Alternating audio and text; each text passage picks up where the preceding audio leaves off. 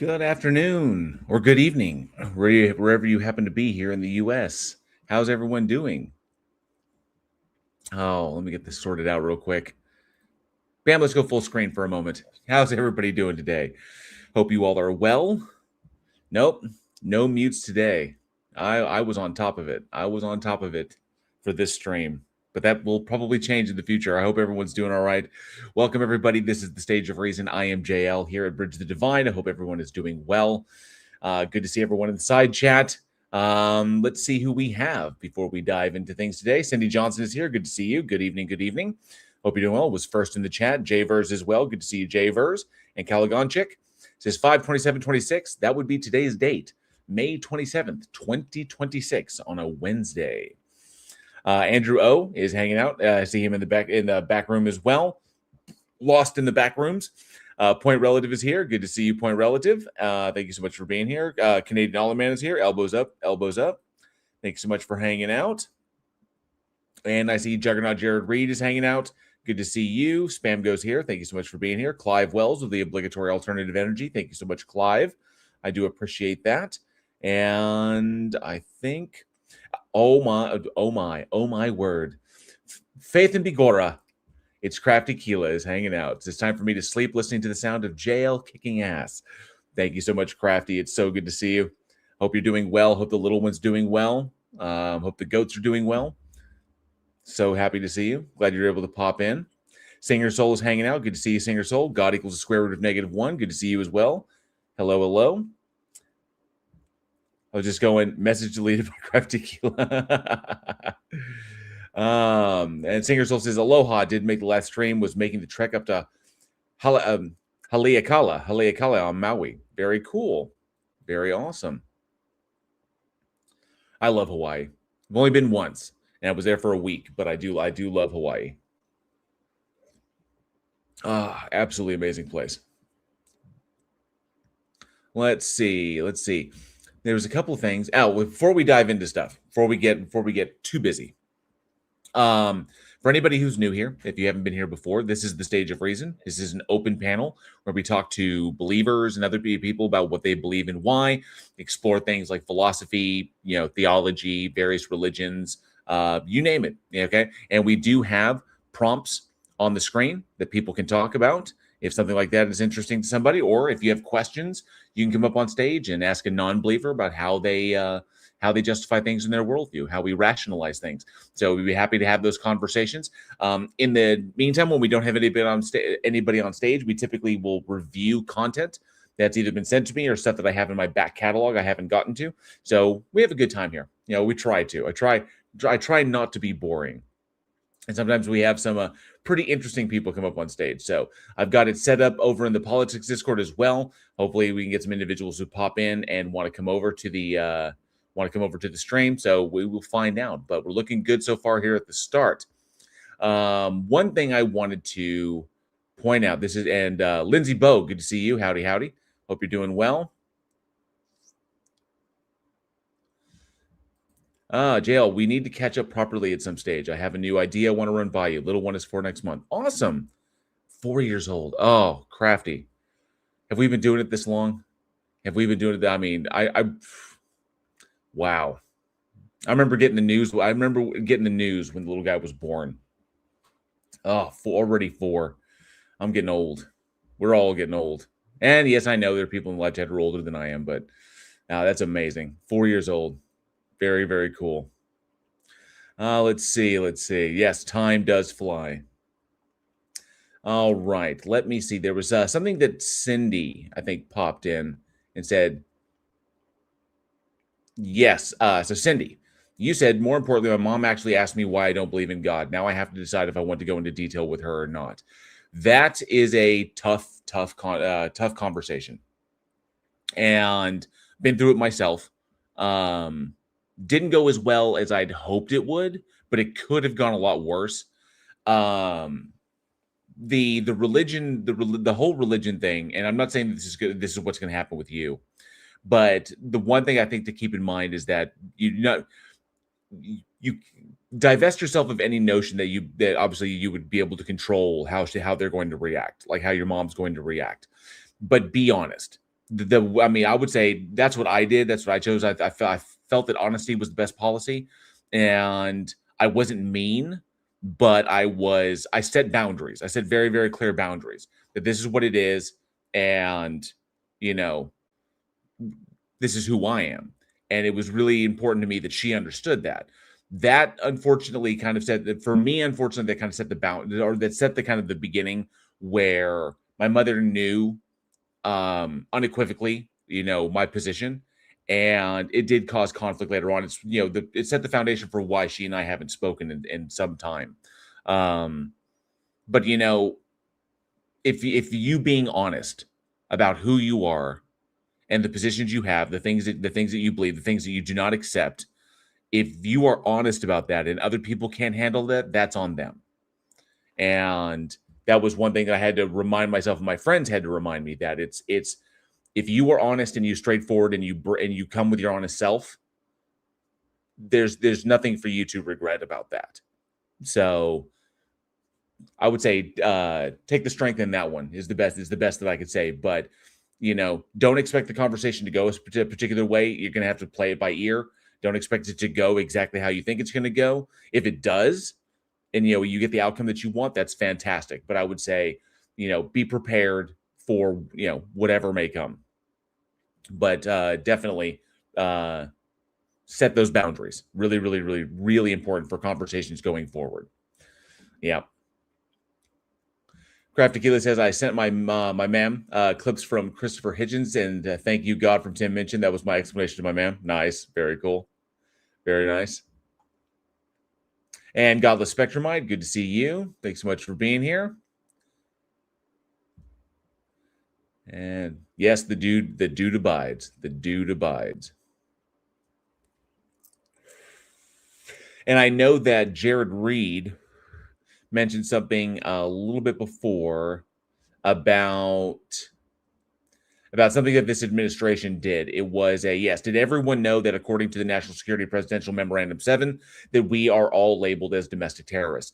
Effectively, anybody who is not in line with the Christian nationalist paradigm here in the United States kind of goes under that umbrella now, thanks to this administration. So yes, you are on stream right now with what the U.S. government classifies as this administration classifies as a domestic terrorist, because I am, I guess, woke, and I know that a God doesn't exist, and whatever. So I'm not in line with them. I am progressive. I vote Democrat, but don't really align because the Democrats are as screwed up. The political Democrats are as screwed up as anything else. Left of center. But nonetheless, yeah, you are correct. Thanks to this psycho administration that we are in.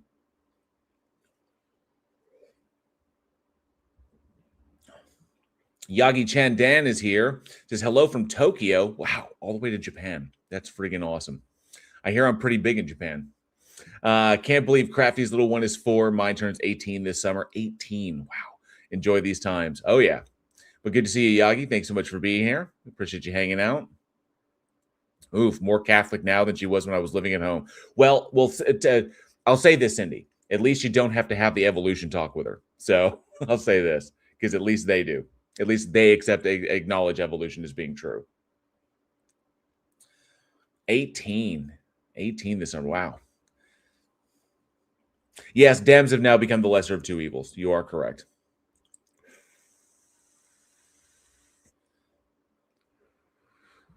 Cindy Johnson says, you all are babies. My baby is 34. Ugh.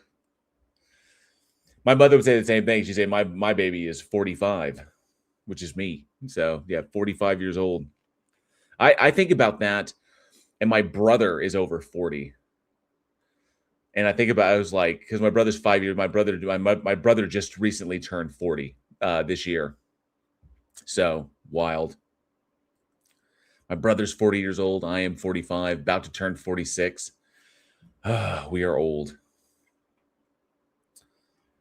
All right. Well, I do see that I have Andrew O in the back. Andrew, what's up? Hi, everybody. Hi, Dr. Nick. How y'all doing? Doing good, doing good. You think you might be able to turn yourself up a little bit because you're coming in a little quiet? Let's see what I can do. Sound settings. Oh yeah, you're right, Cindy. Yeah, there are no non-Catholics. There's only lapsed Catholics, according to the Catholic Church.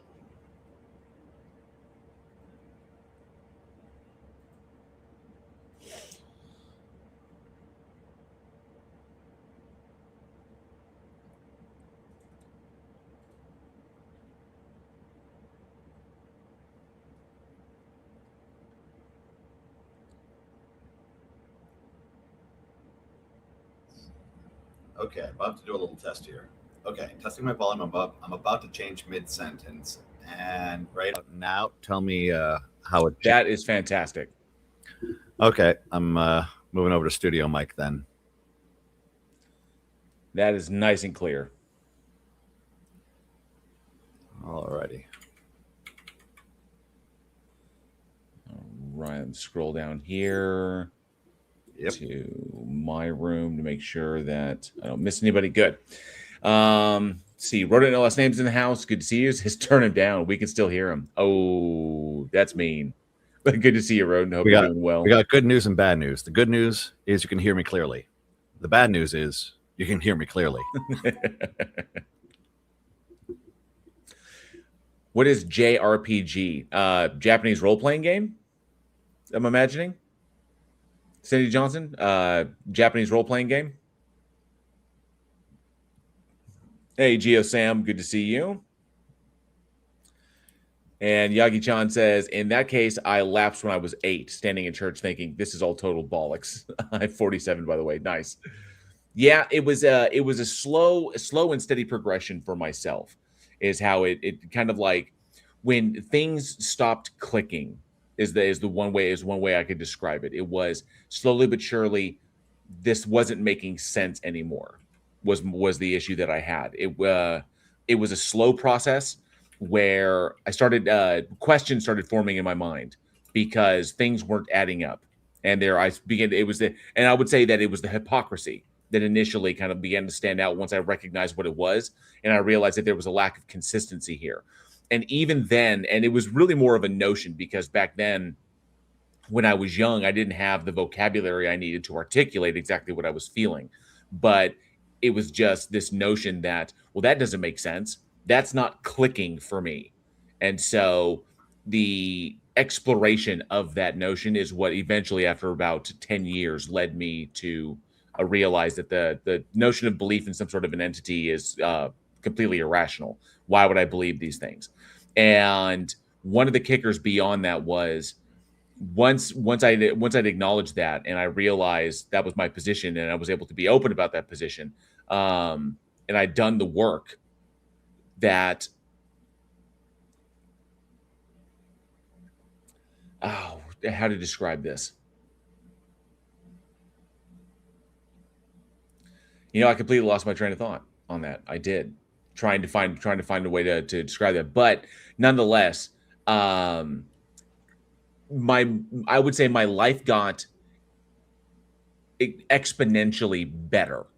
Things in the world became far more easier to reconcile once I recognized that it was all irrational, there was no evidence for it, and then the fact that the God entity didn't exist. The fact that bad things happen to good people, the fact that bad people sometimes get away with things, the fact that justice is entirely humans' responsibility, the stewardship of the planet rests entirely upon us, that there was nobody coming to save us, that human beings were not fundamentally broken, at the very start. Life became easier to reconcile once I recognized, because we lived in a system that was directly contradictory to the entity I was being told was out there. And being told that, oh, it's that way for a reason. We're just unable to know it. These things didn't make sense to me anymore. But once you remove the God entity, this world that we live in is exactly what we would expect to see in a world that was not being guided by some ultra loving, all loving, all knowing, all powerful entity, or even an entity at all that had a plan involved, because none of it involves that. I was like, you don't see it anywhere in the very processes that in the very processes that the universe operates by. I think that even the notion of energy seeking its lowest, energy seeking the lowest point, is one of the most, because a lot of things that a lot of the I would say, I don't want to call them problems because they're just the way nature is a result of how energy works. It's just how energy functions in this universe. And it's both a, it's a pro and con. It's a positive, is there's positives and negatives to that.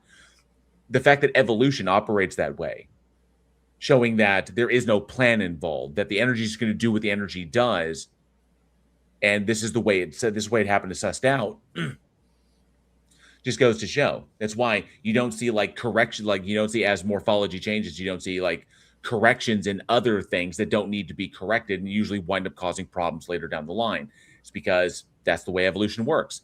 So life became far easier to reconcile, and I became more understanding and more able to accept my place in the universe and my responsibility to others. Oh, let me see. Mr. Andrat's here. Good afternoon. Good to see you. Thanks so much for being here.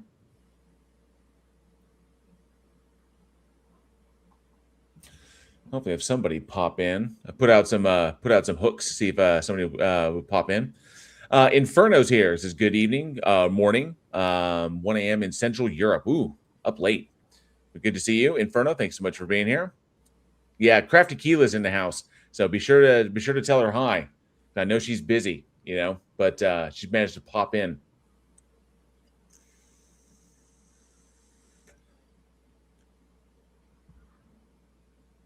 Professor Hizzle's here. Good to see you, Hizzle. Hope you're doing well. Thanks so much for hanging out. Always good to see Hizzle in the house. And Krakatoom is here. His whoop whoop, hey, Aussies. Good to see you, Krakatoom. Hope you're doing well. Well, Final Fantasy VII was a fantastic game, okay? But I have to admit, Final Fantasy III was probably the best. You just can't beat that opera scene. You just really can't. Check one.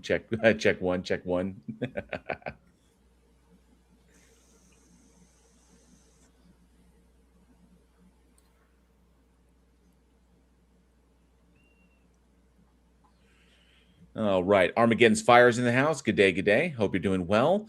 Hayden Walton is here as well. 9:20 a.m. in Tasmania. Tasmania, very cool. All over the world. Everywhere from Australia, Tasmania, all the way around to Japan. Very cool. We have some, and I know because we have people in the US, we have people in Ireland, we have people in the UK, we have people in Russia, people in Japan, people in Australia. Global chat. Very, very cool.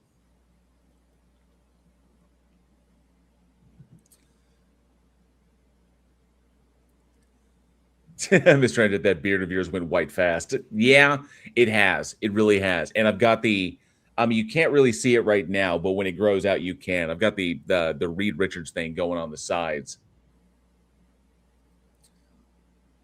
which I'm not a terrible fan. I'm not a huge fan of. I really am not. But hey, those telomeres winding down. Let's see, make sure I didn't miss anybody. Good.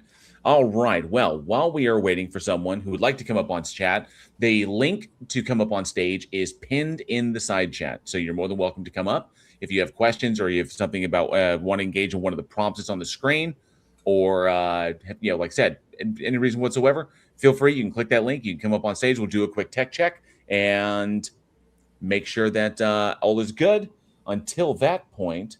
And if we get somebody over here in the Discord chat, over in my channel, or over in my little voice chat, we will try and bring them up.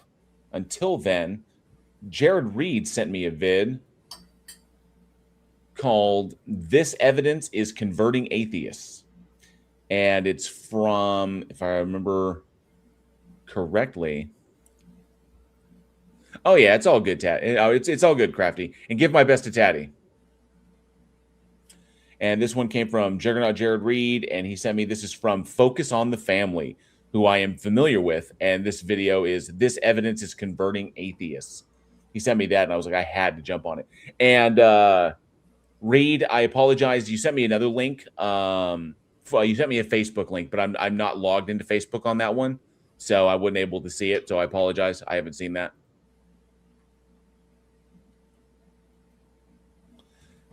But let me do this.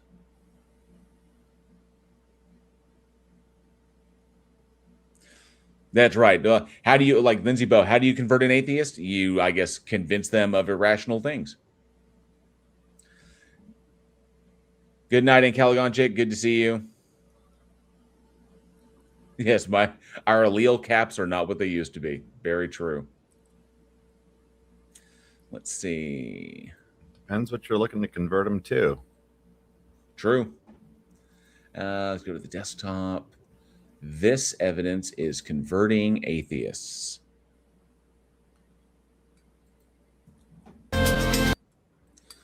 All right. Make sure you can see us. And let's take a look. All right. Thank you, Jared Reed, for sending this over to me.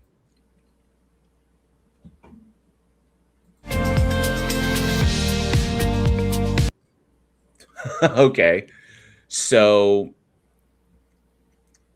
obviously this opening question is entirely subjective, like what someone considers to be going off the rails. But I guess it could, if people get desperate enough, if a society gets desperate enough and things get extreme enough that it tends to lead people towards things that make them feel better. This notion would go towards the positive utility that things like belief, like religions and belief in a God entity can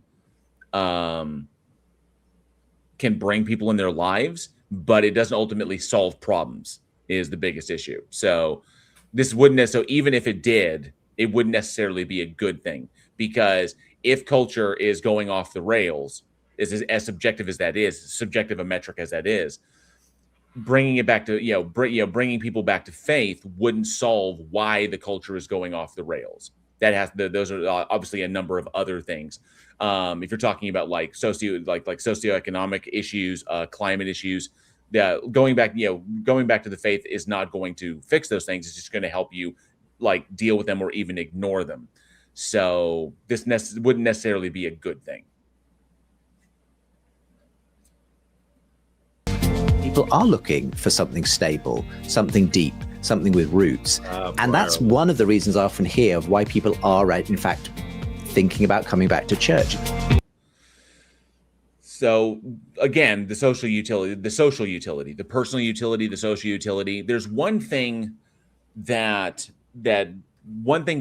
religion does have working in its favor is that human beings are social animals, and people psychologically, by and large, need support groups and support systems within their lives to deal with the various stresses and traumas that they encounter.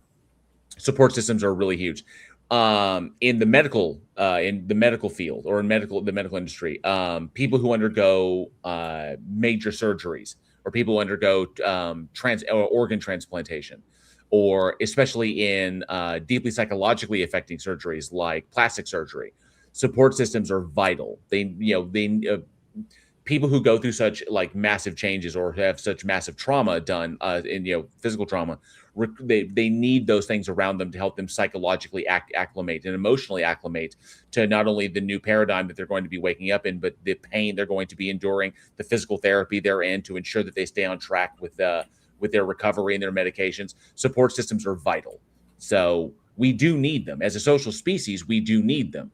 And religion does present one such form of support system. But there are better support systems out there. So I would say.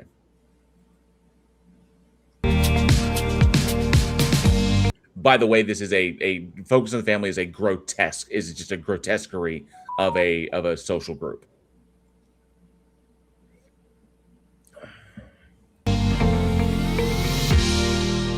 Justin, thanks for joining me today on Focus on the Family. So Jim Daly, host of Focus on the Family, and Justin Brierley, author of Why I'm Still a Christian, because it makes me feel good, because it hits me in my fee-fees. That's why Justin is still a Christian. Thank you so much. Great to be with you. Let's get into it. You believe that Christians need to be well-rounded. That sounds good. You know, studying and knowing the Word and knowing the world we're in. Just don't ask the questions that they don't want you to ask. Don't look into these things any deeper than we want you to look into them, you know? How important is it for cultural understanding? It's hugely important, because if we don't know Does he sound like AI? He almost sounds like AI. what we believe and why we believe it, then when those difficult questions come, when we have those cultural conversations, you know, we're going to be left stranded. And so absolutely, I think we've got more information now at our fingertips than we've had in many years. You can go online, you can find all kinds of resources. So in a way, there's no excuse to take really seriously what was been said from the first century. Always be ready to give an answer to anyone who asks you about the reason for the hope that you have. And that's 1 Peter 3:15. Yeah, apparently he's got a potato cam going on. I guess Daly doesn't have the tech to bring him through, or he's got a shit camera. Essentially what I've been trying to do. Do what? Riley is naturally blurry. He's naturally out of focus. He's like Bigfoot. Through what's technically called apologetics, but just generally engaging with culture and seeing why it makes sense these days to believe in God. Well, not at all. Like, but hopefully, I mean, obviously he thinks he's going to present something that's going to convert people. I'm wondering if it'll be anything beyond an appeal to emotion. It's kind of like the thing that with Ali went through when she did her big her big conversion thing, when it was really just it's not really there, but it's all like smoke and mirrors.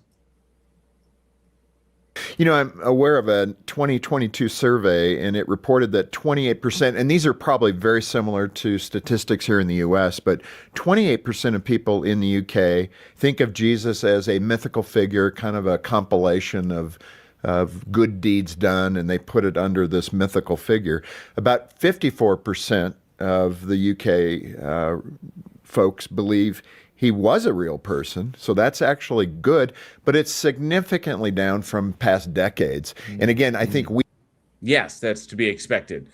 One thing that, and good to see you, Sir Equinox 42. One thing that's really, really important that I think gets left out a lot is how the internet is acted as the internet is a double-edged sword. But the positive side of the internet is the dissemination of information. One thing that cults cannot hold up to is scrutiny.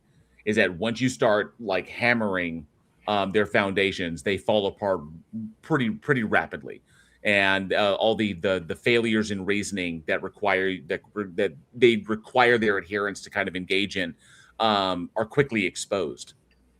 And the internet has done wonders on that, is because it allows people to have access to the questions that they need to be asking, and it allows them to understand why they need to be asking those questions and why the group that they're a part of doesn't want them asking those questions is the whole key. And in ancient times, I would have to say not even ancient times, 300 years ago, when information took a long time to get from point A to point B. It was hard to get word to other people, or it took time. In that time, these things were localized and they could remain very, very, very inclusive. And they were not, people couldn't stress test them as so readily as we can here on the internet. Well, the internet has done us a great favor in that one, in ensuring that people in the most remote areas of the world can get access to this information, and cults just can't stand up to that level of inquiry and scrutiny. So it's exactly what we would expect to see. We share that same phenomena going on right now. There's a rise in the nuns, the N-O-N. Oh, I love this. Sir Equinox 42. Everybody knows about Xenu now. Scientologists are unhappy. Bingo. Okay. Once that information got out and disseminated around the globe, Scientology lost a lot of influence, because they are a bunch of whack jobs. So, and where's Shelley, David? Where's Shelley? We want to know. So, but nonetheless, that dissemination of information, the information superhighway, if you will, but the internet is what did it. It's exactly kind of what happened back in the days when the church was patronizing, when the church was the major patron of scientific progress, thinking that a greater scientific understanding of the world would lead people to a better understanding of their relationship with God and God's relationship with the planet and the universe and all that other stuff. When science stopped doing that, there was massive pushback against scientific endeavor. And those scientists who who presented hypotheses or even theories that challenged the religious paradigm were often ostracized, locked up, or oftentimes, tortured and killed because they couldn't have people asking questions that challenge their very authority. So, which is exactly what we would expect to see in a world where these things are entirely man-made. Yes, Miss Cabbage's wife, David Yes, Miss Cabbage's wife, Shelley Cabbage. That would be Mr. Cabbage's wife. Mr. Cabbage. Mr. Miss Cabbage. She would be Miss Cabbage. All right, Crafty. Lurk away. Rest well. Hope you have a great rest of the day, or a great rest, and hope your day's going well. And I look forward to touching base. Ease, we call them here. And they would kind of fit in that. I think he's a mythical figure. What do you think about that? We're seeing some survey work now showing that trend may have bottomed out and that more people are turning back to a belief in Christ. Not really. They're in population, obviously in statistical, I think in statistics, and it's been a long time since I took statistics, but plateaus are natural. The point is you want to look long term. In short term, you will get plateaus. Those happen naturally. You want to look long term. So you don't want to look like 2020 to 2000 to 2010, 2020, because that will not give you a solid picture of what's happening. You want to look, 1950 to 2000. And that will give you an excellent idea as to, or even 1900 to 2000. That will give you an excellent idea of how these things are parsing out. And, once we get past the year 2000, things start really, really spiking up. But yeah, people aren't, mythicism is one thing, but I think it's, and while mythicism is greater than it's been in the past, now, I think the vast majority of people have reconciled, like the vast majority of atheists, agnostics, and nuns have reconciled the idea that it is logically possible that a character that a person existed who inspired the character in the book, and that's not problematic. There were many cult leaders that running around at the time through the first century, but it doesn't logically entail that an individual was supernatural in nature. Two different questions. They're recognizing it's two different questions, and the truth of one does not logically entail the truth of the other. So. And when was this video released, by the way, just for reference? When was this released? That's an excellent question. How old is this video? I don't think it's very old at all. This video came out 3 months ago. Okay, fairly recent. Yeah. This actually reminds me of a growing trope. Now, Stephen Woodford from Rationality Rules, I believe, did a video covering the utterly false claim of this resurgence in Christianity. It's a growing trope that you'll see on a lot of media, where they'll just say it outright without any justification, which looks like a giant fake it till you make it. So he ended up running down the numbers of every claim doing that. And this is a helpful lie, as it were, maybe a way to try to keep a few of the people from, flying off the ends of this carousel as it's picking up speed, and is not representative. There is no war in Ba Sing Se. For anybody who's an Avatar fan out there, there is no war in Ba Sing Se. Yeah, just complete denial of what's happening, of what the statistics show us, and what I would agree with that. I haven't seen that particular RR video, but I would expect nothing less of him to go down and break down why that's nonsense. Is this a continuation of Dobson's shit? This video? Yeah, the focus on the family with Jim Daly, because there was focus on the family with James Dobson. If you guys remember James Dobson back in the day. I don't know. I'm familiar with Focus on the Family, but the people involved in it I've never really had you're not familiar with James Dobson? Not terribly, no.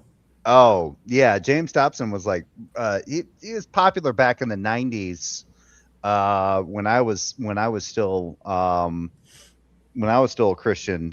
He had like all sorts of different books that was released and stuff. I actually worked at a bookstore. The owners of the bookstore were Baptists, and they had a lot of Dobson's material there because they had a whole section. This is a little local bookstore, and they had Christian, Christian books, a particular topic, Bibles and stuff like that. And Dobson was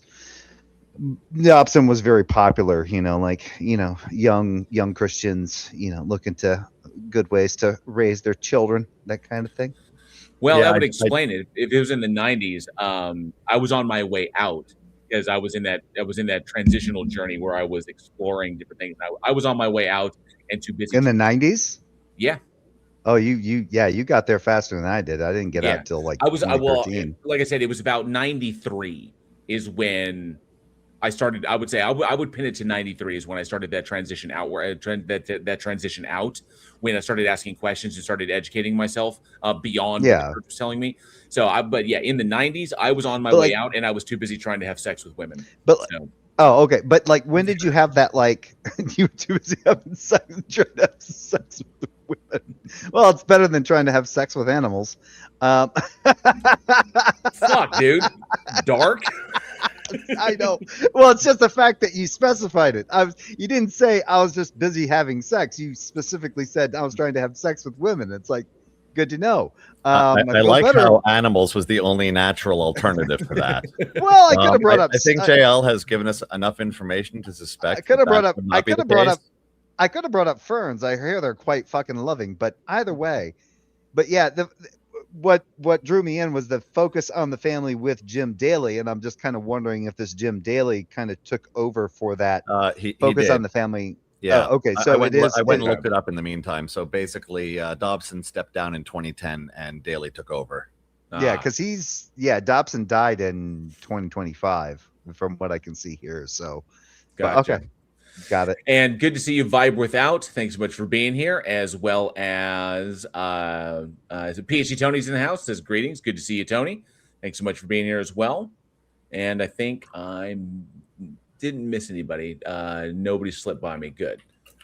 Nope. It can't speak. Can't speak. Good to see you. And Cord Lizard Mage. Thanks so much. He says joined late. Just got off work. No callers. No callers yet. So right now we are diving into this video that Jared Reed sent me. So.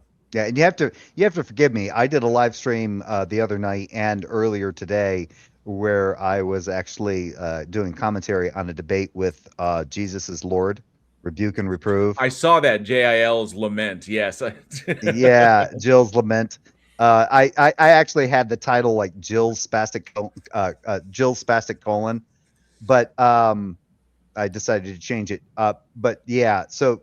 Please forgive me if I'm a little deranged. I was dealing with all the commentary that I was given based on a conversation. Like I did the commentary on the debate, and then there was an after show, and then I did commentary on the after show, and that was even more hilarious. So yeah. Gotcha. Anyway. Okay. Yeah. Cord Lizard Mage says, "Ugh, Jill."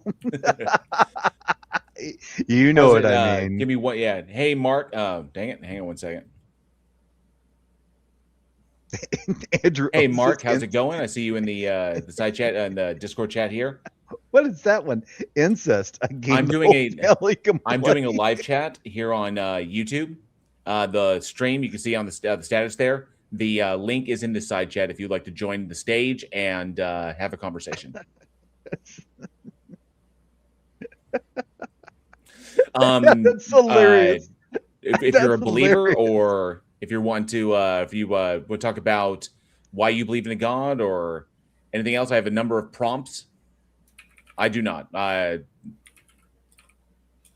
Oh, thank you, Crafty Keela. Crafty Keela wrote, Jay has entered the chat. Damn, Jay and JL on the same live stream as always. If you're interested in having a conversation, you can be more than welcome to come up on stage. I got the link set up on the side chat. And like I said, live stream link is in the chat. Who are you inviting? I am over on. I have a voice chat set up in the politics Discord, so I can kind of like funnel people here. Oh, gotcha. I gotcha. So you're farm. Oh, gotcha. You're farming. Okay. Yes. Gotcha. Got to put the hooks out. Got to see if I can reel people. Yep. In. Yep. So, all right. Make sure I didn't. Make sure I didn't. Any stable surface will do. After the whole incest comment, Andrew, what the fuck, dude? What are you doing? Oh, that's because Kent asked if it was a tabletop game. It is location agnostic. That's hilarious. When you wrote that, I was just like, just incest. The game, the whole family can play. You know, I was like, it's that's awesome. Well, you know, dark humor is a lot like clean drinking water. Yes, it is. Yes, not everybody gets it. Yes. Yep. It cleans the soul. Yep. If you can't laugh at depravity, well, what can you do? You can't laugh at the fucking. If you can't laugh at the fucking banjo kid, the possum kid. And Windscar, good to see you. Thanks so much for being here. And let's see where he's going. I may have to back this up a touch. Love you too, Crafty. Crafty says, Jay Pasek, you know I love you. I hope you and your bro are doing well. Love you too, Crafty. I met Crafty Keela back. She used to frequent Math Pig's channel, and that's where I first Math Pig. Her. Yeah. Yeah. Oh. Crafty Keela. She's sharp. She's sharp. Oh, Crafty's on point. Yep. I like Crafty.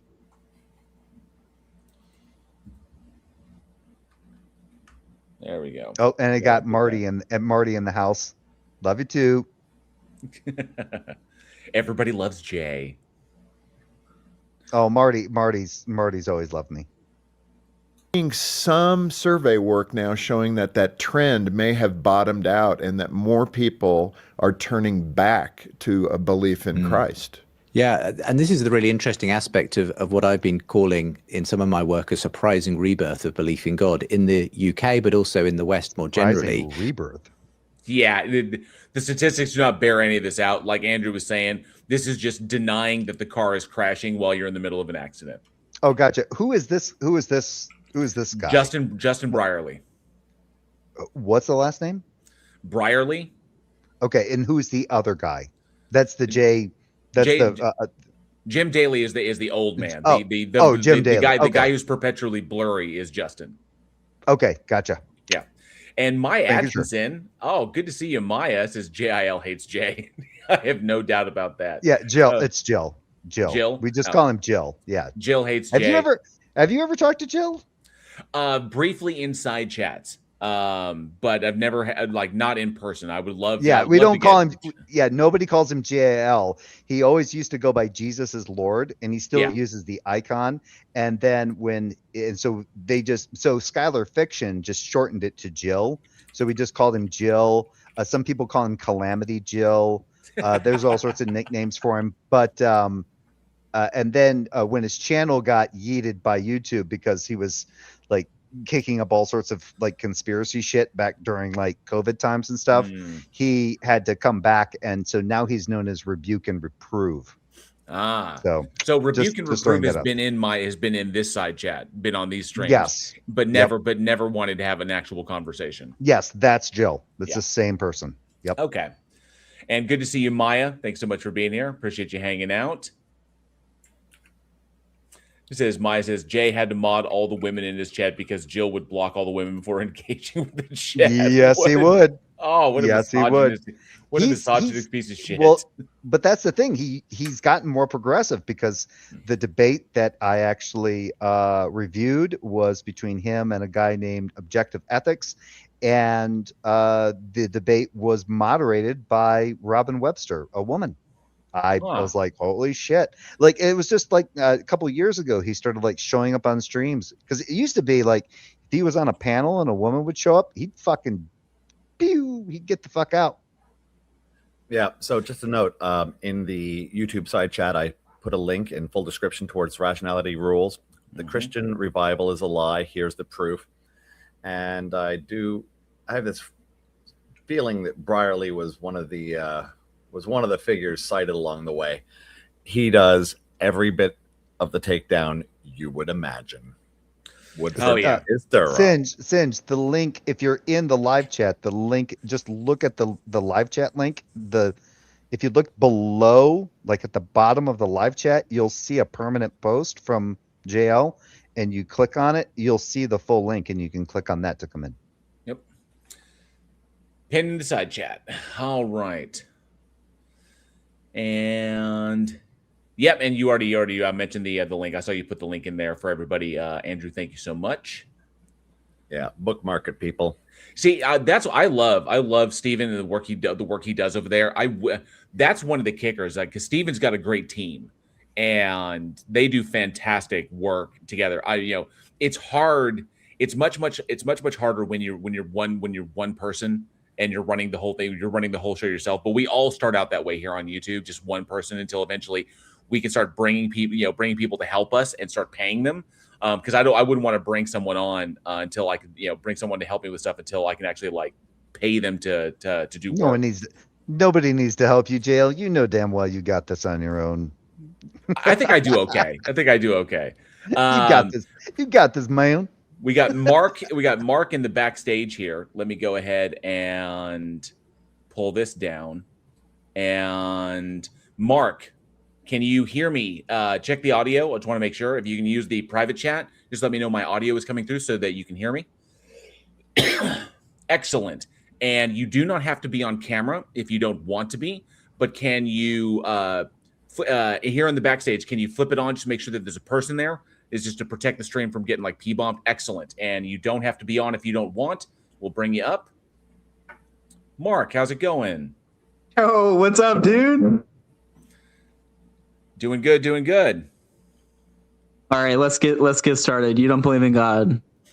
No, I do not. Okay, what kind of metaphysics are you using? So the metaphysical position that I wound up at from a bottom-up approach is naturalism. Is where what does that mean? So technically methodological naturalism. So. Okay. What do you mean by that? What do I mean by methodological naturalism? What do you mean? No, I'm not familiar with it. What does that mean? That's interesting. Okay. Why would you ask his metaphysical position if you're not familiar with metaphysical positions? Because I'm not a metaphysical idealist, if that's what you're talking about. I don't hold like mind-body dualism or anything like that. But like I said, working from a bottom-up position with the evidence and what I have access to, I have concluded the metaphysical position of, you could say, methodological naturalism, which would be technically a subset of naturalism itself. But that metaphysical position could change were there evidence to warrant changing that, because I work bottom-up instead of top-down. Okay, I don't know what methodological nihilism means. Naturalism, methodological naturalism. Not nihilism. Naturalism. I heard you correctly, but what does that mean? What does that entail? So methodological naturalism, I guess in the most succinct way I could put it is it's a kind of like how to put this. It's a philosophical position that basically establishes how we approach the study of what exists, like the questions that we ask, the methodology that we employ to come to a conclusion as to what is most likely true, would be the best way of describing that. Kind of like it's also functions as the ground rule of like modern science. So the evidence indicates that the evidence we start at is that we make observations, we have an experience, we make observations of what we perceive to be the external reality. It appears to be, for all intents and purposes, independent of our experience. There's no way to show that. There's no evidence to indicate that everything is fundamentally consciousness, that we are individual agents operating within a system.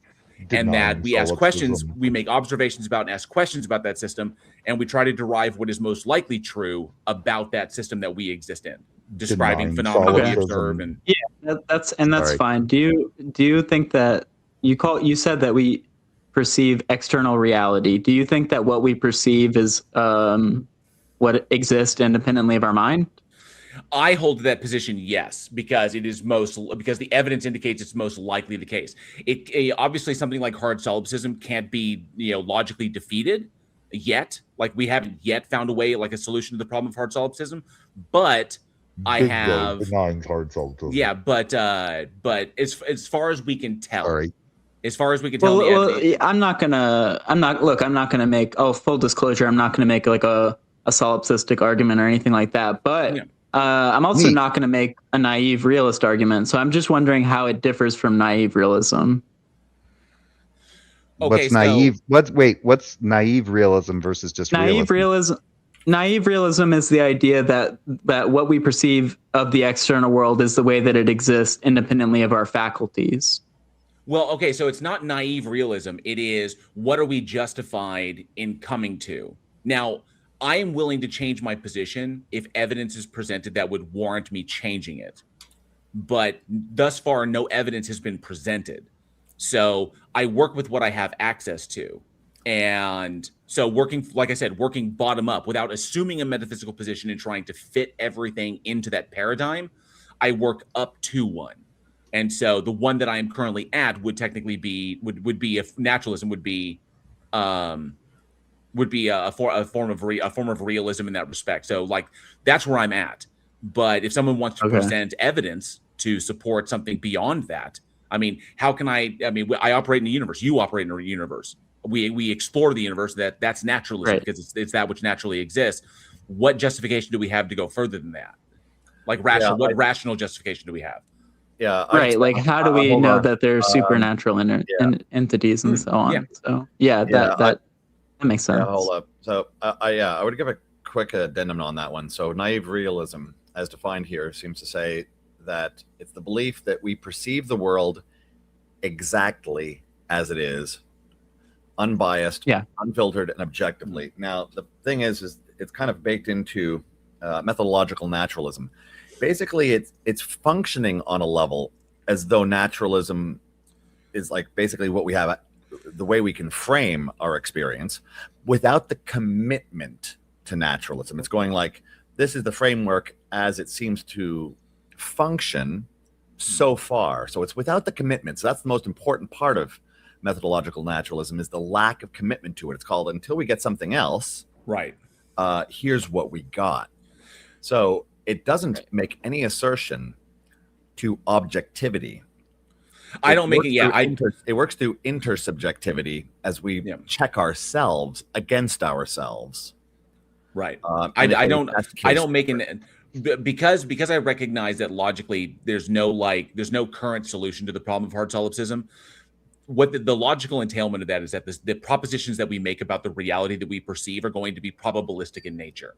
The purpose then, if we are searching for truth, like what is true, okay, or that which corresponds with this coherent and pragmatically applicable in its verification, what is true about reality, then the key point would be to engage with that as we get it, which is why we have these conversations here. So until that point, beyond that is kind of like I said, willing to change my position were evidence presented that would warrant changing it.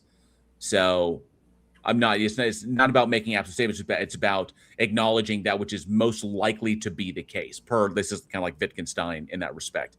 Is like knowledge is what what knowledge is, and truth. How these things don't have to be absolute to be considered knowledge, and knowledge and truth until we can solve that problem of hard solipsism. And would you say epistemologically you're more of an empiricist? I would say, yeah, I'd say I fall into that camp. Yeah.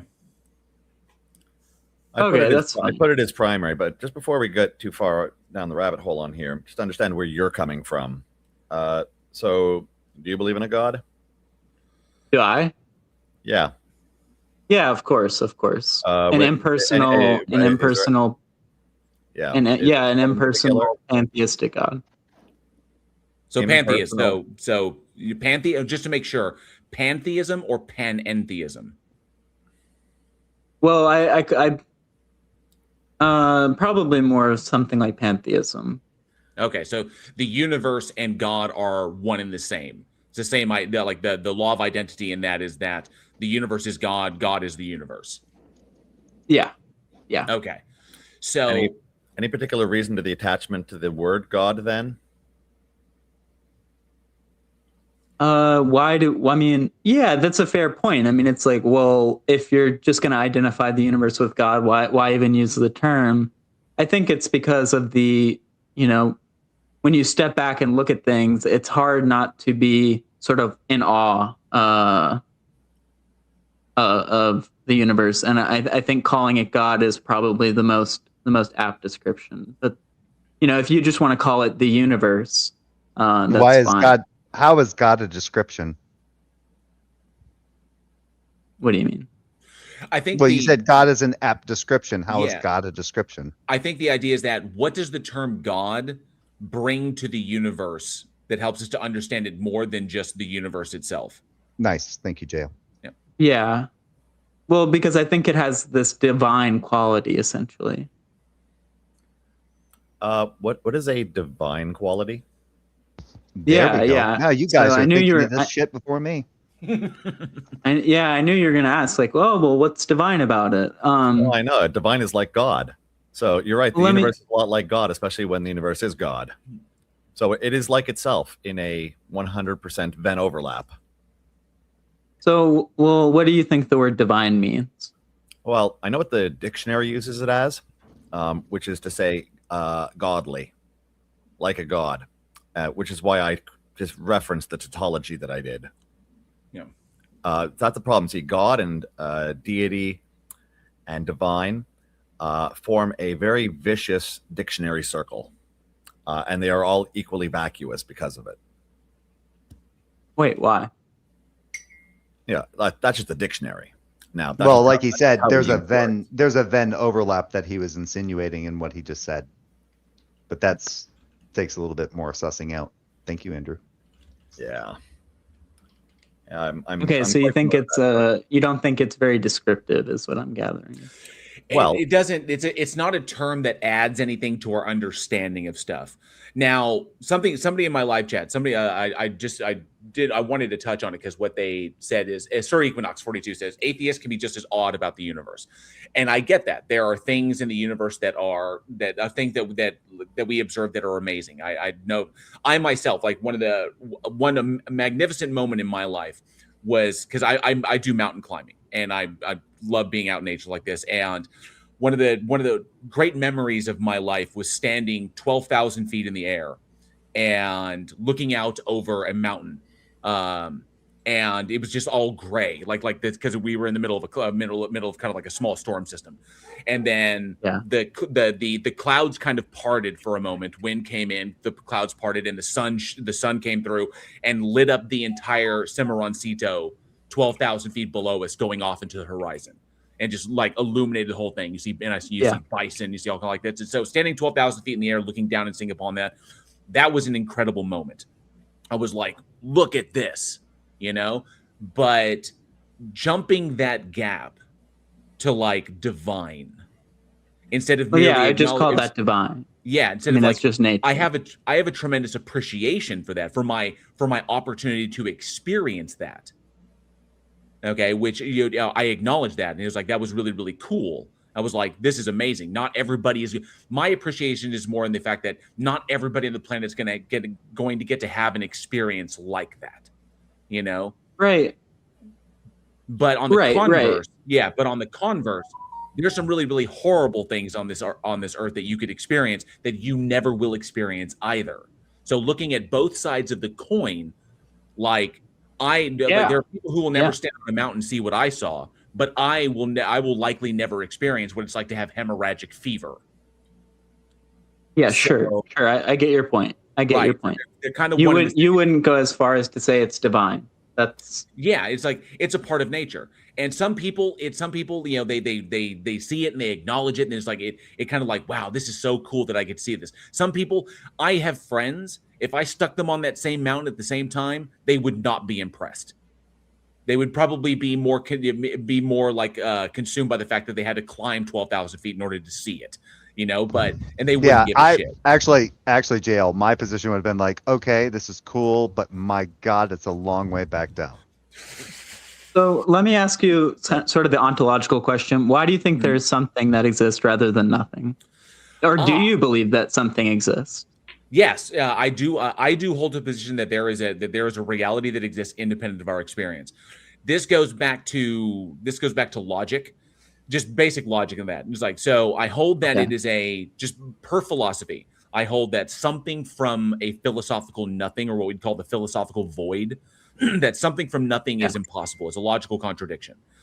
And so it's a strong inference that because there is something, then there has always been something, because there can't ever have been nothing, like philosophically. Well, nothing. Of course. Right. Of course. Yeah. So, I believe the universe is eternal as well. But I'm just wondering, why do you think there is something? I don't think that there's a why. I don't think that there's like a reason behind it. I think that there is something just because I hold it to be like a. But everything, fact. Don't you agree with the principle of sufficient reason, which states that everything has to have a reason? No, okay, so you deny the principle of sufficient reason. Why do you deny? Well, because there's no logical contradiction in brute facts existing. Okay, so but if I were to tell you that the statement that the statement that everything has a cause, you would say that's not true? I would say it's not necessarily true. Okay, well, can you give me an example of something that doesn't have a cause? The problem with everything has a cause. The problem with everything has a cause would mean, like, even from a deistic, if you're trying to establish a deity, and the deity has to be if you're like appealing to the Kalam cosmological argument, that it's an uncaused cause. We're going to run into also potential category error, because at this point, one would say that, for instance, my coffee mug is a thing within the universe. However, one could also say, is the universe a thing? So at that point, we're running into a composition division kind of issue. Yeah, so sure. As for something, so as for saying everything needs it, well, if the universe is a thing, well, then we're starting to go down a very bottomless kind of pit. Because when you start looking for PSR, you're going to go into an infinite regress of explanation. Right. And sufficient reason, sufficient is... So, like, can you give me an example of something that doesn't have a reason? Like, in the religious, in the theistic worldview, it would be the entity itself. It would be the God itself that they're describing as literally the brute fact that grounds everything, that grounds the ontology of all things that are not itself. Yeah, that's the presuppositional position. Yeah, that's like the presupposition. Yeah. And they just started from they basically started as an axiom. They just hold like, this is the thing in order to terminate the PSR, so you don't wind up in an infinite regress of causes. It's like, what caused the God? Nothing caused the God. The God is self-sufficient. The God has, what's the term, aseity, Jay? I think the term is aseity, but I hold that the universe itself is the thing that has always existed and will always exist. It simply exists in different states. In this particular state that we exist in right now, the universe is in an observable state. Just because prior to the Big Bang, I don't hold that there is a reason. There is a reason why. If you're looking for a mechanistic explanation, obviously our knowledge will terminate at a point, because it gets to a point where we don't know, because we simply don't have access to it. But I don't think that there's a teleology behind it, if that's what you're looking for. Like, I'm not asking about teleology. I'm asking about the original Genesis. Okay, so like, I don't hold that there was a genesis of the universe, that the universe has always existed and will always exist. It just exists. It exists in different states. Do you reject the Big Bang? No, the Big Bang just describes the expansion of the universe. Okay. Can you explain the Big Bang for me? I am not a hardcore fan. I'm more of a generalist, in that respect. There are people in the chat who probably could, but the way I understand it, the best way I can describe it is the Big Bang describes the expansion of the universe from a single point. And how does it expand? The expansion rate? Oh, how does it expand? Why is it expanding?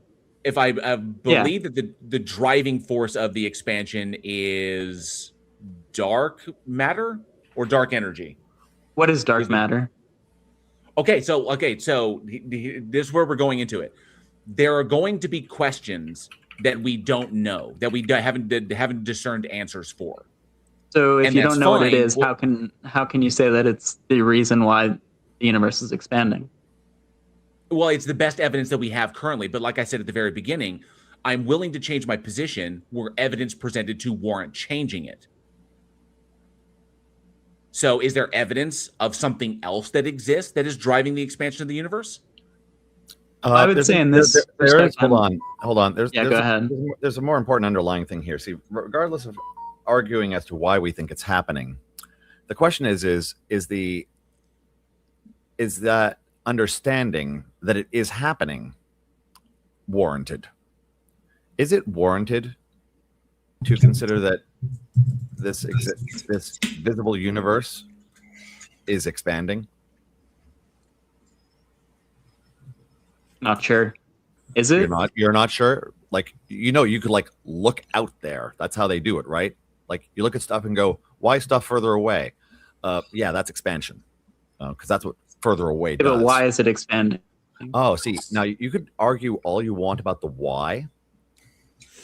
Now, the Big Bang is a what, not a why. A what. So, can I say some things? Yo, certainly, yeah. So, Mark, wait, hang on a sec. Mark, are you on a phone? No. Okay, so can you hear Tony? Yeah. Okay, there's a bug in StreamYard. I want to make sure that you're able to hear him. So Tony's a big friend of the channel, and Tony could probably answer some of these better than as far as the science goes. Tony can jump into that. So go ahead. Okay, so the Big Bang is the point that we can extrapolate back to from our understanding of modern physics. What caused the Big Bang or the exact processes that were unfolding during the Big Bang are as yet undetermined and may, in fact, be undeterminable. We may never have access to information that will allow us to resolve those questions. Why not? So, I beg your pardon? Why can't we determine those things? Why aren't they determinables? Because we know that the current laws of physics break down as one approaches the Big Bang, and Why? they must be replaced. We just know that they do. So. Okay, so sorry. I'm going to take a step back here. Are you looking for observational evidence of? Yeah, of course. Yeah. How about you allow me to finish my question before trying to interrupt it? Okay, sorry. Are you looking for a detailed observational discussion of what we know about the Big Bang and how we know it? Well, let me ask you this. Do you think that our observations about the world tell us something about reality? That's a very general question that depends very much on the nature of the observations, the person making the observations, and the methodologies that they apply. Well, do you think our observations of the world are mediated by our mental faculties of representation? Yes. Okay, so do you think that we directly experience reality?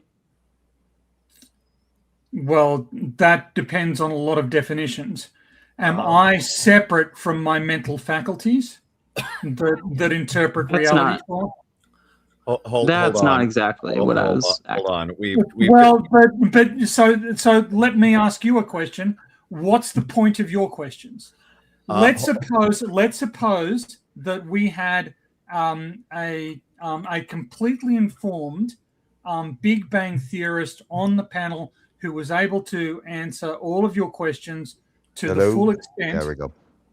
Currently available by modern science. How would this advance the conversation? What would you get out of it? Just before you start, Mark, because we've circled back to that previous topic about naive realism. I can see it in the question that you just asked. This idea that we directly perceive it as it is. You seem to be harping back on that over and over again. What commitment do you have in your worldview, Mark? Well, Andrew, I was going to ask whether or not he was directly perceive. I think we do not directly perceive reality as it exists independently of our mind. I don't think we perceive the external world as it exists independently of our mind because it's mediated by our faculties of representation. In this way, I'm an idealist. And I think that's a fair point. I mean, plenty of scientists, natural or otherwise, have been idealists. Well, experiencing it directly doesn't mean we necessarily experience it directly for all that it is, because that's what I was going to ask. When you were asking that question, do you think that our sense perception is like perceiving reality for all that it is? Because I don't know if anybody here would agree with that, but we could still be directly experiencing reality even within our limited scope of our sense perception. I don't think, but what I'm trying to say, and this is the clash here, I don't think we directly perceive the external world independently of our faculties of representation. I mean, this is the basic Kantian point. Well, how do you think that you're perceiving us right now? How so? What do you mean? Like, what do I think I'm seeing when I look at my laptop and I'm looking at you? What I'm seeing is more aptly characterized as a representation of the world as it appears to me as a phenomenon, not as the noumenon. So you're going to, like pneuma versus qualia kind of thing? Well, of course I think we have to make a distinction between the phenomenon and the noumenon. Otherwise, we're in direct naive realism. And I think that that's not a tenable position philosophically. I mean, I don't think it is. Maybe you disagree, but that's where I thought he was going. So you seem to be inserting levels and nobody claimed, certainly I didn't claim, that we are capable of interpreting or observing reality without it being filtered through our senses and our processing of our sensory data, right? Which involves a bunch of. But how does that get you to a God? Right. Well, we have to account for our experience in some way. So it's a practical kind of belief. I mean, are you familiar with Kantian argumentation? Hold on one quick second. Tony, just in case I'm not sure if you heard it in the chat earlier, he described himself as a pantheist, which basically is God equals universe. We're not talking about an agental thing at all. We're in pure philosophy, which is why I kind of asked. Yeah, so because we left science behind. We're in pure philosophy land right now. Yeah, that gets me back to why the questions about science, So you asked a bunch of questions. JL said, look, I'm not an expert on this. And you insisted on prosecuting the questions with him. I'm not an expert on the Big Bang either. I've got the slightly more physical. And you insisted on prosecuting the questions with me. Where do you think that gets you? What are you doing here? He's trying to ascertain the difference between phenomena and noumena. He's appealing to Kant. Kant. That's true. That is true. Okay. This is phenomena versus noumena. So what he's appealing to is that what we perceive as phenomena, but what is that which is, irregardless of what we perceive. What we perceive is the phenomena, but what it is would be the noumena. So I can to jump here, Mark. The kicker is on this, and I explained this earlier from my position. I'm not going to speak for everybody else, but the way I hold it is, I hold to these positions as I hold to these positions probabilistically, that it is most likely the case that it could be different, but the evidence and the experimentation and our ability to verify things, our ability to make predictions with what we have, our ability to test these things confirms them to such a degree of certainty that it would be irrational to doubt them as being that unless evidence was presented to warrant doubt. So that's where I'm at. You seem to be making an empiricist argument, and that's okay. I'm sympathetic to that, and I think there's a lot of value in thinking like that. But I do think that it falls apart philosophically to some extent upon closer scrutiny. I mean, if you start asking questions, if you just take an empirical perspective, then do you think that, for example, like that we have an understanding of causal relationships, or do you think that's just an example? I mean, we observe causal relationships. So do you think that we know anything about causality? No, I want to know what the question means.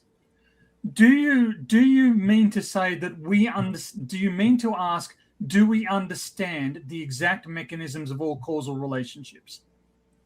See, he's asking whether not of all causal relationships in general. I'm asking, do you think that when something happens that we can attribute a cause to it with any kind of certainty? No, because certainty doesn't exist. Oh, hold on. That was any kind of certainty, not absolute. Not absolute. Yeah, sure. I mean, of course, we're never going to have absolute certainty because of the transcendental apperception, but. Yeah, Mark, that's where I go with probabilistic certitude. This is basic Wittgenstein. Is the sense that we have access to what we perceive to be an external reality for all intents and purposes. I don't agree with that, but okay. Well, no, I said we have an experience of something that we identify as being an external reality, something that exists and persists independent of our experience. There are experiments that we can do that actually back that up. Now, is it absolutely 100% the case and it can't be otherwise? No, because there are certain logical problems, certain logical issues that we can't solve from where we currently are. We can't currently solve them. That's not problematic because insofar as the evidence and the testing and our ability to verify and our ability to make predictions goes, we can confirm these things to be the case to such a high probabilistic degree that it would be irrational to doubt them as being otherwise unless someone would be able to present evidence that would warrant us altering that paradigm to give us rational justification to step outside of it. That's the key right there. And so I'm not making an absolute statement that what we perceive is 100% absolutely what there is to perceive, and we're perceiving it 100% the way it is. No, obviously there's going to be failures there. Even at a physical level, there's going to be limitations to that. But that doesn't give me a justification to say that, everything is fundamentally conscious. I'm not that. Yeah. I'm honestly, to be perfectly frank, I'm not that arrogant to think that everything is dependent, that reality is dependent upon my observation of it, because I don't think that that humans are that special. So what I hold to is that there's an independent reality. There's an objective reality that exists. We exist within that. We make as products of that. We make observations about it, and we try to describe it the best we can. Yes, we have a methodology. I understand that you think that, but let me put argument. Just as an example. If I were to, never mind. Go ahead. Let me ask you this: if you were not here, would independent reality still exist? As far as the evidence says, yes. Okay, prove it. Okay, so we're in tree falls in the forest territory. Okay, so I guess this is just basic subjective idealism, and I'm not even a subjective idealist, but I'm saying how do you prove that? Let's step back. You just said so. Well, I asked for proof. You actually did a Mott and Bailey. You asked JL, do you think? And then you said, prove it. JL, to my understanding, never said this was something that he could prove. nor was it established at Well, any we can't point in prove it then. conversation. But I'm according still to his talking. You framework, can tell Mark. because you can hear my voice that I'm still talking, right? yeah, sure. Okay. So there at any point is it only rational to believe things that we can prove with 100% certainty? Well, it sounds like Mark is trying to disprove, like he's asking somebody here to disprove solipsism, the hard problem of solipsism. I'm not even going as far as solipsism. I'm just positing idealism in general. Yes, but you know that the problem of hard solipsism is unsolvable. So I'm not asking about solipsism. I'm not a solipsist. I don't care if you're asking about solipsism. Solipsism is an ideology that cannot be proven to be wrong. And Tony, nobody, unfalsifiable. Nobody said, but that's Mark, trivial. Nobody said that you're a solipsist. But your questions, the question that you seem to be asking JL, seem to kind of like go to whether or not that JL, our sense, like you were inquiring of him, that our senses are in such a way that solipsism, the hard problem of solipsism, would be completely improbable or completely impossible, right? It would just, our senses would solve the hard problem of solipsism. By the fact that we have senses, we perceive reality in what it is, and the hard problem of solipsism is never the hard problem of solipsism, because what we see is literally the definitive metric for reality in and of itself.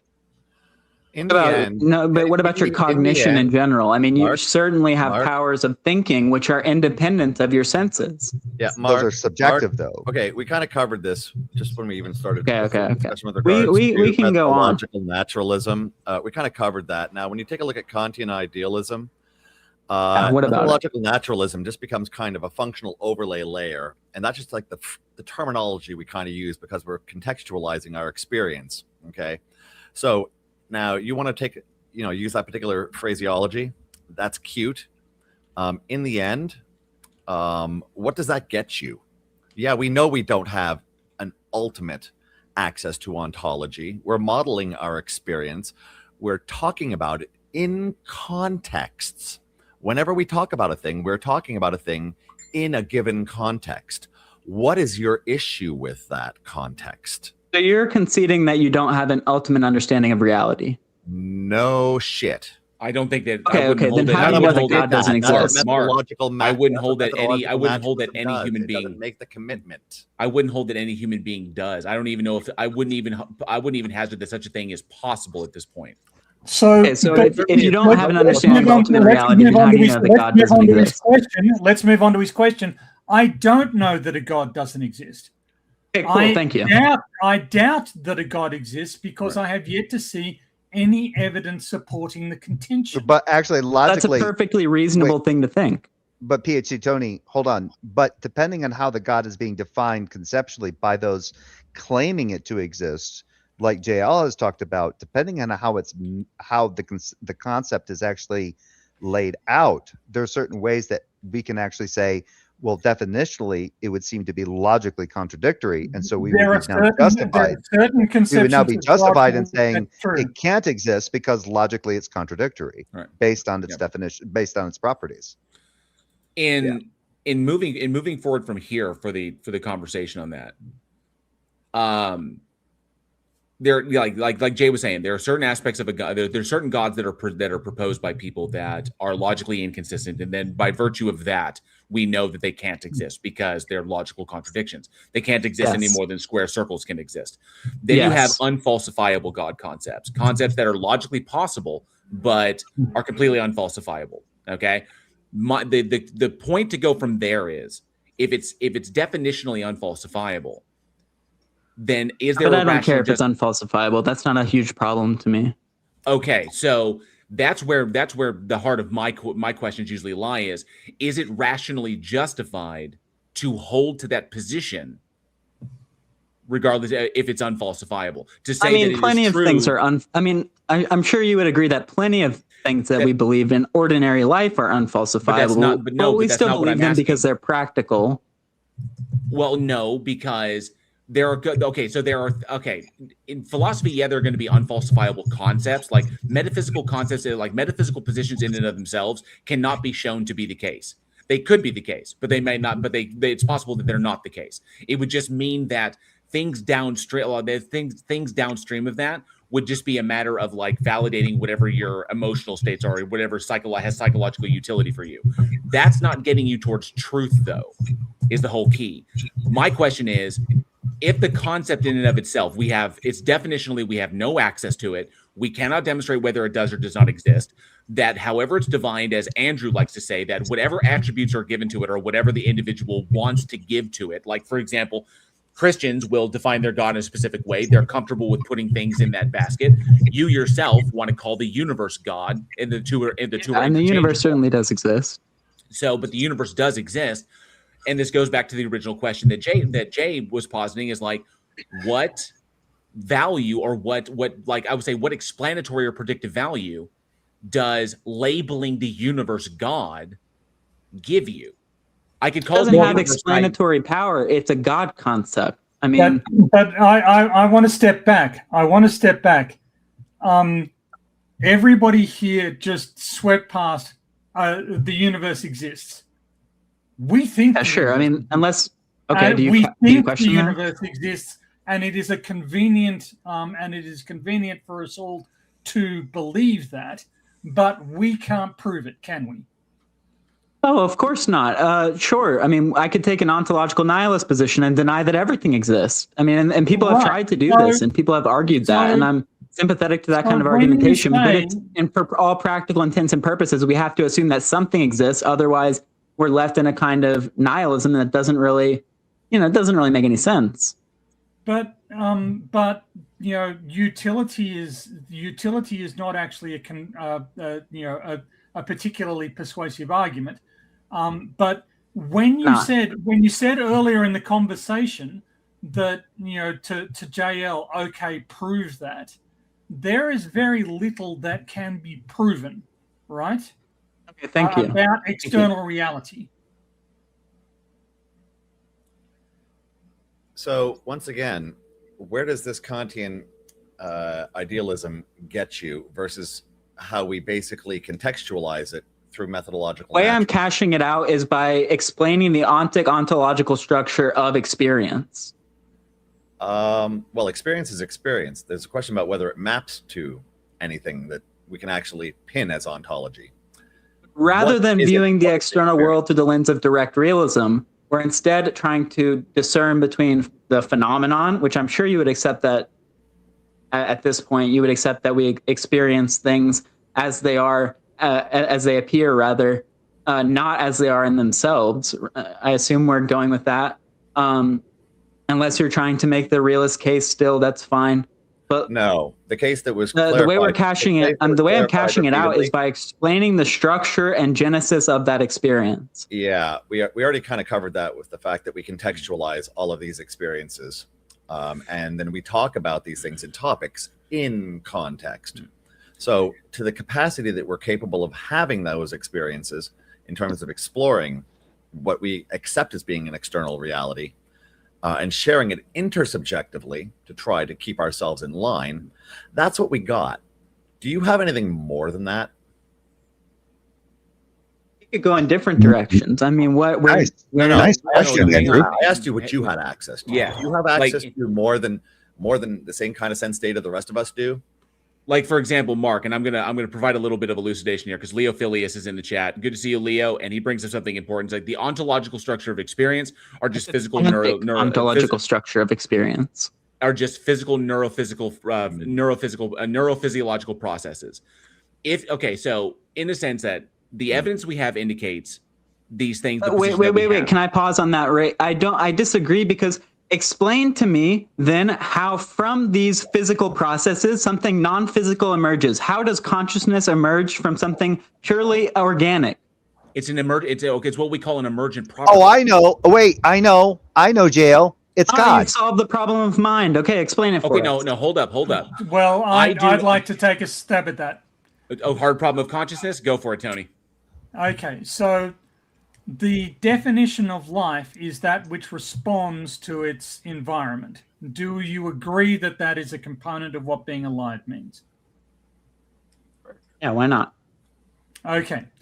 So from there, it follows that there is an evolutionary advantage to increasingly sophisticated responses, awareness of and responses to environmental threats and environmental factors.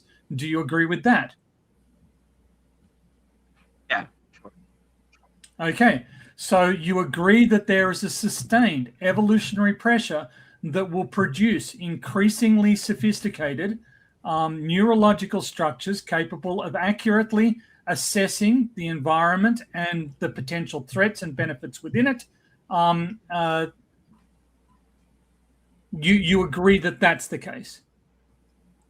As soon as you can tell me how or what consciousness is, then I'd be happy to. I don't follow this line. Well, I'm going to say that consciousness is a detailed awareness and understanding of one's environment and an ability to logically manipulate elements within it. That's what I'm going to define consciousness as. Physical? What do you mean physical? Matter? Like, is it indistinguishable from organic matter? Are you asking whether a conceptual thing that we call consciousness based on possibly the way that we interact with reality and how we respond to reality needs a physical substrate? I'm just simply asking whether or not consciousness is physical. It's rooted in the physical. Is the key? Is the key there? I've got a good addendum to there. Show me a contrary example, one not bounded by physicality. See, if you want to think that it's anything but, see, when I can drive an ice pick through that cranium and erase who you are while you're not dead, I've got some pretty good evidence about the physicality involved. When blunt force trauma can change who you are, change how you experience, I got a case. What do you have?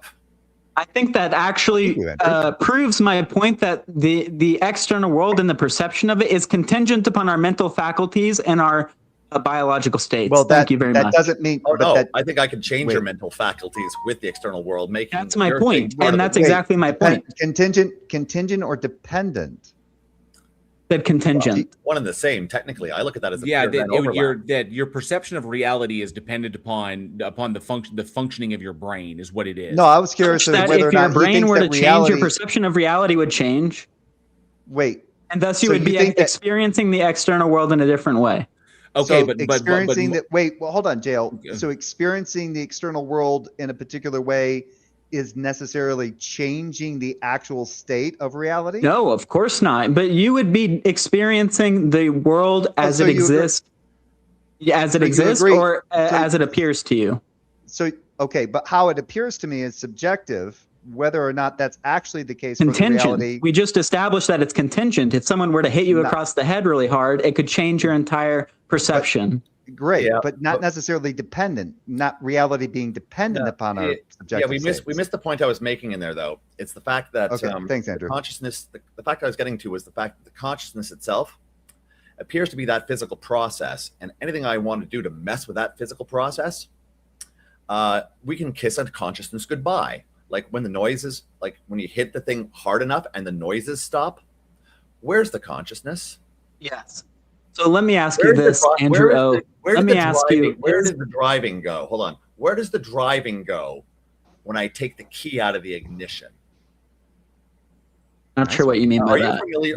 So Mark, hang on a second. So Mark, the best way the way I describe this is this might work. The way I define consciousness in and of itself is consciousness. The term itself is an abstract term that encompasses. It is an umbrella term that encompasses the range of mental phenomena, and that consciousness is an emergent property of brains. Okay, how like to the degree. And there are different degrees of this, depending upon the structures of those brains. Extremely rudimentary brains or extremely primitive brains will have a compared to us, a far reduced capacity for consciousness, and this goes to all mental phenomena. Okay, they perceive reality in a different way. Thank you. They don't perceive it in a different way. They just perceive it much more simplistic. They perceive it in the same way as sophisticated brains. Well, okay, no, hold up. That's not necessarily the case. If I were to compare, if I were to compare you to a mantis shrimp, you cannot see what a mantis shrimp can see. Of course not, and that's my point. Okay, but guess what? But perceiving is subjective. It doesn't necessarily mean that the reality is dependent or contingent upon the perception, right? Or the perceiving. At what point does it become objective? Okay, so none of us are saying that we have. You already presupposed that it was based on perception, not necessarily. You've literally been basing this on the contingency of perception or perceiving, which is subjective in and of the people who are perceiving reality, not necessarily whether or not reality is dependent on the perceiving. Yeah, because contingency and dependency are not necessarily the same thing. We hit this in a bad way earlier. The perception is contingent upon the thing doing the perceiving, which is your brain. Your brain is the one through which all that is filtered. So if your brain is damaged, then your perception of reality will be altered. You said that I can't know that you said I can't know the other's perception. So how would you know? Can you shut up while other people are talking? Do you think? So, Krakatoni, calm down. Don't worry. The issue being this, Mark.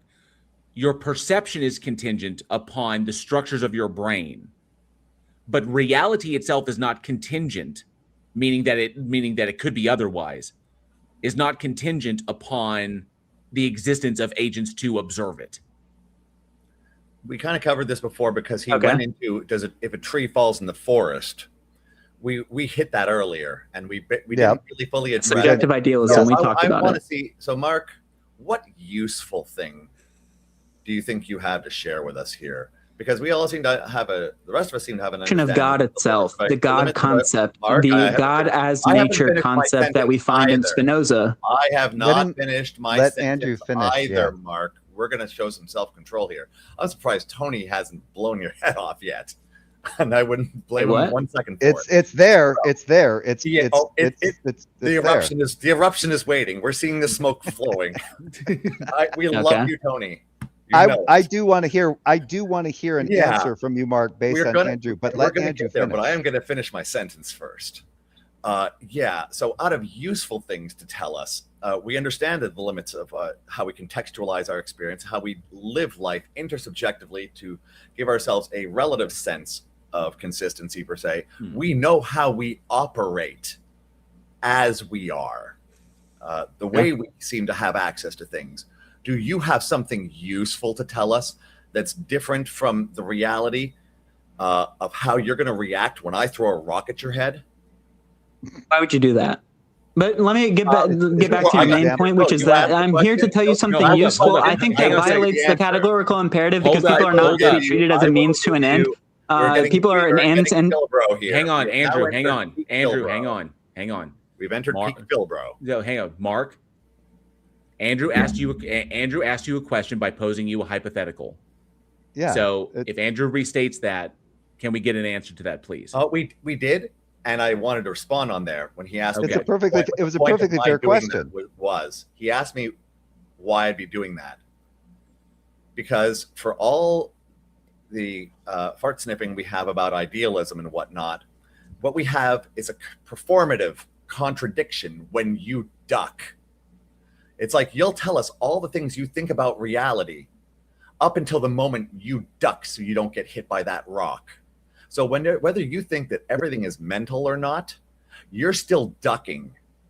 That is a performative contradiction. That's why. In your worldview, let me get this straight. Ducking a rock thrown at your head would eradicate Kantianism? It eradicates the idea that perception is required for the thought that that rock's going to hit you and life's about to suck in a bad way. How so? Why does that contradict anything of what I said? I've got the bleeding, the screaming, the squishy noises. like but how does that contradict idealism? On various levels. No, And Mark. At The idea is at the very least, there's a pleasing silence that follows it. Mark, the idea is this: if I pick up a 2x4 and I swing it at your head, can you literally? I mean, if you believe it's fundamentally like consciousness, can you actively not be hit by that board if you just stand there? Well, of course, that's not a sensible position. Yeah, What it is you would be hit by a 2x4. What it is a pragmatic application. If it is the case underlying that reality itself is fundamentally contingent upon, meaning that it could be otherwise, fundamentally contingent upon consciousness, as would be stated by idealism, then so let me get this. Okay, hang on, Mark. I'm not done. Go ahead. So if it is the case that this level of idealism was the case, if it was true, let's operate as though it were. That would mean that reality itself is contingent upon the consciousness that is aware of it. Okay, which means that reality takes the shape of how it is being perceived. Okay, so if I were to swing, I'm not done. But if I were to swing a board at a 2x4 at your head, I've got a better one. Are you stating that it is possible that you could simply, if you perceive, is like you believe, or you perceive that it's not coming at you? No, of course not, because we regard objects as empirically real but transcendentally ideal. Transcendentally ideal? What's that mean? It means that there are certain necessary conditions for the possibility of experience. The categories, the innate categories that we have in our mind, quantity, quality, modality, relations, all of these things are necessary for us to understand and interpret our experiences based on our mental faculties of representation. But that doesn't secure idealism that is easily explained under a naturalistic framework if you work bottom up. How so? Because if you acknowledge that we are agents that exist within the system as products of the system, which is what the evidence tells us, and that our ability to perceive the reality accurately is one of the driving forces behind our success as a species. And the fact that we can survive it is because we perceive a reality as it is.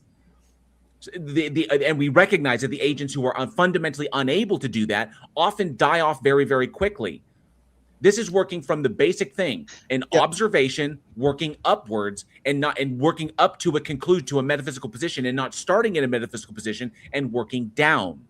So if we work from the evidence that we have, it would indicate that no matter what you perceive or how your conscious is, I could literally go into your brain and remove your capacity for depth perception.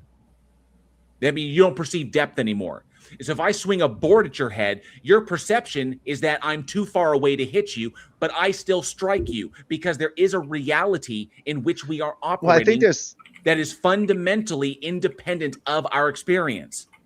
Well, I think there's a more extreme way of saying it, is that if to ask this question based on what you're saying, JL, it's like if I were to remove all of Mark's sense perception and then move him out in the middle of traffic, would he not, and there's a bus coming, would he not get hit by the bus?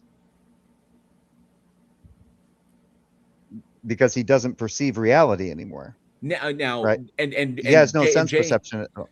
Jay is correct on this. This is an excellent example, a more extreme example of what I was giving you. The point is that this is sufficient for us to warrant holding that there's sufficient experimentation. My favorite experiment in this is the candle in the empty room. Okay.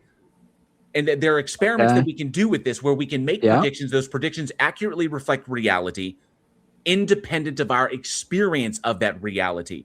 This is sufficient evidence, and we've done this enough times and enough predictions, and it's been consistent enough that we can say it is most likely the case to a probabilistic degree that we can be certain, probabilistic certitude, that we can be certain that there is a reality that does exist independent of our experience. That if all human beings were wiped out tomorrow off the face of the planet, the world, the earth, would keep on spinning. There would just be no one around to call it an earth anymore. Yeah, you know what? I liked your example of the body without organs more. If we were to take away someone's organs, their brain, their heart, their lungs, what is left? Not who gave that example with no organs? When you were talking about, if I were to take away your specific faculty of depth perception and your brain, these things, all of this would collapse your argument into a pointless. Would it still matter then if I were swinging a 2x4 at your head? Blah blah blah. Yeah, what were to happen if you were to take away the body's organs? How would it? What is left then when you take everything away? Mark, nobody said anything about taking away organs. I said taking away all sense perception, not your organs. How would you do that? It was a hypothetical. Physically doing, we would alter your brain. We can muck with your brain. We could take away your ability to see. We could take away your ability to hear, to taste, to be able to touch. You're saying, like all of your physical perception, your physical senses, we could remove those by manipulating your brain. Yes, my point is that what remains when you take everything away is the body without organs. No, Mark, it wouldn't be without organs. It would just mean that your brain is not functioning in a way that it can perceive external reality through your physical senses. Yes, but the bodies themselves would still exist. They would still persist. In your worldview, they would still persist. If I put a person under general anesthetic, they are unable to perceive the external world. Right. Does that mean they have no organs? No, of course not. So there you go. And if we cut off access to the organs are still there. There's just a bridge that's kind of missing. So what does that still give you? I'm waiting for something forget useful. General anesthesia, full anesthesia, where they have to actually intubate a person because they're so deep. They actually induce like a medically induced coma. All the organs are there. Do they still perceive reality? No. They're in a medically induced coma. Is reality still there? That's the question. The answer is yes. How do you know? Prove it. It seems to be the case. It seems to be the case that they are, only based on the fact that we use empathy to basically Can we step back? Can we step back? Go ahead, Tony. Mark, stop saying prove it, you fucking idiot. We have been an ad hominem attack. Yes, it's a personal attack. Because you are a pointless fucking idiot. It's not an insult. It's not necessarily. That's not an argument. So I'm going to disregard it. I don't care if it's necessary or not. I don't care if it's productive or not. You are objectively an idiot, and I can prove it. We have been several times over that we can't prove stuff with regard to reality. We can't even thank you very much. That reality my point. Thank you. Will you shut up, you nauseatingly nescient nitwit? I don't know why you're mad. Are you mad, bro? I'm mad because you are fucking pointless. I'm mad because you are up here wasting my time and everybody else's on the panel's time and the chat's time. Oh, he's not wasting. You're free to go if you don't want to debate. Yes. And I'm also free to stay here and make you aware of what a fucking waste of biomass you are. None of what you have said has made any inroads into suggesting that we should adopt the existence of a God concept as part of our worldview. You have failed utterly to engage honestly or intelligently with the points that we've made. Tony, you keep on going whenever somebody makes a point. You keep on going, prove it. And after having the fact that proofs aren't relevant to this conversation emphasized to you. Tony, you missed his motivation. He's trying to get all of you guys to reduce to absurdum and then go, there's your God, because you don't have a better answer. No. Is he really even arguing for a God? I thought he was arguing for some sort of transcendental idealism or something like that. This is pure mental masturbation. Yeah, exactly. This guy gets it. Mark, there is no function. There's no function you're offering us. There's nothing useful. No, because that violates the categorical imperative. We can't treat people as a means to an end. No, we have to treat them as an end to themselves. Oh, hold on. You're into value. Hang on. You don't want to go there. Taking this all the way back to the beginning on this. Even if that was the case, what's wrong? I understand what you're where you're coming from, Mark, and trying to posit this. But going back to what I asked for with rational justification, it appears that the only reason you hold this position would be in order to like your justification for doing so is because of the validation that it lends to you, the utility that it has for your own life. But it's not something that you can demonstrate to be the case. Would I be accurate in that?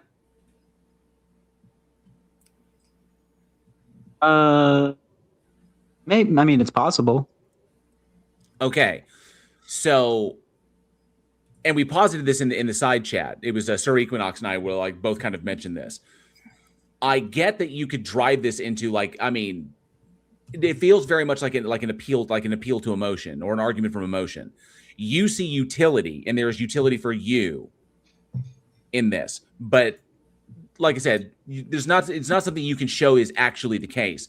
The experimental data indicates it's most likely not the case. But that doesn't eliminate it from possibility. It just says that it's most likely. Okay, show me your experiments that God is not the case.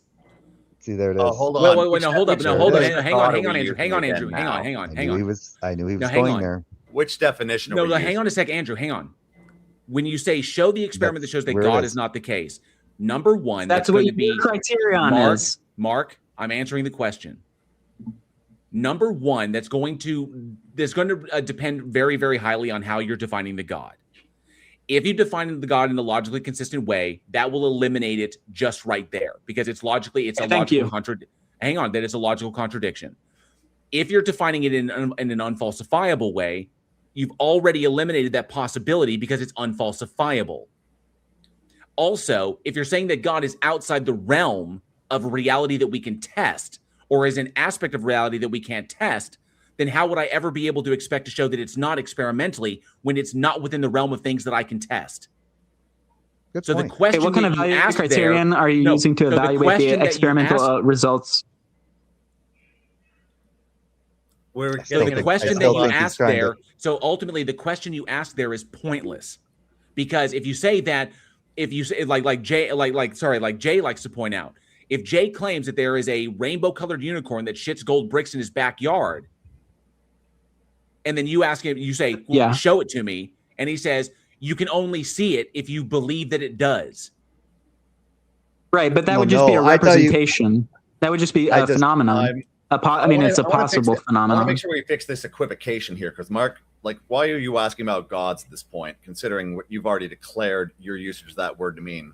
Why are we talking about it at all? Yeah, I just use it in a Spinozist context. Okay, if you have read the Ethics, the Book of Ethics by Benedict Spinoza, you would know that God is an infinite being that cannot be limited. Yeah, so Mark, he's an infinite after, absolutely infinite, not infinite after his own kind.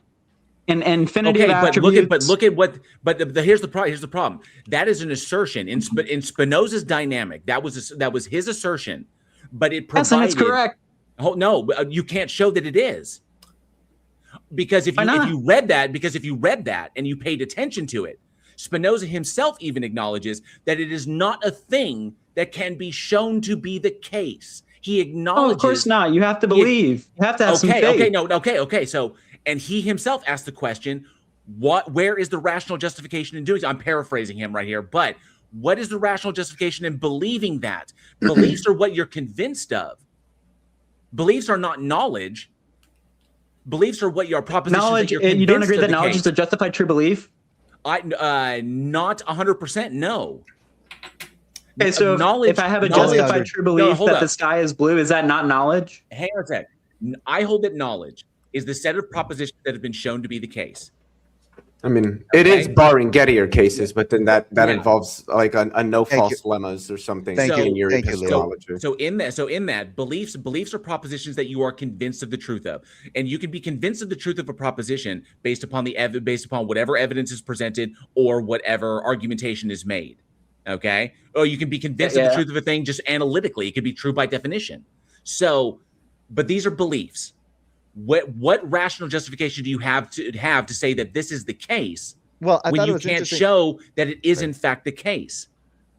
You described earlier yourself the best, a most exemplary kind of experience, the experience of nature, of being in the world. Have you read Heidegger, Being in Time? I get that. But you just call it like the most exemplary experience of it. That is entirely subjective. That is not a metric that I can show. Of course, that's my entire point. That's the entire point of what I was arguing. So to boil it down, you have no point, Mark. You need to get over this. My point is very simple. We regard objects as empirically real but transcendently ideal. From that position, it's practical to assume that a God exists. This is a basic Kantian argumentation. That's just critique. That's just 1781. Like, critique of pure reason. Even if I granted the idealistic aspects of what you're saying, that doesn't.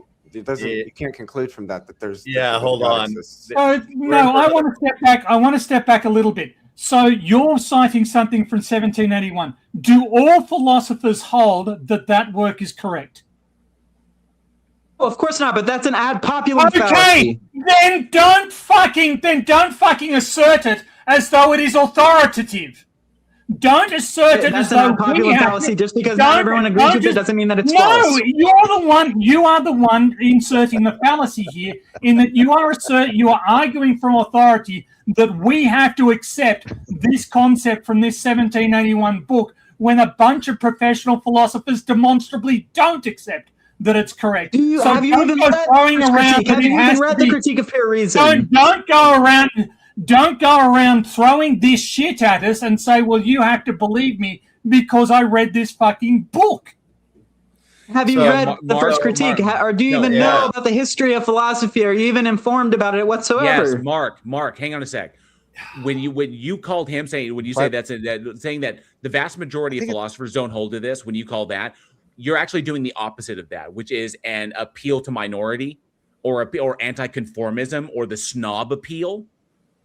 Is because it is a minority held position and you're holding it, but we've already boiled this down.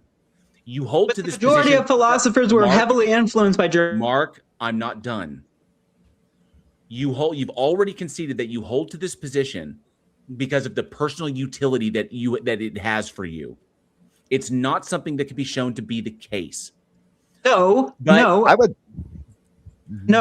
said that it accurately described the ontological structure of experiential knowledge. It's an epistemical. Excuse me, I'm getting a little bit flustered here. It's an epistemological position that accurately describes the ontological structure of existence. Why are you getting frustrated if it's possible that we don't all exist? Well, that's not what idealism Anything is possible. What do you mean? Well, you brought it up earlier, so it seems to be that you're very vested in us actually existing because you're getting very frustrated about the things that we're saying, but it seemed to be problematic for you to like because people weren't actually, I don't know, maybe I'm off base there. I think we should clarify that in philosophy, idealism, whether that's like transcendental idealism or Berkeleyan idealism, or even subjective idealism, does not posit that we don't exist. It is not a solipsistic view. Yep. Idealism is not. Perhaps one could be both solipsistic and idealist, maybe, but idealism doesn't entail solipsism. So an idealist is going to grant that we exist and that there's an external world. They're just going to say that external world, the physicality of the external world isn't what's fundamental to it. Mind is, or ideas, hence the term idealism. Ideas, mind is fundamental. Now, I reject that. Now you're starting to get it. But I think something, I've always gotten this because I read philosophy extensively. But something else that I think is worthwhile to expound upon is that you can be a naturalist and be an idealist. Read Bernardo Kastrup. So idealism doesn't even commit you to some form of theism or anything like that. You could be a naturalist and be an idealist. You would just be some form of non-physicalist naturalist. And there are people out there that are like that. I am not. I'm a physicalist. What is your opinion on panpsychical idealism? I'm not a panpsychist and I'm not an idealist. So. Yeah, but what is your thoughts on it? Well, I mean, I'm sympathetic to panpsychism. I tend to lean towards it in my thinking. Maybe I'm wrong though. It's a thing that's been positive, but it cannot be shown to be the case, and there's no evidence that supports its truth. I've got a case to make here because apparently talking to Mark is a lot like talking to a rock. So there may be something to this. So now that we're done, that Spinoza describes that cannot distinguish between the difference between rocks and trees. Of course. Or people can obviously speak, and rocks. You're not a person, Mark. You're a pointless obstacle that your God has put in our way to stop us from doing anything fun or constructive. Yeah. So at the same Yeah, point, but where you say God, I would just say nature. Okay, and we agree that nature is the basis of our metaphysics. So I don't know where the disagreement is. Guys, we cannot talk over one another. Okay. Are you capable of sharing with me the great experiences of being a rock? Mark, can you tell me how the rock doesn't have experience? Okay, so all of this fart sniffing is a waste of all of our time. That's what you're doing with us. You're not trying you want to be like an unimaginative realist. That's fine. So guys, trying to bring this to a logical terminus. All that we've rehashed throughout all of this. Okay, what we've gotten down to is you do hold the position, Mark, because for whatever personal utility it provides for you. It's not something that can be shown to be the case, which is fine. You're convinced of it, but it's not knowledge that you have. I think the parse out here is that we shouldn't be making statements about reality as though they are the case when we can't show them to be the case. Would you agree with that? Yes. Okay. Let me ask you something. Do you know that a God does not exist? Certain gods, yes. I know that Christianity is false. Some gods, yes. You know that Christianity is false. Okay, but Mark, I've already answered that question. Some gods, yes, because of how they are defined. Other God concepts, other God concepts, no, because they are possible. Thank you. But I think I'm probably gonna but they are unfalsifiable. Take off there. Thank you for conceding that some gods may exist. I have no problem with the logical possibility. That was the statement that I made about 40 minutes ago. No, but no one was listening to you. Well, the fact that you are so inattentive and so stupid is not actually my problem. Okay, Tony. I said that gods could exist. I said that there are God, and indeed other people came in and said, well, some gods we can logically demonstrate that they can't exist, based on their followers' claims. So you have taken 40 fucking minutes to get back to something that I said. Okay, just real quick, Tony, can you prove that Apollo does not exist? And I'm pretty certain, Mark, that I'm going to have to, not trying to take away from Tony, because Tony did say it, but he's not the only one that said it. I'm pretty sure that I said it at the very beginning, that trying to break down the difference between a logically inconsistent God and an unfalsifiable God concept, where like classical deism could very well be the case, but there's no way for us to show that it is, and there is no warrant to believe that it is true. It would just simply go into the pile. You're conceding that God may exist. He's just unfalsifiable. No, hang on. I am acknowledging that there are concepts that we come up with that are logically possible, but there's no way to show. We have no current way of showing whether they are true God, one or of those false. Concepts. Okay, hold up. 1 second. Some gods, but you keep skipping this, Mark. Which God?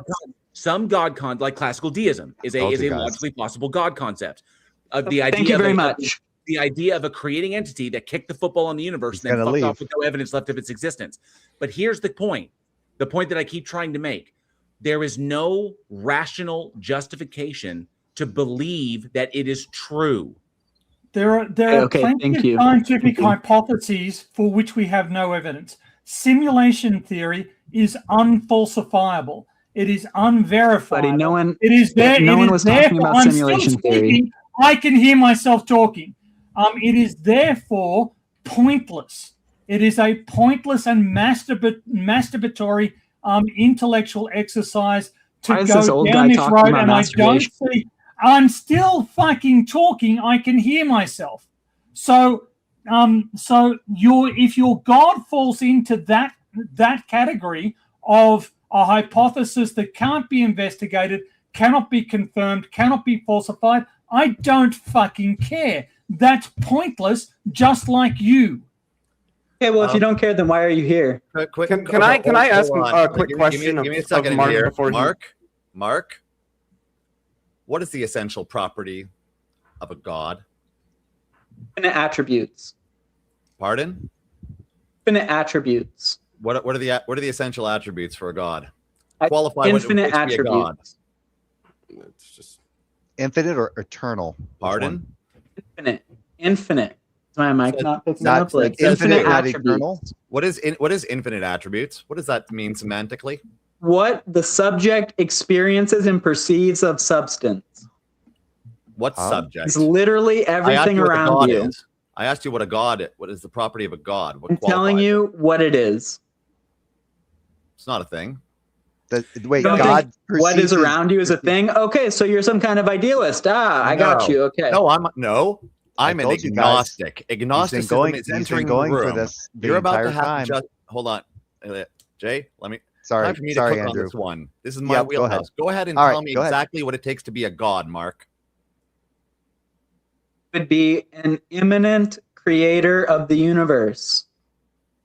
Says who? Did Thor create the universe? Who the fuck are you to tell me what a god is? It just Who the asked fuck are the you, same Mark? question of you. By the way, it sounded like you said imminent. I think you mean to say eminent. Doesn't matter which, because it's not going to apply, because it doesn't apply to Thor. Let Andrew cook, Leo. I want to see where Yeah, this goes. we're getting into the linguistics of it. Yeah, This is going to you be. want to go there? I'm a mereological nihilist too. All those other assertions you thought you made, I'm going to burn your shit to the ground. So tell me more about what the nature of a god is. Okay. Tell me how that applies to Thor. Doesn't have to be eternal. Doesn't have to be all. I don't believe existing. in Thor. Well, I don't. Who cares about you? And in fact, no one believes in Thor. What makes No, you no, think you believe in Thor Mark. God? Hang on a sec, Mark. You're not following. But his last statement is demonstrably false. I have met worshippers of Thor and Odin. So the claim that nobody believes in Thor and Odin is demonstrably wrong. So, Mark, he's going to the concept itself, the very, very word that God is. You are ascribing certain things to them. And Andrew, I think it's a bit trivial to debate about the meaning of words. No, because this is where it You wanna lies. play games. Where do you get this notion that is what a god necessarily must be? Analytic extension of the concept a priori. What concept? Concept of God. That's the debate we're having. You have an a priori. By the way, concept? when you said analytic extension there, is that extension with a T or an S? What do you mean? Okay. Continue, when you say analytic, that just means that you're defining that way. The analytic extension, it just means that you're defining it that way. And you say a priori, but that wouldn't matter because there are other cultures out there, historically speaking, going back, say, like the history of humanity, that don't share your concept. So obviously it's not. But what's the problem with that? Okay, so this is where Andrew's going with that. So It's listen your to what problem. this is what Andrew's going with that. So listen to what Andrew is saying. I'm rejecting your whole category. Of course, everyone is entitled to their own opinion. Everyone, you're right. Everyone is entitled to my own opinion. That is correct. It's not an opinion, Mark. He's pointing out. He's pointing out that linguistically, the very term itself doesn't mean anything because it's only defined. It's only given scope by whatever the individual who's positing it is willing to ascribe to it. It doesn't actually reference anything. It's linguistically vacuous, is what it is. Baby babble. Yeah, it's linguistically vacuous, is all it is, because anything can be a god. The sun can be a god. PH Tony is my god. Okay, many other things can be god. The wrath. I would say Tony does definitely demonstrate. He gets really close to the wrath of God. There's been Definitely, I'm a wrathful god. The savagery of Odin is well represented here. So I'm just going down on this. Look at that beard. The term in and of itself, majestic, doesn't hold water. That's why Andrew's saying he's rejecting the entire category, because the category is linguistically vacuous. Because it's only whatever you want it to be, or whatever you've been convinced by others to think it is. Yeah, so yeah. I don't care about where you want to play games with, like what we can experience. Like I said, you're not getting us anywhere practical. Linguistically, you're getting us nowhere. Trying to say, oh, you believe in a god. No one gives a flying F, especially not me. See, there may be people here who use the label atheist. I don't. I'm an agnostic. I'm the guy in the dark alley you don't want to run into. And this goes back to the beginning of it, Mark. When Jay, this actually goes back to the beginning when Jay pointed out Hold on. Everybody wave. He's gone. Oh, Everybody he wave left. Bye. Bye, Mark. The agnostic bomb. Buckle Wait, up. I You wanted- are my I wanted- chew toy. I wanted jail to fucking promote what I said. God damn it. Oh. For the live chat, when Jay pointed out very succinctly, what does calling the universe God do for us? Like, what additional things does it add to the universe? Does it help to explain things better? Does it help to make better predictions? Is there any kind of efficacy towards labeling the universe God? And there is none. It's simply slapping a label onto the universe saying, that makes me feel good about myself, which is the personal utility I kept trying to drive at, is that that's what the point of it is. And it's fine. It's fine. If Mark feels Joe? that, Sorry to interrupt you, and you can finish. But after you're done, can I take a few minutes to recap that, since I've been listening for about the last hour? Yeah, actually, people know what I was going to say. I was just recapping, but I'm just going to repeat myself. So go ahead, Leo. So the first thing, and I'm being a little facetious when I say this, but I'm a little disappointed that you guys didn't catch this when he had mentioned the principle of sufficient reason, and then you, JL, asked him, why accept this, and then he started talking about causes. Mm-hmm. You should have said, well, wait, not all explanations are causal. There are non-causal explanations for things. So are we talking explanations or are we talking causes? Because I saw you mention that in the live. I saw you mention that in the side chat. To the other, but yeah, there was quite an interesting discussion to listen to while I was taking a shower. I definitely would have jumped in earlier if I wasn't all wet and soapy all over my naked body. Really? But, Leo? I was taking a healthy dump during that conversation. No. It was really productive. But Well, Leo doesn't So- want the stream to get taken down just by everybody fixated on his sexiness. So it's kind of like, physics is hard. Anyway, inside joke there. But it's, some things that I really wanted to correct, just for the sake of the audience and probably Clive Wells' cholesterol level. Please don't correct me, Leo. Concerning cosmology. I have no pride. Well, no, this is stuff that Mark said. So he brought up the Big Bang. I think JL did a good job in describing the Big Bang as not like some sort of beginning, but almost like a point where we don't really have much to tell us what's going on. To be more specific, the cosmologists will call it the hot Big Bang phase or the Big Bang. This is just a reheating period that immediately precedes the inflationary epoch. So inflation came before the Big Bang, and also inflation is the reason that the universe is expanding. That the universe is expanding because it inflated. So when he was asking, well, why is space expanding? Because it inflated. That's the answer that you give when people ask that. I'm not sure what relation he thought that had to the transcendental idealism stuff. That started to get a little weird, but It didn't. That's the thing. This is an entire sophist runaround. Pure. Basically, he's looking to destroy epistemics to its core. This was What did I say? What did I say earlier? I said, I think he's trying to drive you guys through some kind of get you guys to some kind of reductio ad absurdum where he can go, gotcha, you don't know. Therefore, there's a God. See ya! Pew! I know, but I just destroyed that one, didn't it I? can't survive. It Good can't luck. survive the agnostic bomb. The agnostic bomb is it's Hey, like guys. it's like what's up, Leo? what do you think the over-under is on Liberal Destroyer ballsing up and actually joining the live? Oh. Hey, Andrew, how can I Yep. join the ranks of being an agnostic?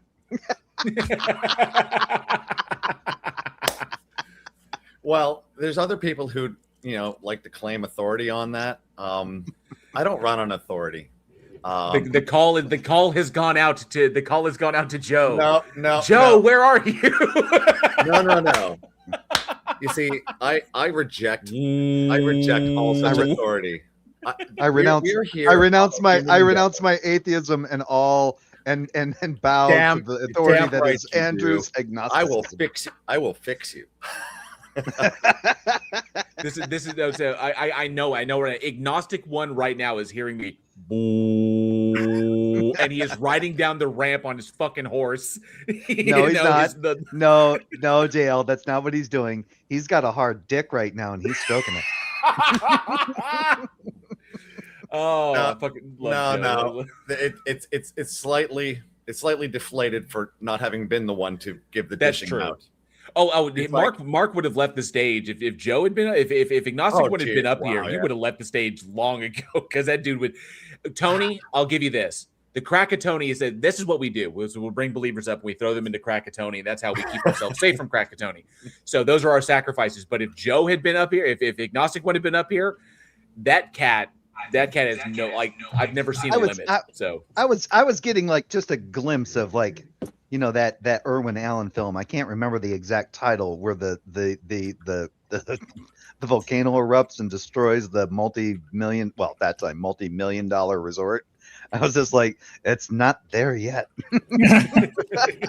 I understand that you guys, are trying to be constructive in your interactions, but that guy was literally just a complete fucking waste of time. Yes, he was a sophist. He's one of those people who wants to try to get you to make a concession. I knew it was making no concessions of his own there.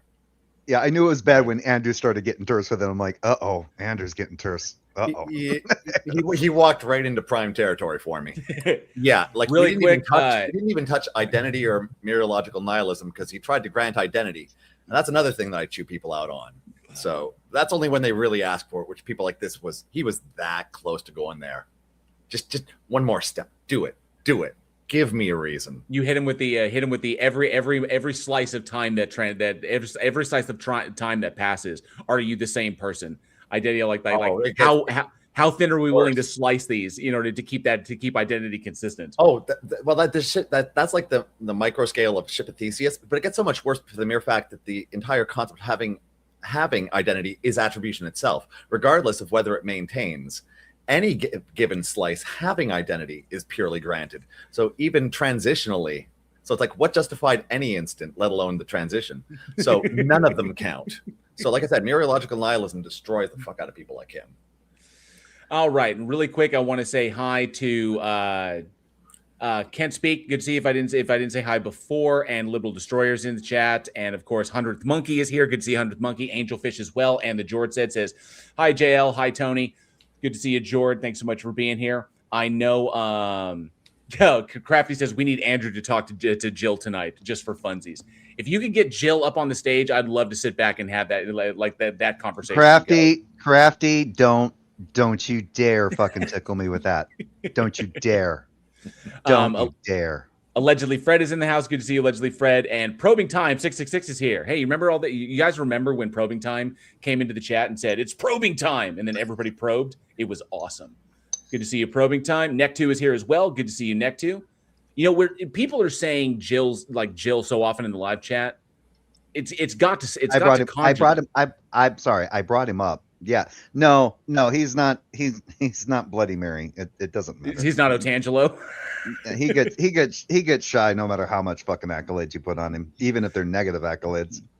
KCA Randy's here. Good to see you, KCA. And I think I caught everybody. Yep, Crafty. Mark ran away. Yes, he did. I need to correct Clive Wells in the chat. You and I did not have an argument over who was the biggest Trekkie. You're the bigger Trekkie. I freely concede this. So oh fuck, I hate that argument. The JL is a vastly bigger. I've been accused of being a Trekkie for many years now, and I'm just not that serious a Trekkie. I used to. I agree, Tony. I used to think I was a Trekkie because I was raised with the original shows, watching them right along with my mom. Because my mom even collected like the plates and shit like that. Mm-hmm. But when people start doing like the whole quiz shit, and they go, "What's this?" and I go, "I have no fucking idea. You're not a Trekkie." I'm like, "I'm sorry. Well, I guess I'm a poser." And good to see you, Tony Lembrex. Good to see you. Thanks so much for being here. I just have one. So Jay, you don't consider yourself a Trekkie anymore? Well, no, not based on other people that I've talked to, because it seems that the bar for being a Trekkie has been raised so fucking high. I don't fucking meet it at all. If you can't tell me where in the Milky Way galaxy the Tholians come from, you're not a Trekker. Yeah, they start telling me like what stardate was the Kardashian fucking Kardashian? The Kardashian really? Fucking what is it? I can't even remember fucking conflict, and it's like, what the fuck are you talking about? The Cardassian Bajor conflict. The Cardassian Bajor War. The Cardassian occupation of Bajor. What are you doing? Exactly. Where are you? I've just demonstrated. See, just demonstrated. Apparently, he's in a Hilton hotel in the Paris kind. So I will say this. Oh, let me do this real quick for the fans that everybody just demonstrated. I'm not a fucking Trekkie. For the fans that are in the chat, Andrew, best Star Trek series in your opinion? Which one is the best? DS9. Okay. Jay. Actually, sorry. 2 point. I've got 2 points of view on there. One, there's an argument for TOS from two different directions. TOS being on groundbreaking for the fact of how many different paradigms they were able to attack by using the alien species they would encounter in a given episode as the human actual social paradigm they're looking to critique, while isolating us from having to over-identify ourselves with it so that we have a chance to examine the argument about the moral statement they're trying to make a statement out of. That's the TOS argument. DS9 showed us what a story arc could do. Massive, entire. So, but overall top. If you were to do a top, what would be number one in the top? I have to put DS9 because it has consequence. Okay, it has all of the other elements and consequence. The fucking guy. So can I briefly interrupt this nerding out? Just for a quick day. Thank you, Leo. Thank you. I wanted to say to Jay Money, because he said he's listening to us while smoking a blunt and doing his Khan Academy algebra course, and I wanted to say good on you, Jay. Khan Academy is a wonderful resource. Nice. So Jay, top series. Just give a number one top series. Lower Decks. No, I'm just fucking kidding. No, it's a series. And I love. No, I'm Lower just Decks. joking. I've never seen it. Come on, Crank Calling Armis is like one of the best, like one of the top tier. No, I have no idea what you're. I have no idea what you're referring. I know of it, but I've never seen it. No, I would have to just be a traditionalist and go with the, with the original series because that's what I was raised with. But that's it. Okay. I mean, other people can obviously slam me on that, and I can go what the fuck ever. Again, I'm appealing to traditionalism here. Yeah. Before it scrolls off in the live chat, Tony Lambrechts actually echoes PhD Tony's previous statement. Yes, the best Star Trek is Galaxy Quest. Which there's a wonderful point to be made there. It has its own categorical reason for that. The best line in Galaxy Quest is when Tony Shalhoub gets beamed up and he goes, "That's a hell of a thing." Tony, top Trek series. Okay, this is probably going to infuriate people. My favorite Trek series is actually Voyager. Oh no, okay. Okay. I gave context for my two. Like with Mulgrew? What direction? With Mulgrew? She's annoying as shit. You are talking about Mrs. Columbo there. She was the goddamn sex icon in fucking Remo Williams' The Adventure Begins, and I was like, how? No. Oh, that's a deep pull. Have you read the books on which that was based? The Destroyer series by Saper? No, yeah. I've only heard of them. I only know of them because I'm a fan of the movie. The movie is shit, but it's a fucking guilty pleasure of mine. It's hilarious. I own a copy. She's. I have to say that it's not the captain that I based that on. I actually found the Doctor to be the most interesting character, and sort of the thing about. I have to admit that it's a very personal thing. I was up late one night watching television, and a Star Trek show came on, and it was all about the Doctor, and he was having sort of holographic problems. I'd never seen the medical emergency. And at one stage the captain goes, "Okay, there's something wrong with the hologram system. Computer, shut down all holograms," and everybody else except the Doctor disappears. And I think I saw that episode. Yeah, this was the first episode of this series that I had ever seen. So I had no idea what the hell was going on. Like, I was just like the Doctor in this.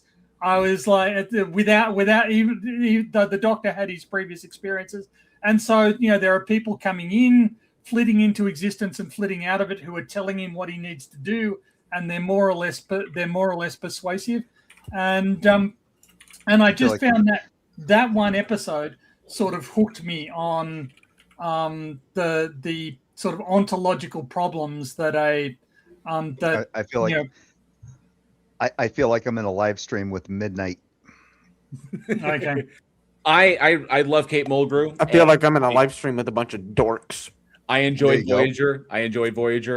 But I do remember seeing Kate Mulgrew in a horror film with Rip Torn called The Stranger Is Watching, which was an adaptation of a Mary Higgins Clark book. Oh, I think I saw that. Yeah, right. I was hoping she would die. Did she die? Jesus, no. Wow. No, she's the hero Columbo. in that. She played Columbo's wife. And by the way, A Stranger Is Watching. One more thing. Just one more thing. Sorry, I had A Stranger Is Watching, which is an adaptation of a Mary Higgins Clark novel, of a mystery novel, was directed by Sean S. Cunningham, who directed the original Friday the 13th. But no one cares, JL. No one cares. I don't care how much you flex your IMDb knowledge. Fuck off. And Leo, because you're the only one left. Favorites. What is in your opinion? Everyone else has gone bye, Leo. What do you got left? The best of the Trek series. I have never watched a single yoctosecond of Star Trek. Wow. Bingo. Okay, I think we have a good. I'm DS9, so I never actually. I don't even know what that means. Is that like a particular exercise that you do? It stands for Deep Space Nine. It's in the series, the Deep Space Nine is the only one where they don't do any exploring. They just wait for all the drama to come to them. It's a space station, and it's basically like watching Hotel, only in space. In Star Trek lexicon, I like Futurama. Futurama is a really cool show. In Star Trek lexicon, TOS is the original series, TNG is the Next Generation, DS9 is Deep Space Nine, VOY or Voy is Voyager, and then Disc is Discovery, and Enterprise and ENT is Enterprise, which is the one with Archer. So, yeah, but you've got you got Strange. Well, what's the acronym? What's the acronym for the new one? Strange New Worlds. SNW, and LD. SNW are Strange New Worlds and Lower Decks. Okay. And then we're not going to mention that one with Holly Hunter, right? The one that they canceled. Oh, the new one that just dropped the Starfleet Academy. Academy, right? Did you know that they actually made the second season and they will not air it? They completely fucking scrubbed it. Ouch! It's that. It got that. It was that bad. You know what we should do if you guys really want to see it. You should FOIA them. Gentlemen, I need Freedom to of leave. Information Act. So I shall talk to you. Have the tremors subsided? They have indeed. Right. But I need to sort out some real life, I'm afraid. Okay. You need to go consume some carbohydrates after that one, Tony. Krakatoni is sated for the moment. That's when the person on stage disappeared. That was them going over the lip. And so, and now he is sated. Now he is off to do other things that. He was deprived of his sacrifice. They ran. we didn't get to completely feed that fucking sacrifice to the beast.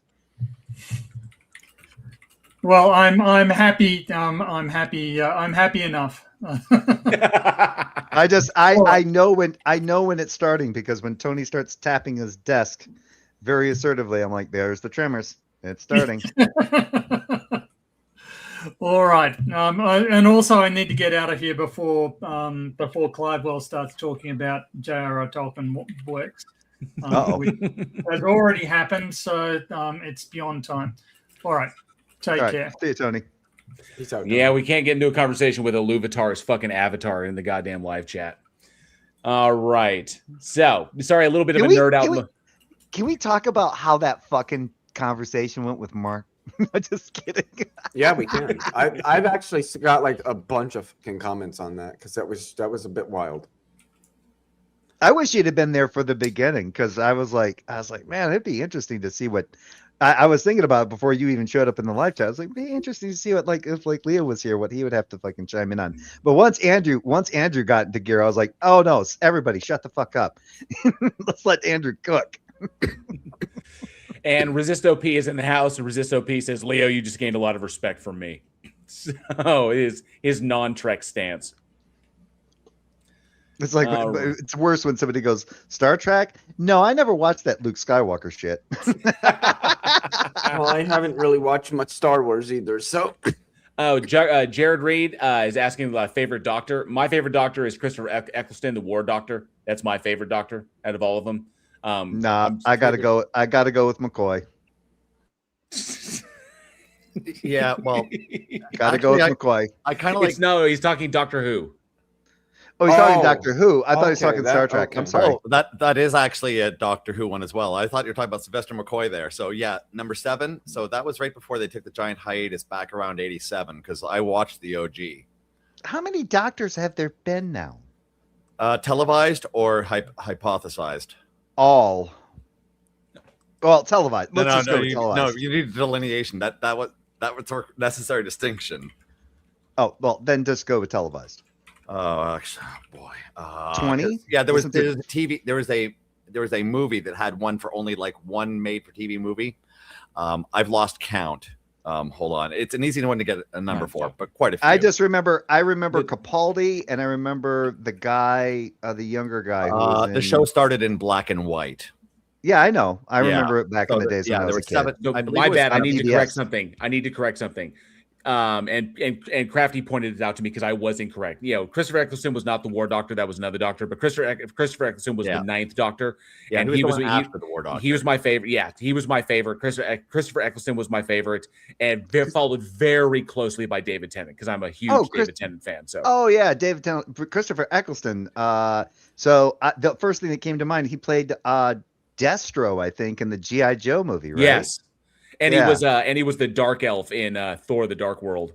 Correct. Yep. Thank you. Yep. I forgot about that. So I apologize. Yes, I apologize. Hurt was the War Doctor. My bad. I also am a big fan of John Hurt. Love him and everything he ever did. John Hurt. Really? Yeah. Oh yeah. John Hurt from that John Hurt, the British actor from the original Alien. Yeah. Yeah. Okay. I didn't know he was in. I didn't know he had anything to do with. Anyway, I've always been a fan of John Hurt. Yeah. But Christopher Eccleston was my favorite as the 9th Doctor, and then the 10th Doctor, David Tennant, is very, very close. I think, for what they were encapsulated, I think they were the best. I think just Eccleston brought a lot to that role. But that's right, Matt. That's the guy, Matt Smith. Matt Smith. He was later on, but obviously he was and then Jodie. Is it Jodie Comer or something like that? Whittaker. She was the first female. Jodie Whittaker picked up after Smith. Yeah.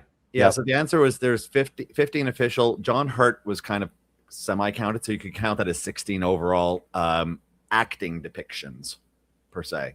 Well, actually, technically, in a way, one could consider actually one more because in the Trial of the Time Lord, which is probably circa 86 or so, that's when so there's basically 5 of them were like there was an iteration of the Doctor that was putting his entire self on trial to absorb all of his other generations to try to extend his own existence. But I guess that's like a timeline that almost like wiped itself out in a sense. So one could actually argue 17 at that point. I think James Bond tried to do that once, but I could be wrong. Sorry. Oh, Mr. Bond, I expect you to die. No. You expect me to talk? No, I've also never seen a James Bond movie. Do you really? I've never seen a James Bond movie. Never. It's like, do you really expect them to pay? I don't even know how many there are. Bond. I expect them to die. When was the first one? Like in the 50s? Wasn't it like in the 50s? 60s. Is that when? 60s. Okay, so I was missed the theremin. I will tell you though, I have seen Forrest. Leo. Okay, who is the first? One. Leo, who is the first James Bond? I have no fucking clue. Wasn't that that one guy, Sean Connery? I think his name. There you go. There you go. You got some points. The very first one was Dr. No. So I'm talking about the very first actor to play James Bond. Yeah, and the first official James Bond film was Dr. No. That was in 1962. I don't know who the fuck Dr. No but is. Did you know this, Leo? That's No, N-G-O, no. But did you know this, Leo? No, Ian Fleming. Did I know what? No as an N-G-O, no? Okay, I'm Ian Fleming, Ian Fleming, who created James Bond, based that character in part on Christopher Lee. Who the fuck is Christopher Lee? Wow. You hurt my heart, man. Did you watch the Lord? Did you watch? Did you watch Lord of the Rings? 1940. Leo, I've seen the 3 Hobbit movies, and that's it. Okay. You never watched the Lord of the Rings? You never watched the Lord of the Rings? No. Two Towers, Return of the King, Star Wars, Fellowship. How about Star Wars? You like your Darths? No. So you never saw Darth Dooku? Yep. No, that's don't know what the fuck that is. You ever see the what was that? He was Dracula. What year was that? He has not watched any Hammer horror. There's no way Leo has watched Hammer horror. My kind of horror is like Insidious, The Conjuring, Annabelle. That's my kind of horror. That's the kind of. Did you ever see Malignant? That one. That's not even scary. That's just hilarious. Malignant? You never saw Malignant? Let's. I don't think so. I want to jump back on this. What Jared Reed sent me. And what this guy's saying. So the video that we have on, if you're just joining us, the video that we have up here, Jared Reed sent it to me. It's titled "This Evidence is Converting Atheists." I can't wait to hear this. Justin Brierley is on. This was on a show. This was Focus on the Family with Jim. What's his name? Jim Daly. Jim Daly. And this is Justin Brierley who's on this stage. And right now they've already posited that there has been an upsurge, like a resurgence of believers. And we know that claim is bullshit because Rationality Rules, Stephen Woodford already did a video where he broke that down and why it's false.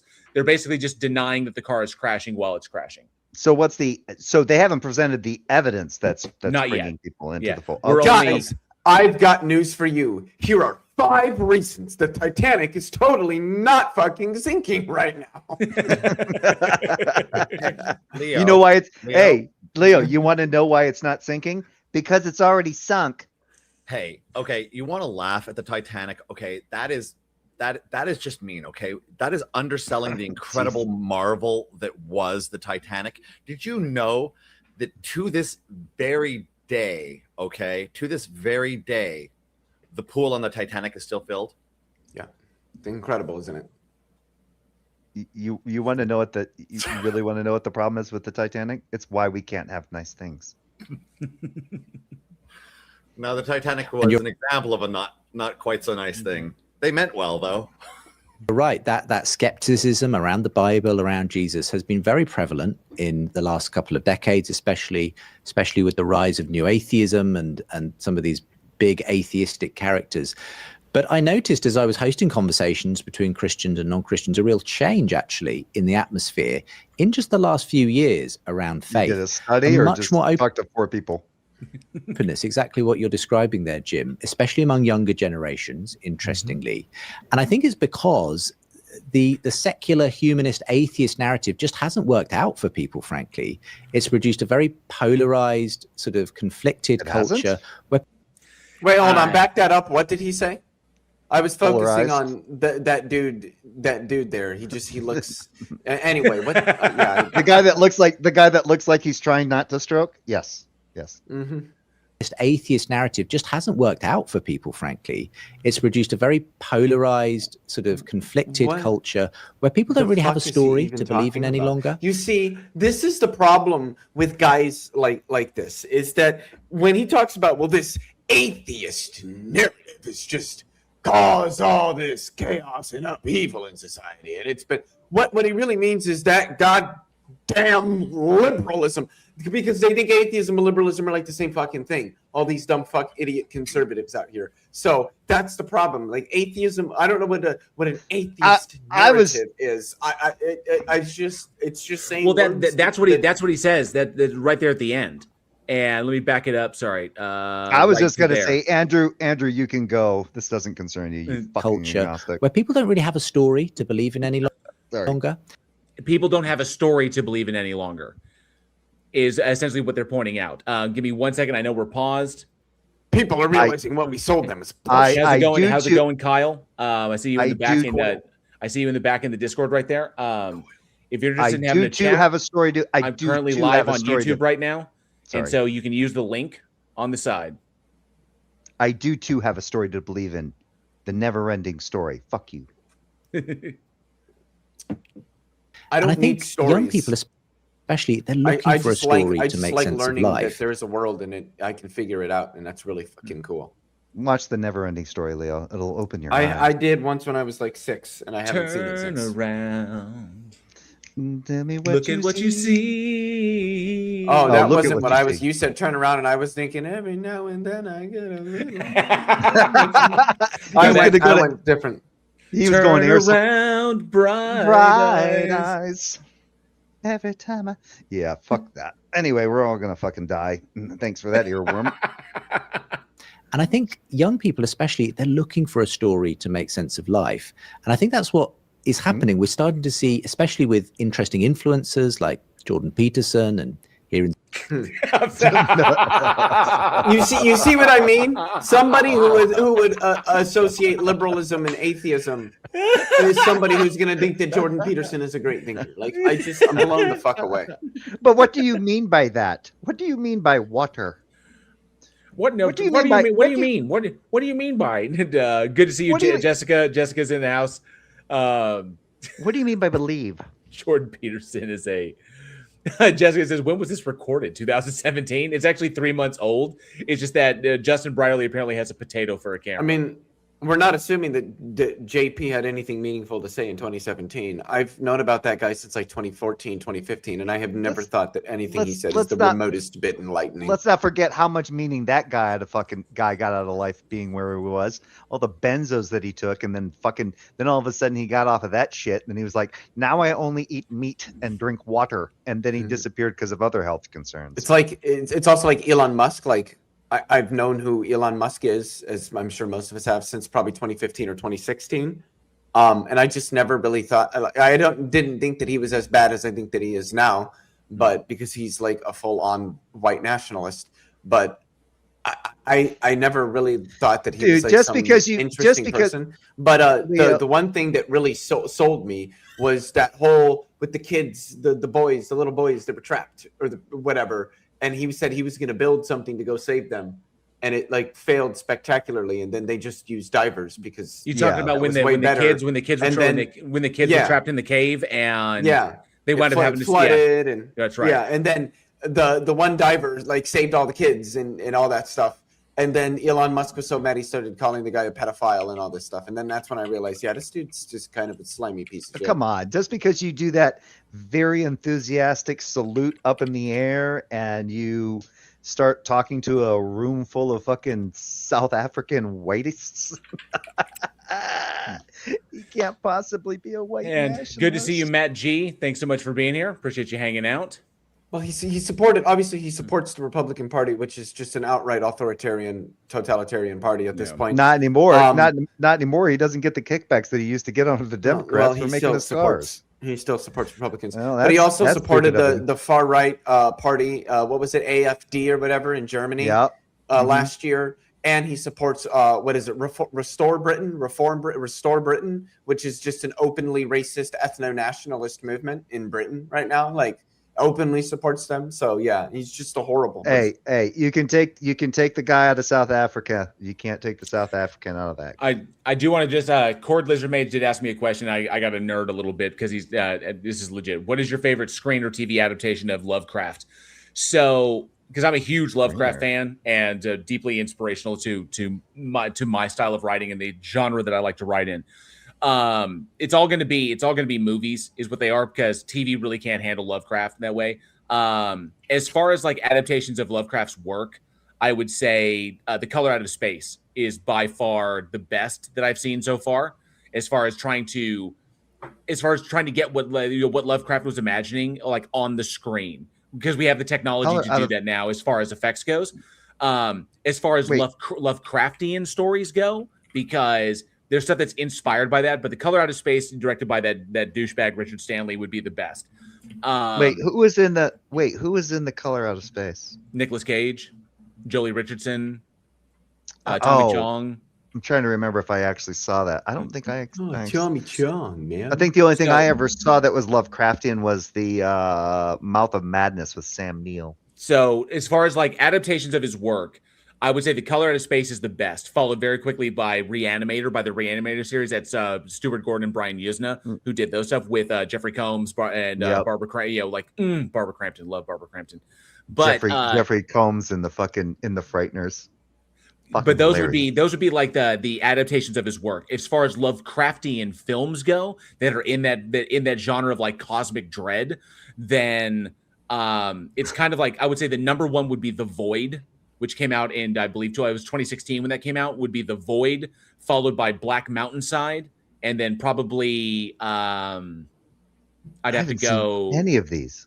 Dagon was really, really solid because that was Stuart Gordon did really well with doing Lovecraft, and Dagon was kind of a reimagining of the Shadow over Innsmouth, and so. But there's a number of them out there. Whenever I see a new one, I always try to see how well they do it as far as like an adaptation goes. But yeah, I love the Stuart Gordon, the Brian Yuzna stuff. Brian Yuzna did cosmic horror really, really well with movies like Society and shit like that. But hey, JL, do you remember that SNL skit with the cat that was driving the car and that Terminator skit and they fly off the cliff? I do not. Never mind. Event Horizon is a good one. Event Horizon is a solid one. There's Paul W.S. Anderson, Paul Anderson, who did Event Horizon. Unfortunately, we'll never get the Anderson cut of that because it was lost. That's Lovecraft? It's Lovecraftian. But not Lovecraft, gotcha. Not an adaptation of stuff, but the themes of Lovecraft are where I'm going. Like Black Mountainside Black Mountainside is like a really solid, low budget Lovecraftian film where it deals with that. And obviously, The Thing is Lovecraftian in its elements. In the Mouth of Madness, which is not an adaptation At the Mountains of Madness, but In the Mouth of Madness, very Lovecraftian. Because Carpenter's my favorite director, and you can see I've got his posters all over the place. So. But yeah, that would be just to break those down. So, UK historians like Tom Holland talking about faith in ways that are beginning to make sense again for young people and adults in general. So I'm quite excited to see, as you say, some statistics now coming out showing that there is a difference. In fact, some very interesting statistics here in the UK that show actually a real rise in attendance in church among young people, especially among young men. And we already know the statistics don't exist. So I'll be curious to see if he actually presents anything. Oh, and anybody, if you have Netflix, if you have not checked out Cabinet of Curiosities, Guillermo del Toro's work, that series is actually really fucking good. So Cabinet of Curiosities, for those who haven't seen it. I haven't seen it yet. One of the things at this point of our discussion, I think is important to mention. Christians, I think every generation thinks this is the end times. Look how children are behaving. And that's how you determine the end times? By being a bad parent? Dude, you might as well turn on fucking, what was it? That movie I saw, it was not too long ago. Oh, I remember seeing it. Virtuosity with, it was Ricochet with Denzel and Third Rock from the Sun, Harry and the Hendersons, John Lithgow. And there's a scene where he's already been kind of like, he's staying up late and he's watching this show like late at night and they're talking like about the end times and like the Illuminati and shit. I'm like, oh my God, this is back then? Holy fuck. But yeah, I love it when people do this shit. It's like, dude, are you waxing nostalgic or what are you doing? So Spam asks, what are your thoughts about Event Horizon as the unofficial prequel to Warhammer 40K? I can see the connection, and I did some time ago see that. I think that was a Papa Meat video or one of his friends who did that. Papa Meat. Event Horizon is a war machine. Oh, sorry, is a Warhammer prequel. So I can see. Really, JL? Do you watch any of his animations? I do. Yeah. Have you seen his Cheetos one? Yes. It's one of my favorites. The Chick-fil-A. Actually, this is funny. Greg Chick-fil-A sauce. Greg Sanders, good to see you. I had my friend My friend used to watch him also all the time until the Chick-fil-A one. The Chick-fil-A one put him off so badly that he couldn't watch his stuff anymore.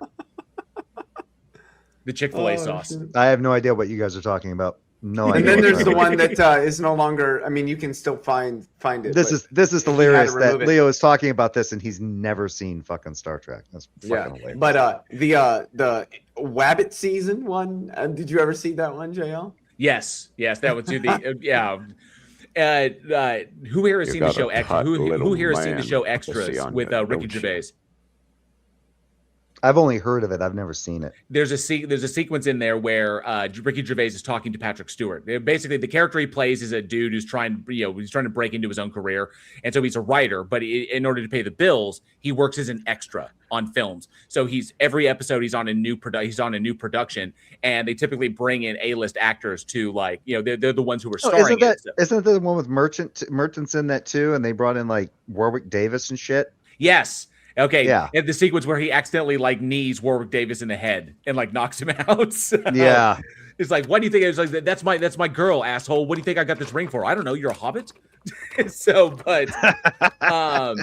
a sequence when he goes in and he's got his script and he's trying to pitch it. And so he literally walks into Patrick Stewart's trailer, when he's on set, and he says, "I wonder if you could read it or give it to somebody like this." And so they have a conversation, and Patrick Stewart is ultimately a weirdo, but he says, "So yeah, if you could take the script and give it to anybody that you read it or give it to somebody you might think might be interested, that'd be really helpful." And Patrick Stewart's like, "Okay, well, I will make it so." And Gervais doesn't react, and Patrick Stewart's like, "You've seen Star Trek?" It's like, no, I haven't. Oh, your wife won't let you have it on. Shit. No, I'm not married. Your girlfriend then? No, I live alone. You're not married. You don't have a girlfriend, and you've never seen Star Trek. Good Lord.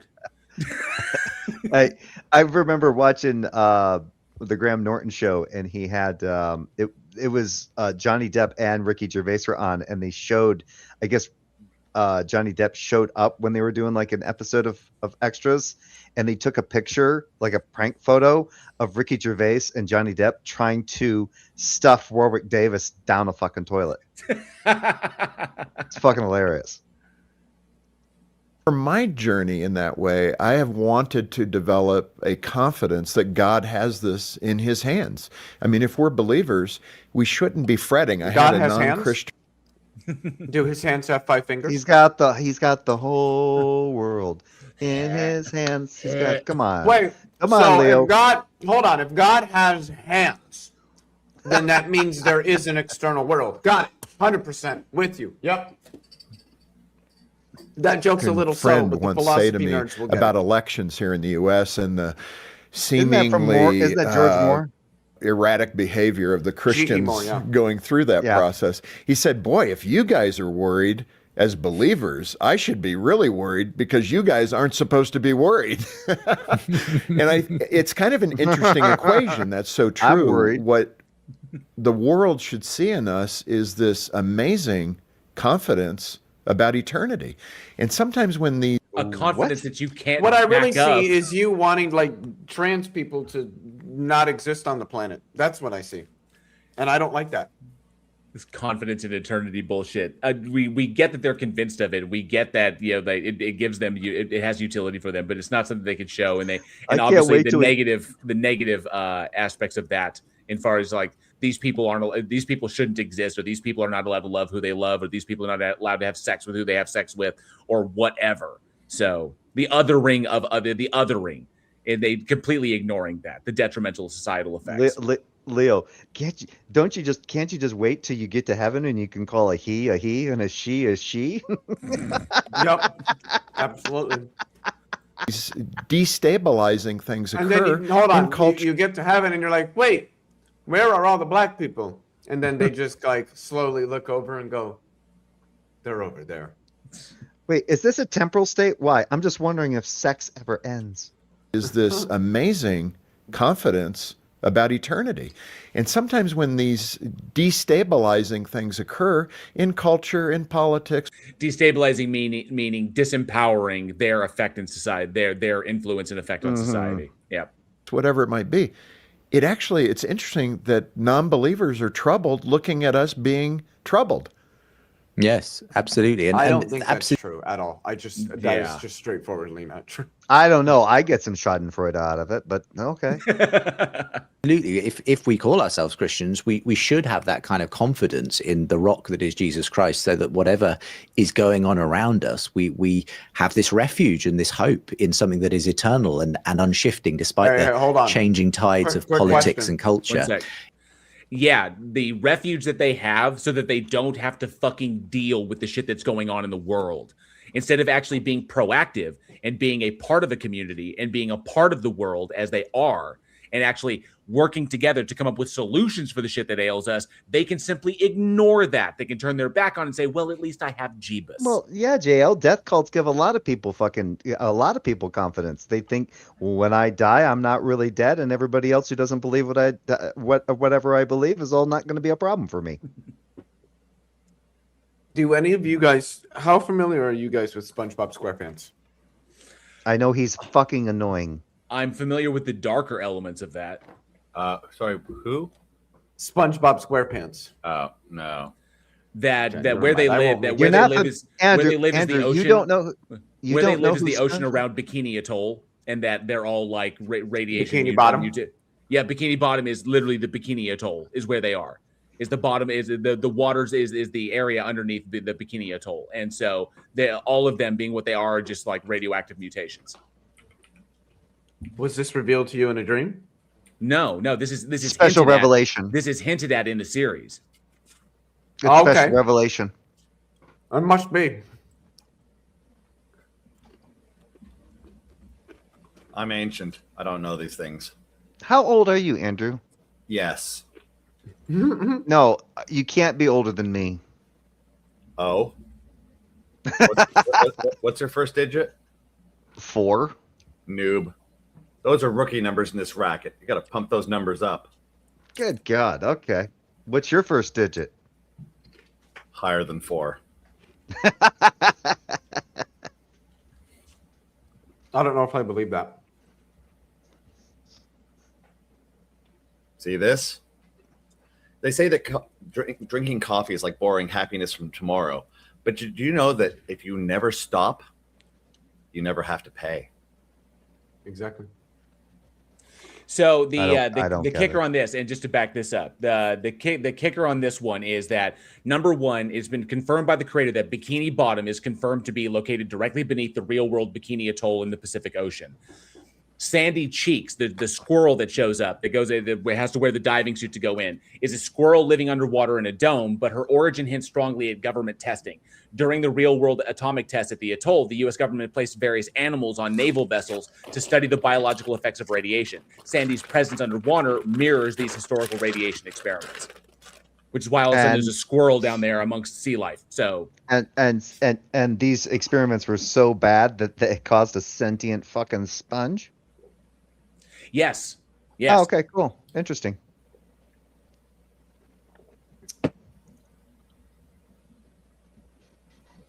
Interestingly, just to add to that, though, one of the reasons I'm seeing people taking Christianity seriously again, many secular people, I think it's precisely because of all the convulsions in our world at the moment and the instability. And very often when that happens, people are looking for something stable, something deep. But why would God allow all that to happen to begin with? Don't ask that shit, Leo. And wouldn't it be exactly what we would expect in a world where these things are entirely made up? As bad ideas become more obviously bad to more people, then the support systems that they offered obviously would begin to fall apart because they're not predicated on anything solid. It's all just made up fiction bullshit. And so people would look for something new. In secular humanism, we would posit the necessity of providing social systems or social support systems for people outside of these things, that there needs to be more money or more, I would say, more governmental backing into systems that do these things, that provide support systems for people beyond religion. Because obviously the reverse subsidization that religion enjoys, many other groups do not enjoy that. So yeah, I'm not real sure about secular humanist. I'm still on the fence about that. I mean, I wouldn't use the word secular humanism to describe myself. I would refer to myself as a dirtbag leftist. With roots. And that's one of the reasons I often hear of why people are, in fact, thinking about coming back to church. It's because they realize, well, politicians can't solve this stuff. Scientists can't solve this stuff. The sociologists can't solve this stuff. Yeah, they can. Maybe it's worth going back to the original story. Yes, they fucking absolutely can. Oh my God. They just don't want to. So they can. They don't want to. There's a difference there. But why, even if there are remaining questions to some kind of remaining like existential dread questions, all he's talking about is appealing to whatever answer that you can best give yourself to satisfy some existential dread, possibly. Emotional satisfaction. That's Jesus right. Christ. And good to see you, Primordial Puggles. Thanks so much for being here. Good afternoon to you. It's all about the sad. Seems to have grounded the West, and for that reason, although we don't like living in tumultuous, turbulent times, sometimes those are the kinds of times that God uses to actually draw people back to Himself. When has it ever not been tumultuous? Why make the whole world suffer immensely? To make why not just be like, hey, I'm right here. Just if you want. Suffering is needed to draw people into God and to strengthen their need and desire for God's love. To basically, because the suffering wears them down and it makes them desperate. It makes them vulnerable. It makes them desperate, and then they cling on to the one thing that literally doesn't have to be defended in any logical way because it just makes them feel good. It's all about defeat. Yeah, spending 3 hours at the gym. Yep. Leo, everybody knows that in Christianity, suffering is based. Spam points out it's not. They're arguing for a social club, not a religion. Yes, this is nothing but fifis is what this is. Because it makes me feel special. I'm sorry. The issue being is that all of the things that he pointed out, science, sociology, various other things, can point to explanations and can provide explanations but these are not necessarily going to be emotionally satisfactory. They're not going to tell a person what their purpose is or anything that is subjectively derived by the individual themselves. It's not going to be like science says this is why you should be doing what you are doing versus they're not going to go that route. Yeah, and JL, you brought up a really interesting term there, which is explanation, which when you have a conversation with a lot of Christians, and then you go, please explain how God is the creator of everything, they just kind of assert it. There's no actual explanation. None whatsoever. Like, you don't know what an explanation universe. Yep.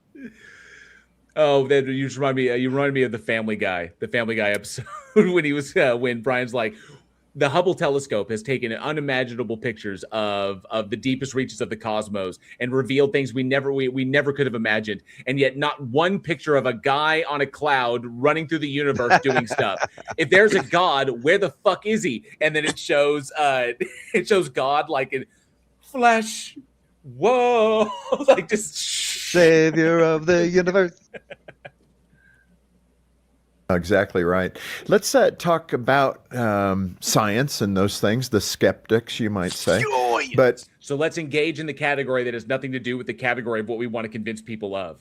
Okay, that'll does he ever have there. Wait, out of curiosity, does this guy ever have other people on to share in that big fucking desk that he has? I have no idea. Jesus wept, that thing is huge. That's a big fucking desk that is doing a whole lot of nothing. My wife's dining room table isn't that big. But guys, he's a boomer white dude. It makes him feel like he's a big man. All I see is a lot of waste of pledge right there. Fuck. Your dad, just to start that you think process he's the one there, cleaning that desk? Your dad was a scientist, correct? No. That's right. Yeah, I mean, so how did he, as a man of faith, I'm assuming that, but how did he come to those conclusions that all the science he was studying and talking about was congruent with his faith? Yeah, well, I was really fortunate to grow up. He asked him, if you listen, but he asked him. Sorry, I was reading something on the Focus on the Family on their website. I was trying to figure out. Justin Brierley's dad is apparently a science. They have not said what field he worked in, but he just said. He just asked him, "How did your dad reconcile his scientific understanding with belief?" Then he goes, "He was a social worker." Fuck you. Up in a high. was congruent with his. I'm assuming that, but how did he come to those conclusions that all the science he was studying and talking about was congruent with his faith? Yeah, well, I was really fortunate to grow up in a home where faith was absolutely a part of family life, but absolutely there was an openness to the intellect, to scientific inquiry. As you say, my dad was a biochemist, but by background. And so we often had conversations as I was growing up about the interaction of science and faith. And he was someone who just never saw a conflict between the two. That was increasingly being sort of put out there by the new atheists at the time where I was going into my late teens and early 20s. But actually, it was really helpful having my dad, who was grounded in science, to say, well, actually, when I look at the world, at biology, at physics, I actually see this extraordinary amount of coherence that seems to point beyond itself towards some kind of creative intelligence. Oh, Jesus. No, which We is hear that all obviously the time, but we're never given the inference that like warrants acceptance of that. Exactly. is Thank the you, hill Leo. they have to climb over that is intention, isn't it? Mm-hmm. I mean, I would say Or just, so, or yeah. just, Like, Yeah. or and just the relationship between, because essentially he's saying there's these products, and then there's this producer, and then going, how did you get the producer from these products? What examples do you have of that particular producer being necessary for those products? There's one more level though. This isn't Brierley's position. He's talking about what his father said. Yes, Now exactly. we're onto a level of hearsay attached to that. We're like an extra level of. Well, I mean, Yeah, to be fair, I mean, I remember, because like my dad's still a Christian, and I remember my parents coming out here to California to visit us for like the first time, and we were up late, and I started kind of like, my dad and I kind of got on a little bit of a theological conversation, and I started asking him just like very carefully some probing questions. He got frustrated very quickly. It works when you don't question it. Yeah, I was like, so, I you know, said, wait, working I said, you're in getting upset, Dad. Let's just stop.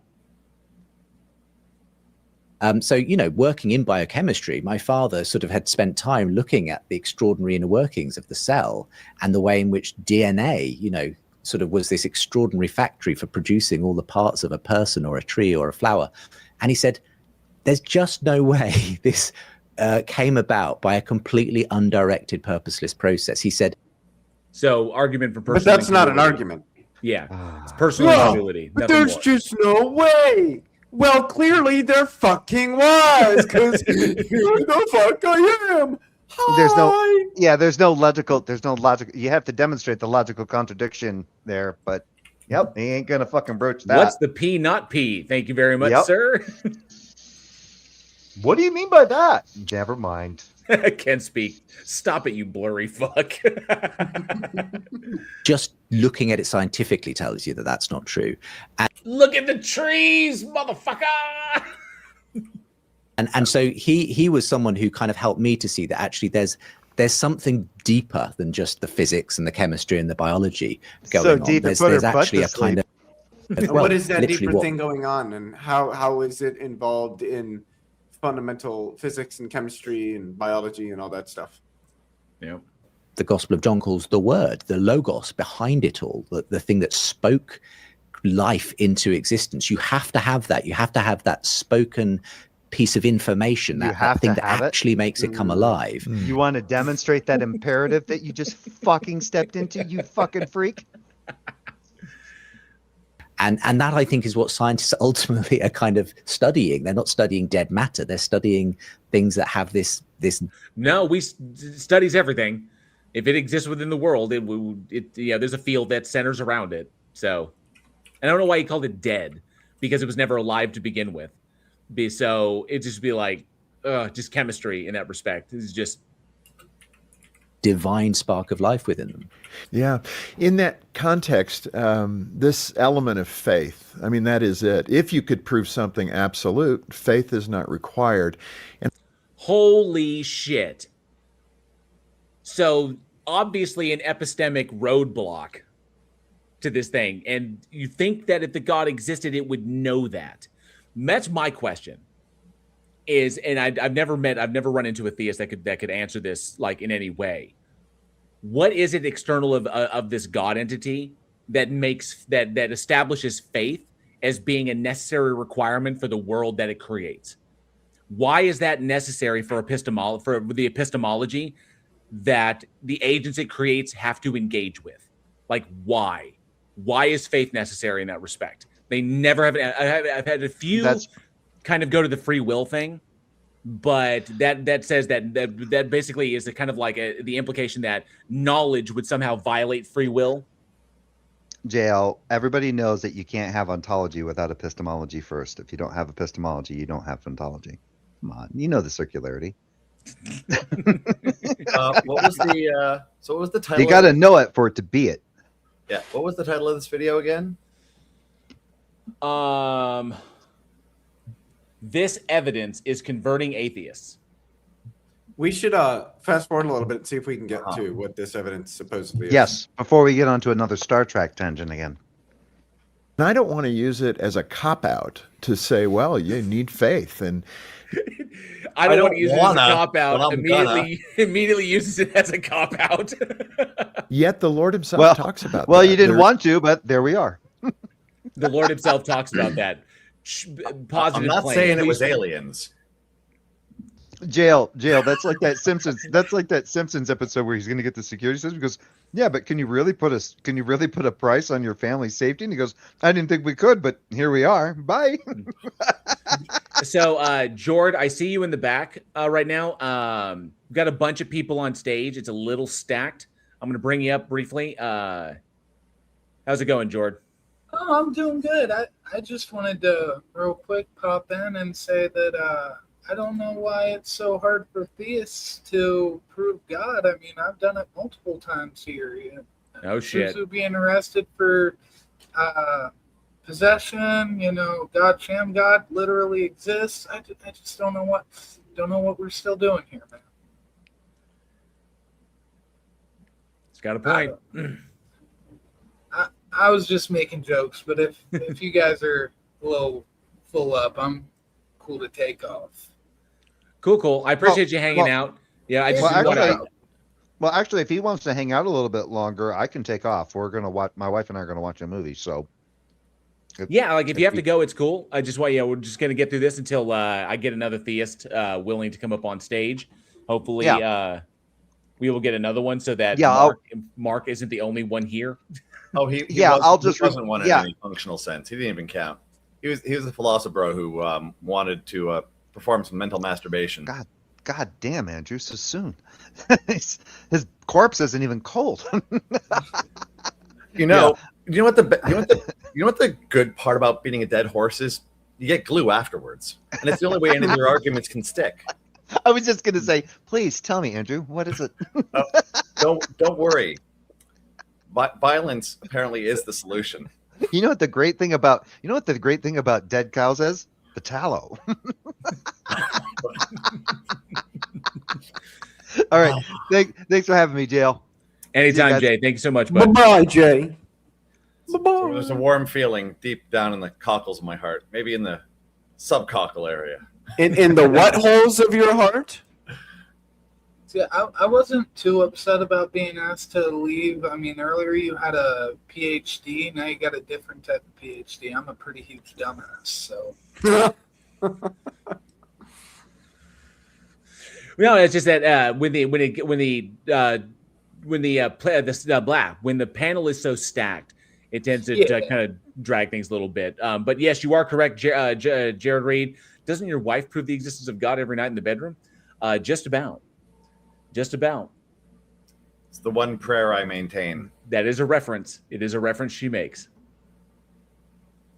There's an element there that God seems to have set the trap to say, I'm going to get you so far with knowing the universe because I designed it, I created it, it's knowable, but you're still going to come up short on the diving board. You have to take that step, that plunge into something you don't understand. And I get why? Brought to you by our sponsor, Unforced Errors. I don't have to take that leap.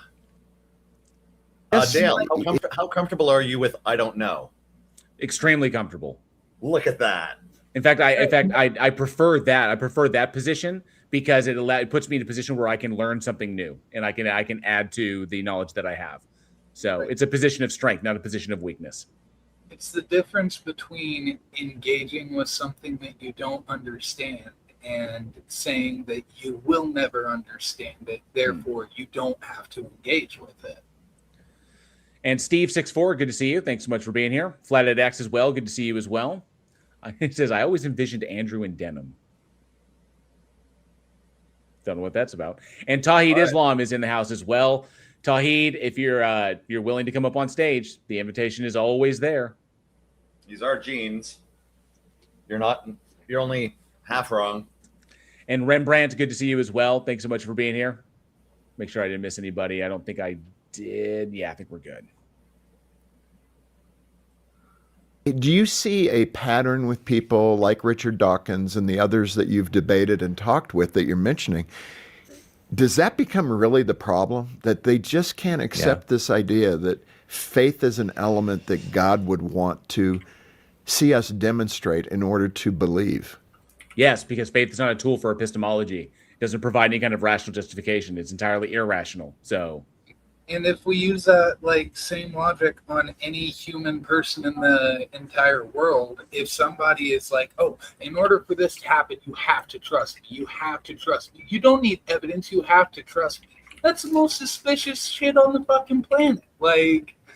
If somebody's telling me how much that I need to trust them, that makes me not trust you. Oh, Tawhid Islam? We can't see them with our naked, limited eyes. If we could see them, everyone would have believed in Allah. Then there would be no point of the test. There's no point of the test anyway, because you already state that you already believe that Allah already knows everything and is omniscient. So there's no point to the test. Okay? There's no point to test humans.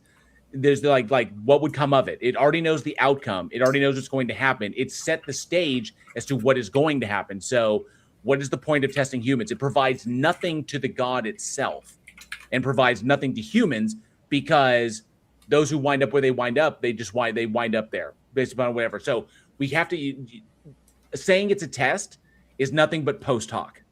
It's trying to come up with a reason as to why things are the way they are. And the test idea is a reconciliation of issues that exist in Christianity. So the logical problem of evil and shit like that. It's a test. We're being tested. No, there's no point to it. There's no point to a test for an omniscient, omnipotent entity to test shit. Why would it need to? What is governing this? What rule exists beyond this thing in a substrate that demands that whatever the thing it creates, that the agents that this thing creates must be tested? It's completely arbitrary. So, and for lack of a better term, to kind of invoke Tony here, completely masturbatory. There. Then the test is pointless. What do we need to be tested for? What says that what is the substrate that dictates to the agent, to Allah, that says that the agents you create must be tested? Why? What is the purpose? Whatever outcome it wants, it can make. So what's the issue here? You don't have an answer for that.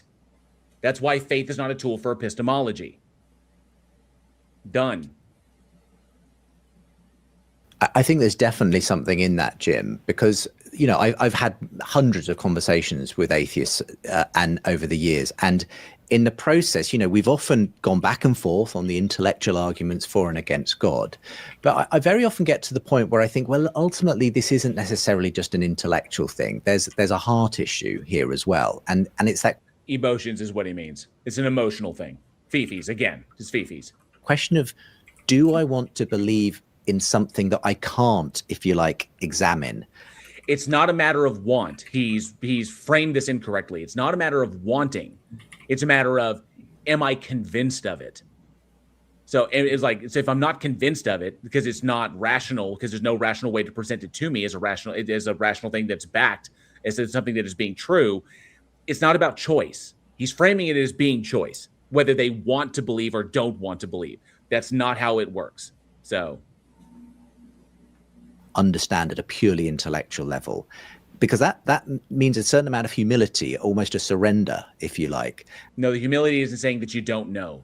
acknowledging that you are convinced of it, but you don't actually know if it's the case. That's the humility. Not saying that it's true when you have no way to show that it is the case.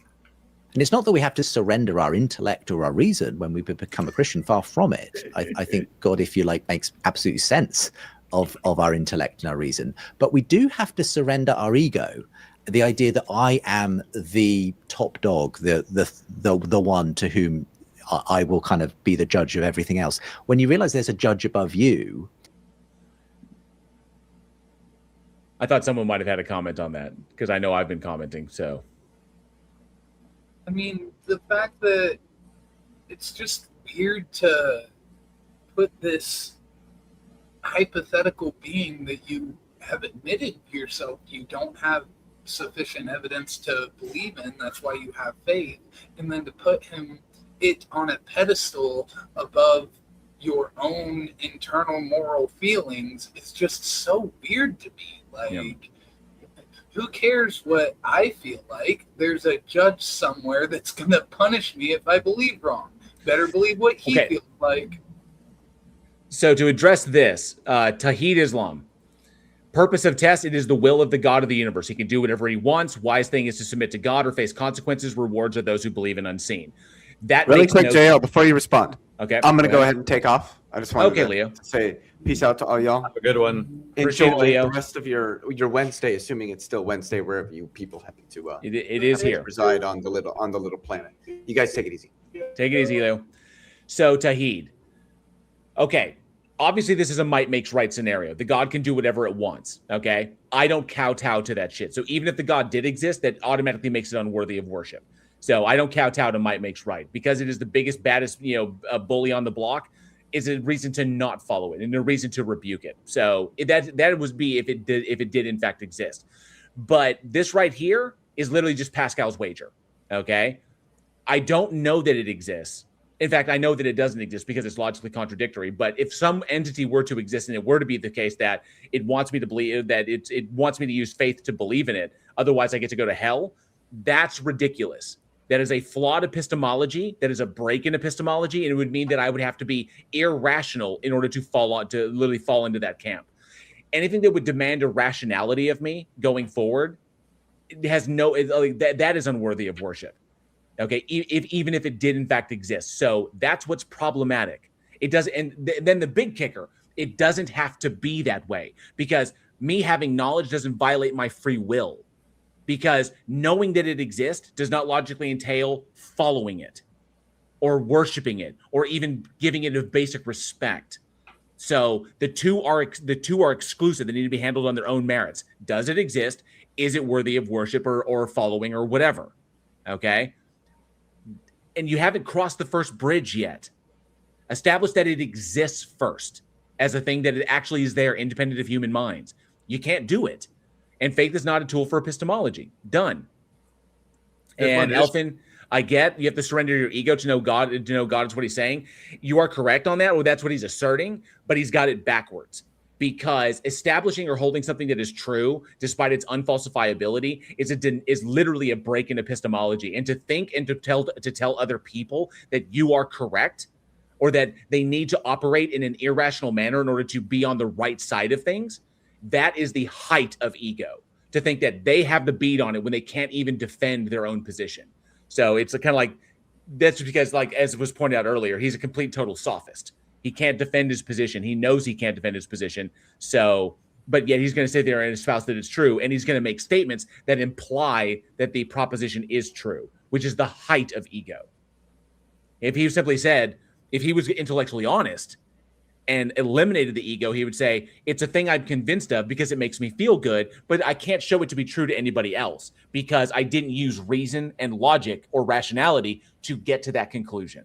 That would be humility, to recognize the weakness in his own position while acknowledging that he's holding it for the reasons that he does.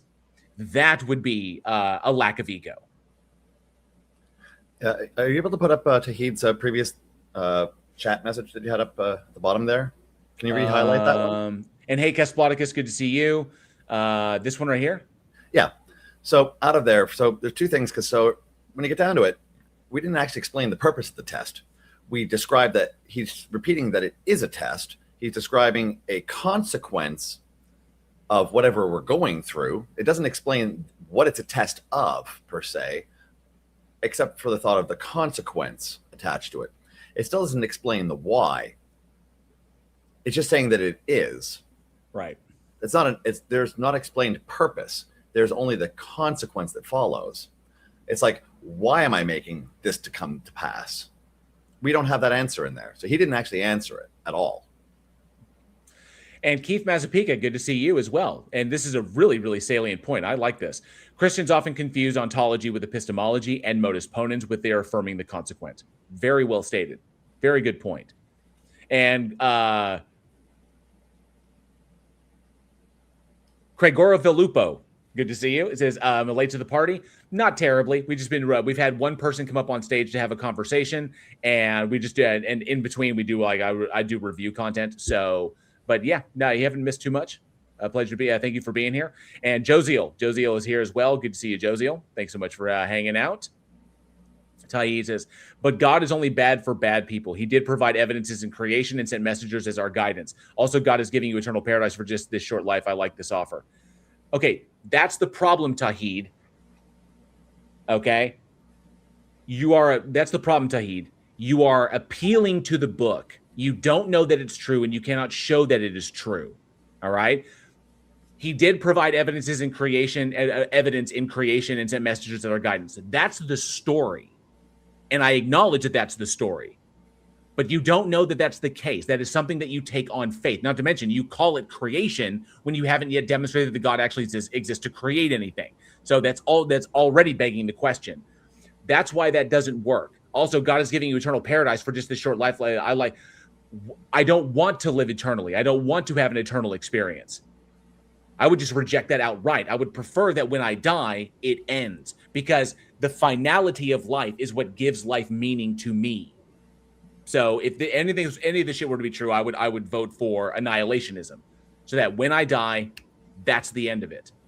Because the finality of that is what gives this 70 to 80 years I may be on this planet actual value. Because it's once, it doesn't repeat for me. JL will never return, and that will be the end of it. The same for all my loved ones. And it literally is the impetus we have to maximize the time that we have with people, because when they're gone, they're gone. So literally get out of life what you can, make the best of what you have. Literally maximize the time that you have with people, with your loved ones, because when they're gone, they're gone. You're not going to see them again. So instead of whining about how, I don't like the idea that I'm not going to see him again. No, get off your ass, get out in the world, and maximize the time that you have, so that when you die, you can say, I lived a full life, and die in the comfort that you did. Sorry, I got a little, look at that. Yeah. Hayden Wealthy, yeah, Pascal's wager at best. And Async Network, good to see you. Thanks so much for being here. And yes, well, from Brittany is here. Good to see you, Brittany. Thanks so much for hanging out. Got an influx of people. See, Dallas, jail will return. I want jail for eternity. Oh, you don't want no, you don't want me for eternity. I'll be here as long as I can, though. But I appreciate it, see, Dallas. Good to see you. Thanks so much for being here. And thank you, Spam. I appreciate that. And that you will never fully be able to understand or grasp. That requires a certain amount of humility. And I think that is where a number of the atheists I've engaged do struggle, because they don't want the universe to be like that. They want to be at the top of the pecking order. No, he's ascribing, there was I can't remember who the atheist was who said that he wanted everyone to be atheists, and he didn't want there to be a God. There was an atheist who said that. I can't remember whose name it was. But that doesn't represent all atheists. No. Oh, great. Gretchen, thank you so much. Oh, good, Gretchen. Good to see you. And having to say, no, you are God and I am not God. That's something different than intellect. That we're not saying that we are gods. We're not saying that. I think this is that apologist trope of saying that people need to have gods in their life or their existence, which is fucking silly. I gotta refresh. Yeah, there we go. Yeah, and Justin was just referencing Thomas Nagel. Nagel, that was it. Yeah. okay, for some reason the name escaped me there for a moment. That's a spiritual issue at its core. Yeah, some of it's just humorous observation sometimes. I have a friend who's a Christian. He said, with atheists, it's amazing they don't believe in God, but they spend a lot of time talking about him. Yeah, I don't. We just hit two tropes back to back. I don't believe that Spider-Man exists, but God, I talk about him a lot. So fuck, he must exist, right?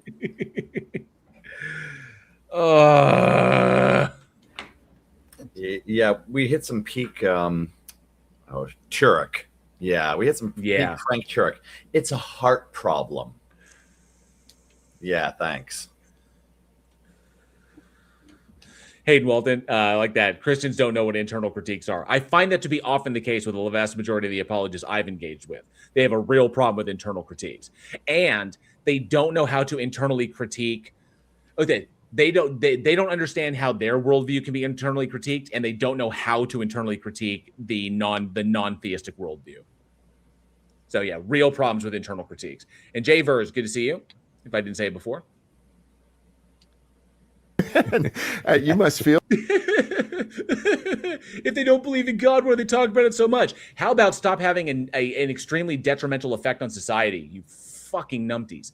Literally, stop running around telling people that they can't love who they are in love with, that they can't have sex with who they want to have sex with, that consenting adults can't do what they want to do in the privacy of their own homes. Stop trying to control everybody's fucking lives and legislate to like literally support your own position over everybody else's. How about do that? And we'll probably keep it to your fucking self, and maybe we'll stop talking about it. How about we got takers in Discord, by the way. We do. Yeah, pop in. I don't know. I wasn't even saying anything. How's it going, y'all? Oh, I'm on push to talk. How's it going, everybody? Big Dog. We're good. We're doing a live stream right now over on YouTube. If you're interested in coming up on stage, the link for the live stream is in the side chat.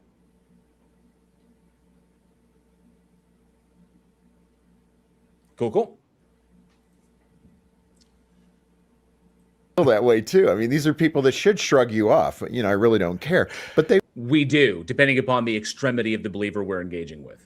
To their credit, they want to engage you. But I do notice a lot of atheists are very vigorous about talking God down. Yes, as one friend put it. It's not talking it down if we're doing an internal critique. Oh, thank you. So what was it? Hayden brought that up. It's not talking down. It's like literally taking it to its logical conclusion. Okay. We're going to examine the claims you make about it. So Josiel says, I have a direct tether to an infallible being that is all powerful, all good, and all revealing. And atheists are the ones with an ego. Exactly, Josiel. Good point. Excellent point.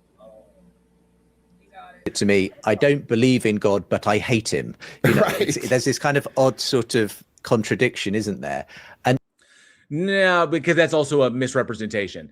It's not about hating the God. We can dislike the concept, but moreover, it's about hating what the concept inspires in other people and how they act. So like how they act in society. That's the problem. And that's been a problem since fucking Rome. Okay. That was the problem. It wasn't that the Romans said X about Jesus or X about the Yahweh or whatever about the Jews or whatever. It wasn't that. It wasn't like, the Senate, like, it wasn't like the fucking Senate. It was like, Yahweh is evil and blah. I'm talking like this. No, they didn't give a shit. It was their behavior in society was the problem. And this has been reported ever since like the 2nd century when individuals like Celsus were pointing this out. Okay. It's not the God concept. It's your fucking behavior. It's how you act around people. That's the problem. And thank you so much, Primordial Puggles, for 100 Australian. You rock, extremely generous. Thank you so much. Thank you so very much for that. Really helps to keep this channel motoring along. To quote some Professor Plink there. So you rock, Professor. Thank you so much. Also, if I could really quick, I mentioned Spider-Man earlier, but he said like you don't believe in God, but you hate him or something like that, something along those lines. And I'm just like, I also hate Homelander. I also hate Hans Landa. Like, you show me any big bad evil person from a at least recently written property, and I'm going to not like him. Does that make him real?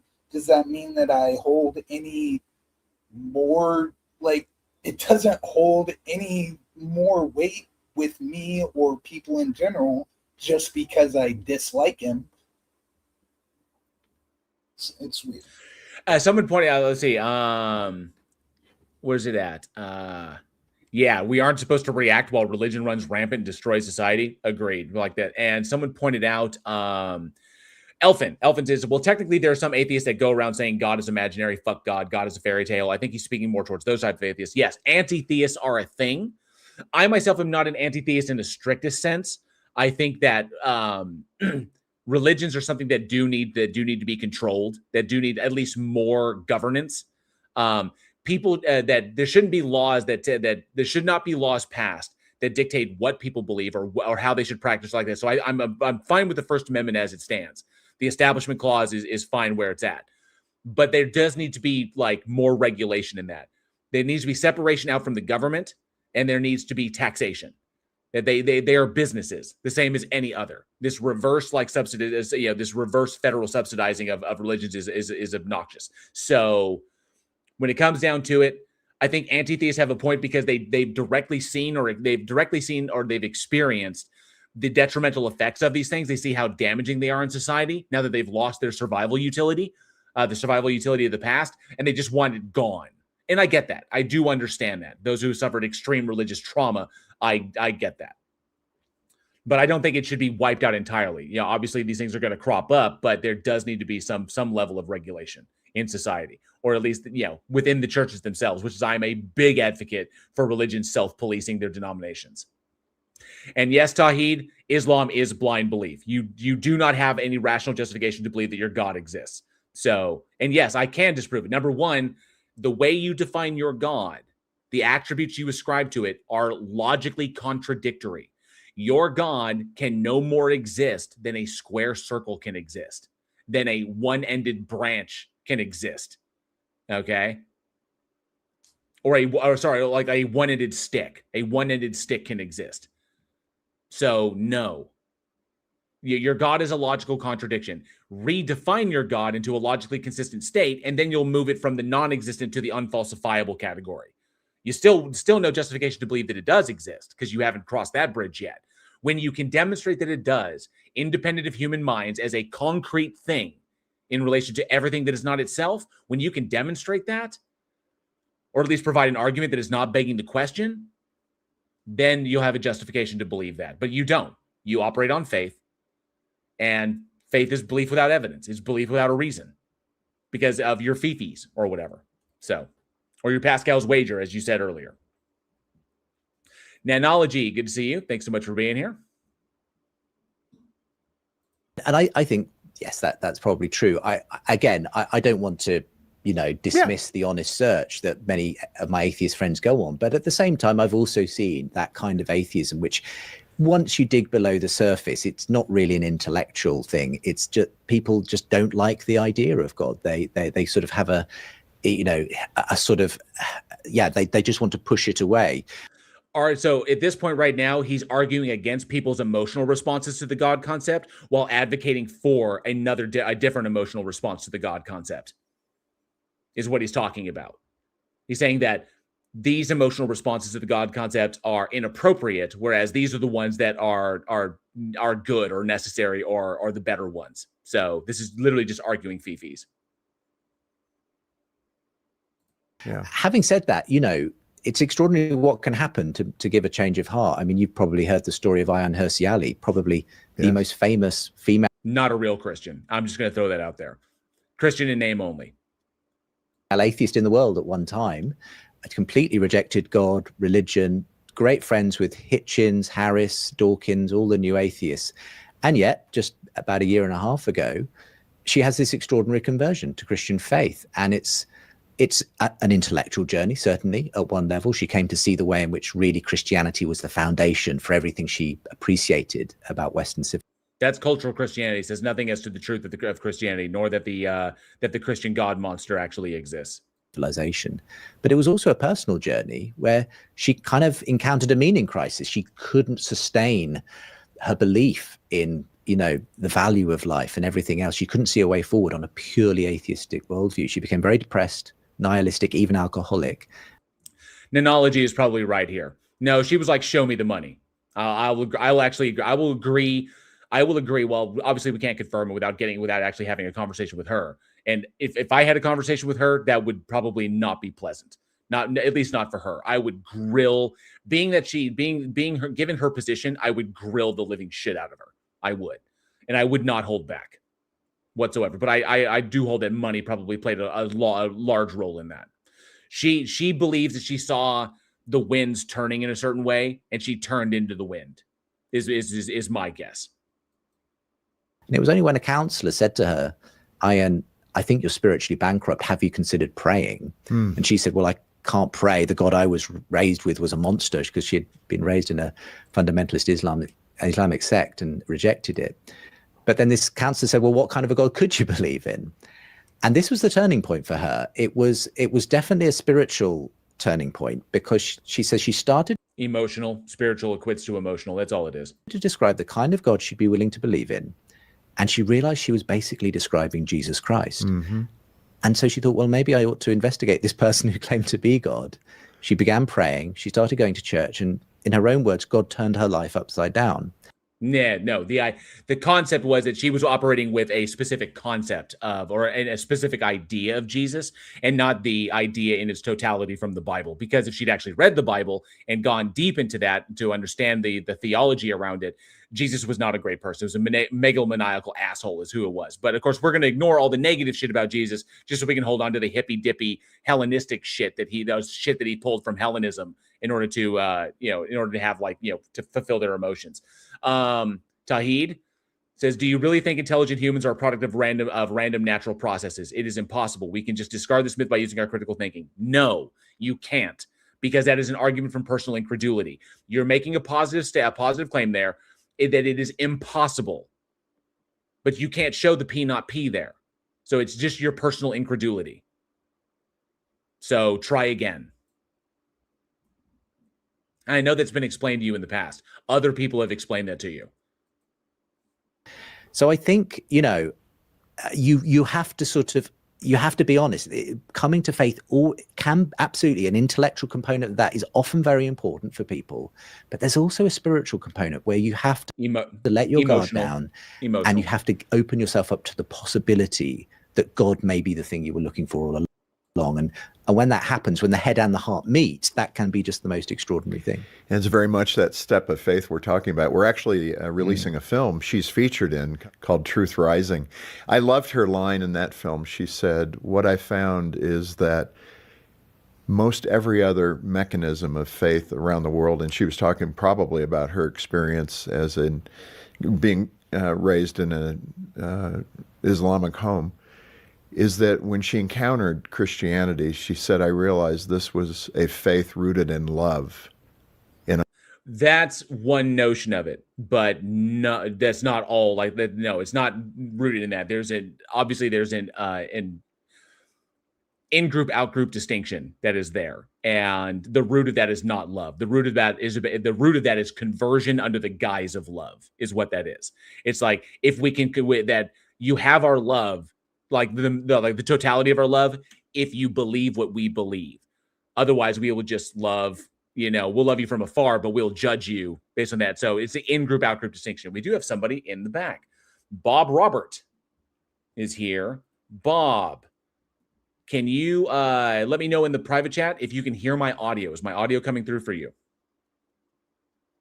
Awesome. He can hear us. And real quick, you do not have to be on camera to be on the stage, but can you flip your camera on just to make sure that there's something there? It's just for the, just make sure we don't get P-bombed or anything like that, just so we know we're talking to a person. Cool. You don't have to be on camera.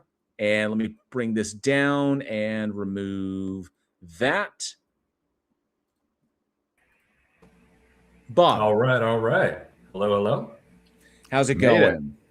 All right. It's going good. How are you guys doing today? Doing good. what do you got for us today? Well, I was watching the show a little bit. It seems like this is a you guys are all atheists here, just kind of talking about atheist things, right? Not pretty much. Exactly. Yeah, Marvel, pop folks. Yeah, just like I have a few prompts on the screen. If people find those interesting, those are them right now. But if there's something else that you were curious about, or had questions, or if you have a evidence or an argument to present, if you do you believe in any kind of a God thing, or? Absolutely. Okay. I think that there's there absolutely has to be a beginning, a singularity event that happened before everything happened, something that has always been or is outside of our conception of time, or some other entity or force that causes the world to work the way it does, to evolve the way it has. The cultures, the landscape, everything is too distinct, too punctual. It's chaotic, but I feel like if it were real chaos, you get into a car accident every time you turned around the road. It feels like organized chaos to me. So, okay. So other than something, other than a concept that kind of like that meets your emotional satisfaction, like how would we know that that's true? I'm sorry. You're saying outside of the utility it has for you as like meeting your emotional it's emotionally satisfactory to you, the concept. I would rather argue the opposite. It's not emotionally satisfactory. It'd be much nicer of a thought to think that once we die it's just nothing. It's a lot worse actually to think that you might actually be judged for the things that you think about other people and do to other people, especially if you're not that good of a person, which I'm really not. So it's like, is it comfortable to me that there's a God? No. Would I rather he not exist? I don't even want to dare say that, because, dude, what if I got to talk to him one day? I don't know. Well, it kind of depends upon the God. Which one are you invoking? Probably invoking the Christian God, Yahweh. Oh, because I can say that the Christian God doesn't exist because it can't exist, because it's analytically a logical contradiction. There could be some like unfalsifiable God there are unfalsifiable God concepts that are logically possible. They could exist, but if you were a pawn in a chess game, would you be applying chess rules to the human operating you? No, you can't apply human logic to an otherworldly supernatural entity of which we have no fathomable knowledge of. How is that not an appeal to mystery? Appeal to mystery? I'm not going to. I really don't know the debate terms. I'd rather just talk like a human being. It's not a debate term. It's like when you say that there's a justification, but the justification is fundamentally like outside of our realm of comprehension. That's what an appeal to mystery is. You're just basically saying my position is justified, but there is no way that I could describe why it's justified, but it is justified. But like I said, I see where you're coming from, because I thought that you were trying to understand where I was coming from. I didn't know we were jumping into a debate, but. Absolutely. Well, no. I'm just asking, how is that not? How is that not? I was like, how? No, I get it.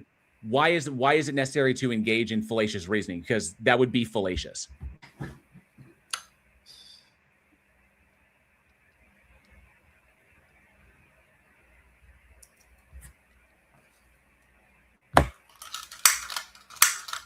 Still got you there, or? Huh? Because that is a logical fallacy. You weren't done talking. No, I was. The appeal to the appeal to mystery, the appeal to magic and mystery, would be a fallacy. Why would the fallacy be necessary? Because it's kind of antithetical to how we reason.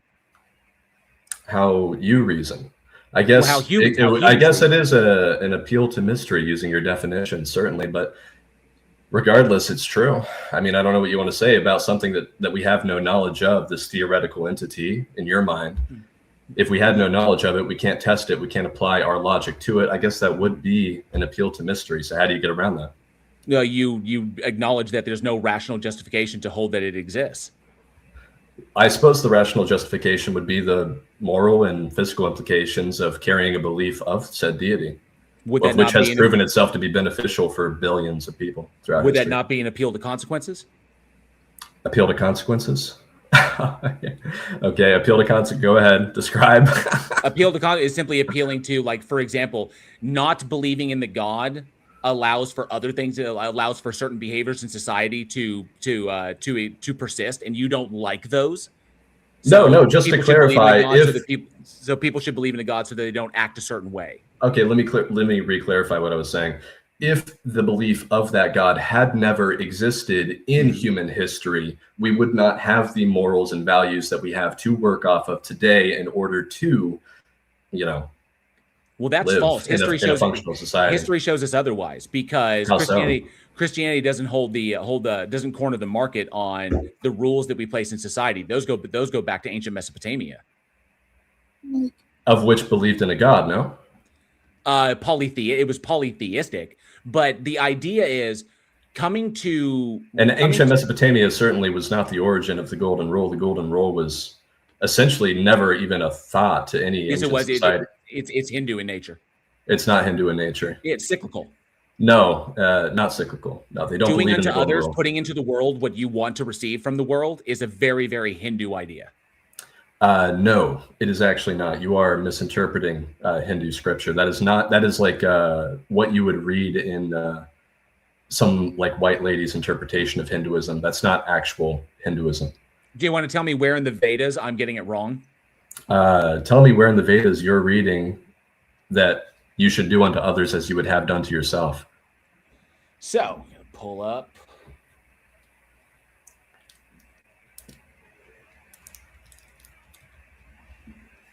Also, can I just, while Jail's doing that, mention the fact that treating others how you want to be treated isn't like a fucking nuclear code that, It kind of is, though. It kind of is, though.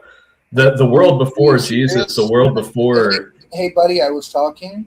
Wait till I'm done talking. Okay. No, go ahead. Because what I was saying was, when I was a small child, I remember I punched my little sister in the face, and my little sister cried. And I remembered that when my big brother punched me in the face, that didn't feel very good, and it made me want to cry. So maybe I shouldn't punch my little sister in the face because it hurts. So I've got it here for you in the Mahabharata. The Mahabharata, specifically in the Anusasana Parva, or the Book of Instructions, chapter 113, verse 8. Specifically, this is the sum of duty: do not do to others what would cause pain if done to you. Mahabharata 5:15-17. That's fantastic, but I don't really see them doing that. I would say the idea didn't corner with Christianity. It's not an original idea. A lot of the stuff that Jesus was talking about. See, this is the. Oh my gosh, I'm not going to talk about the history of Jesus with you, dude. I understand this mode of logic that you're following. I understand that this is a room of three people that will never accept anything that I have to say. No, I will if you can provide evidence. Evidence is not something that I deal with as a 24-year-old believer. I'm not I've not been studying this for like 50 years, debating Christians, trying to own them online for all my life. Good God. It's not trying to own them. It's providing an opportunity to provide the rational justification for why you believe it. For Allah, 1 Peter 3:15. I'm kind of curious because you kind of alluded that this wasn't covered in the Vedas. We showed that it was. And you still think you just got the market cornered. I'm kind of wondering how that works. No, I don't care that I got that wrong. I'm not familiar with the Vedas at all. Oh, okay. And I'm sure that, the Golden Rule has been established in some other societies, but I don't see it as successfully carried out as in the Christian doctrine as it has.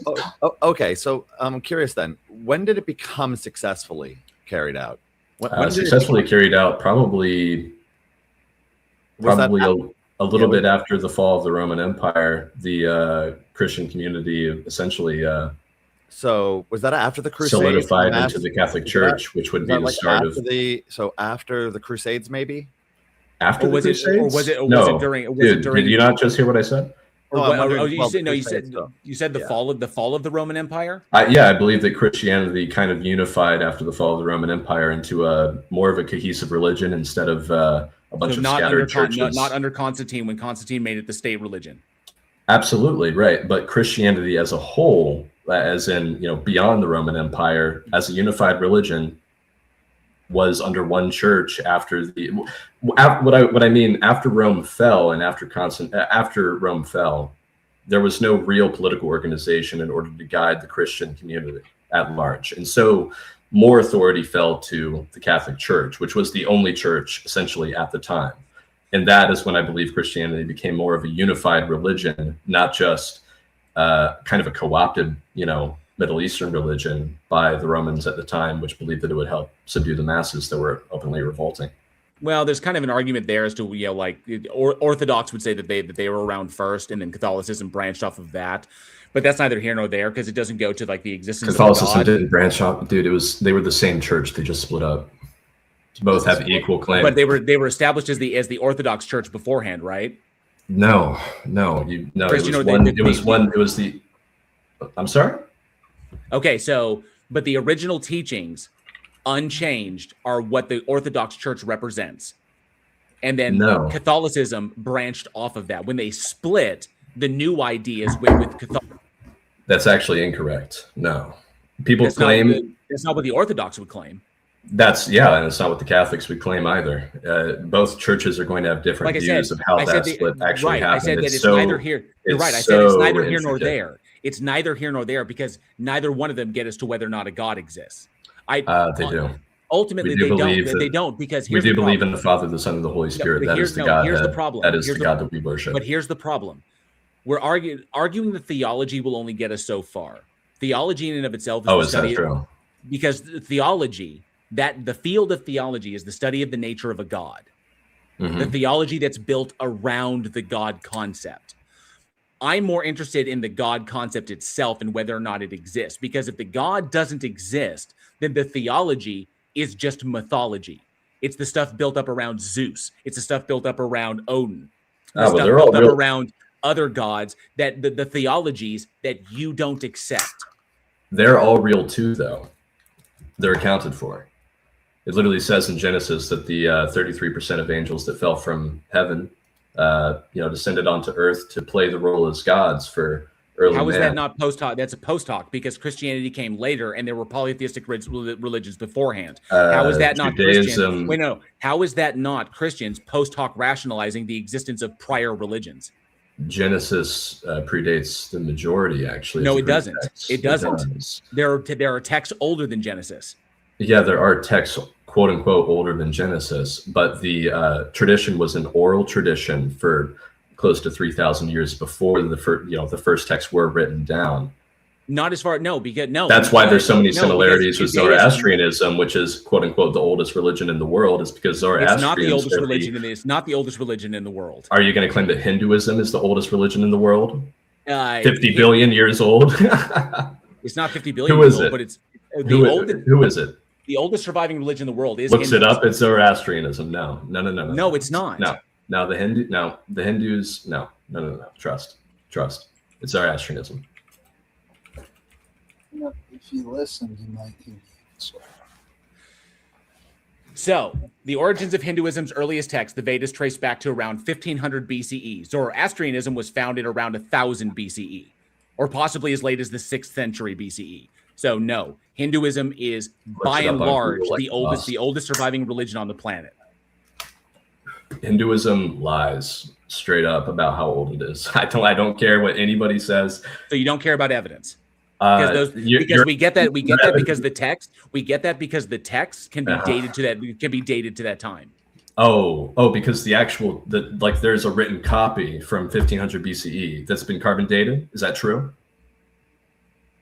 We find No, hold up. They wouldn't be written records. There's other ways. Hold up, Bob. There's other ways of conveying information. Do you think the information that we had regarding Cyrus the Great? So the fact that I just brought up that Judaism and therefore Zoroastrianism, its when you carve things into an stone, oral tradition. When you carve things into stone, it lasts longer than things written on pages or written on papyrus. So these things are older, but these manuscripts are older. Yeah, a quick extra item to put on the table is to take a look at the Egyptian pantheon, where they've got stuff going back apparently around 3000 BCE. So I think we're starting to rack up some high score. But all that aside, I do want to doing some quick research. I want to get back to where you were and the trying to say about Mesopotamians and the Akkadian and the Akkadians. These things are all older. That the whole point is that we can see via the evidence that Christianity is just one in a long chain of various. I'm getting that the earliest Mesopotamian texts, of which, you know, from Sumer, etc., from which our Astraeanism and the surrounding religions that were built off of, are coming from 32 to 2000 BCE. The most recent Vedic texts were 1500 to 500 BCE. The oldest known is Rig Veda. Some scholars push it to 1700 BCE, is roughly 15 to 1200 BCE. That's the oldest Vedic text that we can verify. Are you reading Indian sources, my friend? Because that's what I mean. It's they lie, dude. Well, I've just kind of covered the Egyptian angle. So let's just leave that aside, because like as soon as I rack up like 3000 BCE, we're starting to get a high score here.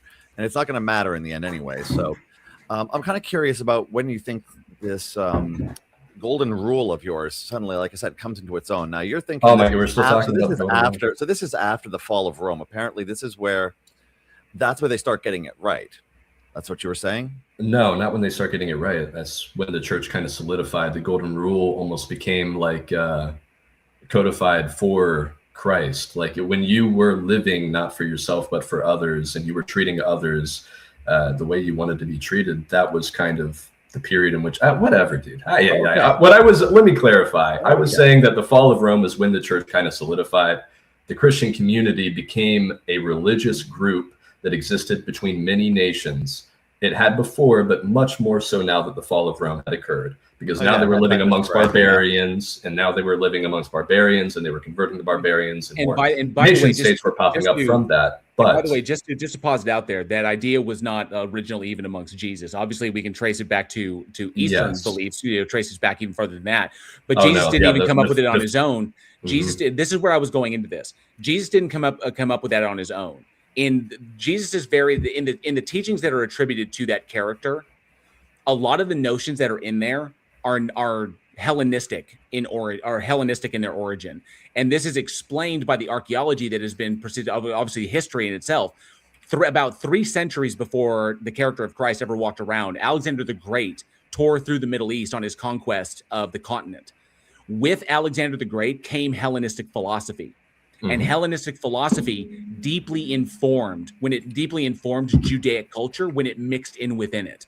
The ideas that Jesus espoused, especially in the Sermon on the Mount, are extremely Hellenistic in nature, particularly Hellenistic Stoicism. So those ideas come from ancient Greece. So what we can see, historically speaking, is that human beings being non sequitur. It's not a non sequitur. I'm giving you the evidence on this. I don't know what non sequitur means. I was just saying it. Go ahead. So we see from the evidence, and exactly what we would expect to see, that human beings as a social species, when trying to derive rules for society and how we should treat one another and how we should behave within society, because we are a social species with empathy, we tend to come up with variations of the same kinds of ideas. We saw that idea pop up in ancient China. We saw the idea pop up in ancient India. We see the idea pop up in ancient Greece. You're getting into something. You're getting into something, yeah. No, it's humans coming up with the same ideas because we are the same species and our brains work pretty much the same way. So given how we reason about things, and that empathy is a prevailing attribute of human beings, of Homo sapiens, it's exactly what we would expect to see. Is that we come up with things independently. Allow me to speak for a moment. The reason why humans across different societies and cultures can seemingly come up with the same ideas around the same times is because once an idea has appeared in one human mind, the psychic web of which we are all connected through the seed of Adam triggers, and the idea spreads to other minds. So you're thinking about it all wrong. Can you demonstrate the existence of the psychic web? Yeah, actually, the whatchamacallit comic, it was Dennis the Menace, was published on the same date. The cartoonist had the same idea. 2 different cartoonists, one in England, one in America, on the same idea, took a sketch of a comic called Dennis the Menace and sent it into the newspaper for publishing. And I believe it was also published for the first edition on the same day as well. man, and Olympus has fallen, and White House down came out within a month. Frankly, there's too many things like that actually that it could be a coincidence. There's too many coincidences. If there's too many coincidences, there's a pattern. Or it's just people coming up with the same ideas, and it does happen, and it's the existence of coincidences. And but if you were to like mathematically calculate it, it would not be physically. Speaking at this point. Whoa, literally, no. Given the number of people on the planet, the number of people that don't come up with ideas, it's not mathematically improbable. In fact, it's almost guaranteed. The fact that they happen at the same time is not evidence of anything more than a coincidence, and your incredulity is irrelevant. Hey, listen, I don't appreciate the big words, mister. And I think I'm getting to Andrew. I see him; his brain's churning. I see his mind. Andrew's dealing with something. Andrew's dealing with stuff on another screen. I'm still waiting for the correction here to find out exactly when Christianity really came into its own. It's like you're now just thinking of that concurrency the concurrency you're whining about right now. That's not all at the same time. I thought that's nowhere near at the same time. Like if you take a look at when the Code of Hammurabi was around, with 500 BCE, in the 500s roughly, that idea of like, hey, let's not fuck each other over, is kind of like the most basic shit you can come up with. Yeah, that's in no shit Sherlock territory. But I kind of wonder exactly where Christianity starts getting credit for shit. So you think Christianity starts getting credit for stuff somewhere after the fall of Rome? So we're talking, because that's when we're talking Istanbul, right? We're talking when Constantinople fell, like near the Dark Ages, like kind of around there. Back the time when the Black Plague was running riot, and it basically was I going to talk, or were you? Basically, the time when the Black Plague was running riot and split the Roman Empire into two sections: the Western Roman Empire and the Byzantine Empire. Go ahead. Oh, okay. Go ahead. Yeah, no. After the fall of Western Rome, and then after the fall of okay. I'm sorry. Okay, so I just want to confirm. So I just want to confirm the nature of like what we're considering to be the good Christianity. Like this is I love how hostile when the golden rule takes force, right? So I guess we're still cool with slavery, right? Everybody was cool with slavery, unfortunately. Yeah, it was just kind of how it was. So this love your neighbor, this all equality thing includes slavery, right? Yeah, well, Christianity, hey, we at least said treat your slaves well. Okay. No, apparently you get to beat them with an inch of their lives, as long as they don't die immediately. If they die tomorrow or a day or two later, that's fine. You can beat the living shit out of them up until that point, though. Yeah, there were different rules for Jews. The people who were not Jews, Gentiles who were in slavery, were pretty much at the whims of their masters. Thank God that Jesus Christ came and nullified those laws. Jesus did not nullify those. Jesus said, he fulfilled them. He fulfilled them. Exactly. So Jesus did not nullify anything. Oh yeah. He fulfilled them. Please show us. And so we are justified through faith. Not a jot or a tittle. And so we are justified through faith. Okay, hold up. This is where I want to go. We finally got to a point where I want to. Okay, no. I'd like to listen. So we're gonna hold on to a second there, Bob, because I have a couple of things I have to do. I have some housekeeping stuff I have to do. Singer Soul for $4.99. No. What is Singer this? Soul for $4.99 points out, if this thing is beyond our comprehension and understanding, then you are necessarily making shit up, dude. Agreed. I agree with what Singer Soul says right there. And Hayden Walton says for $5 Christianity is peak plagiarism. Agree with that. Like the New Testament is pretty much fan fiction in that respect. So because it's literally just Paul. The vast majority of it is Paul just making shit up. So you brought up faith. Do you believe that faith is a tool for epistemology? No, I would really like to not have three arguments stacked on top of each other and then presented and then be continually attacked with those after presenting the objections. I'm good with you showing us where Jesus is against slavery. Oh my dude. Yeah. You were going to go there. So yeah. Where did Jesus say don't own people's property? I'm not familiar with that verse. Dude, that's like asking me, where Confucius say, no, you're saying he did. You're saying he did. So we're asking you to back it up now. Though. I didn't say Jesus never said no. So this is a concession that Jesus did not advocate against slavery. Oh my gosh. I say one thing, you say, so you're saying Jesus said never to own slaves. Oh, you can't show me where that is? Well, then Jesus was pro-slavery. What the fuck are you guys on? You want to talk about all these ad hoc? You want to talk about all of your argumentative tactics? Slavery is bad. I'm tired of talking to you people. Is slavery totally disingenuous. Is slavery good if you or watch bad them, here? God help you. Bye. Bye. Yeah. I've never seen somebody rage quit over such like benign question. It's really easy. It's like when you want to start taking credit, and it's like, does this really go into effect? Like, when does it become good enough to be real now? And like now, it only becomes successful after other stuff just coincidentally happens. And by the way, that coincidental stuff apparently took thousands of years. It took almost 2,000 years to get rid of slavery in America, following Jesus. Goodness, and like the almost whole idea of like years. But don't worry, they got it right eventually. Slavery of antebellum South, the slavery laws of antebellum South were literally taken like word for almost verbatim from the Bible. So I don't know. I maybe he doesn't he already said, and somebody pointed out that he was like, he doesn't care about evidence. He doesn't care about any of this shit. And I wanted to get into like, I wanted to start like just, like deconstructing faith and why faith doesn't work. Yeah. I think I don't even bother at that point. That's you don't care about evidence. More do I care about fifis. I like what Craig says here. Oh no, please don't stack argument on me when all words I say are wrong and needs to be addressed. That's unfair to my lack of mental skills. Yeah. And yes, I believe he was triggered. Yeah. Trigger me, Timbers. I think the best showcase of that entire argument was I don't rely on evidence. 24 years. Jeremy. Oh goodness. Oh, JL. Oh goodness. You just performed domestic terrorism. Yes, I did. That was domestic terrorism right there. He looked scared. He did run. And Spam does point out, sorry, Andrew, but slavery is still legal in the U.S. Yes, because per what it says in the Constitution, prisoners are effectively slaves. People in custody are effectively slaves.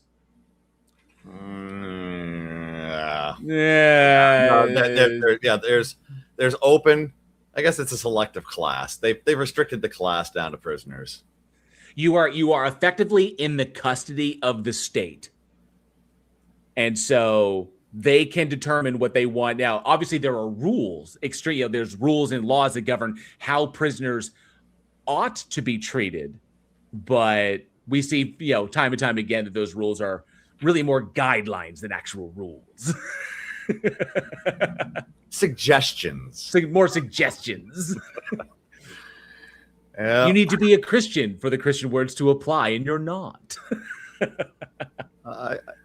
I've seen Christ's words. They don't contravene. In fact, they double down on daddy. They solidly double down. Tawhid Islam says, why don't you debate with Muslim Sabur Ahmed on evolution? I've seen Sabur's debates, and they're all trash. And I've seen them deconstructed in response videos. He doesn't understand what evolution actually is. If I were to say, is it true that in populations, over time, certain alleles survive and other ones don't? And do the survival of those alleles lead to phenotypical changes in the organism, in the population? If I were to say, is that the case? Is it the case that populations over time, as a result of their reproduction, some allele sets make it through to survive to the next ones and others don't in the scope of a population? And those alleles making it through result in phenotypical changes over time? If you say yes to that, you just agreed to evolution. That's what evolution is. No, you're lying. Change in allele frequency over time as a result of natural selection, which is just talking about the ones that survive as opposed to the ones that don't. The positive selected ones are the ones that make it through and survive. The negatively selected against, those are the ones that die off. And if you agree that those changes, those allele changes, result in phenotypical changes over time, welcome to evolution. That's what evolution is. That is what that term is describing, what we observe in reality. All the other additional nonsense that Sabur tries to tack onto it is not what evolution has to do anything with. He tries to add a bunch of shit to it that is not backed by evolutionary biology. But evolution is just the repetition of allele frequencies over time as a result of natural selection. Those which survive and those which don't. If you agree with that statement, you agree with evolution. Done. Now, that particular individual he was asking about did an 1.5-hour debate with Professor Dave. You can imagine that things were addressed over there. I guess if you want to watch all of the goods being put on the table, Dave Farina, I believe, is quite capable. I'd lay bets that he Farina. Sorry. I would lay bets that he put a lot of material on the line. And if you don't like it, understand that the rest of the scientific fields, pretty much all of biology, hinges on this functioning as it appears to. So if it's a lie, it's apparently the most consistent functioning lie imaginable. Everything amazing. Yeah, it's perfectly fake. It's amazing how a phenomenon so fundamentally flawed in its understanding results in so many predictions that come true. It's like, if we were wrong about evolution and what we're describing, because when we say evolution, we are describing a phenomenon, okay, an observed phenomenon. Organisms change over time as a result of the repetition or the result of the survival of specific alleles. We know that organisms, the vast majority of organisms are not identical to their parents. And so these changes in allele frequency result in phenotypical changes that in populations of millions, if not tens of millions of organisms, result in the morphological presentations of those organisms changing over time. And then we put this, and then we understand that this occurred over scales of billions of years. It's that simple.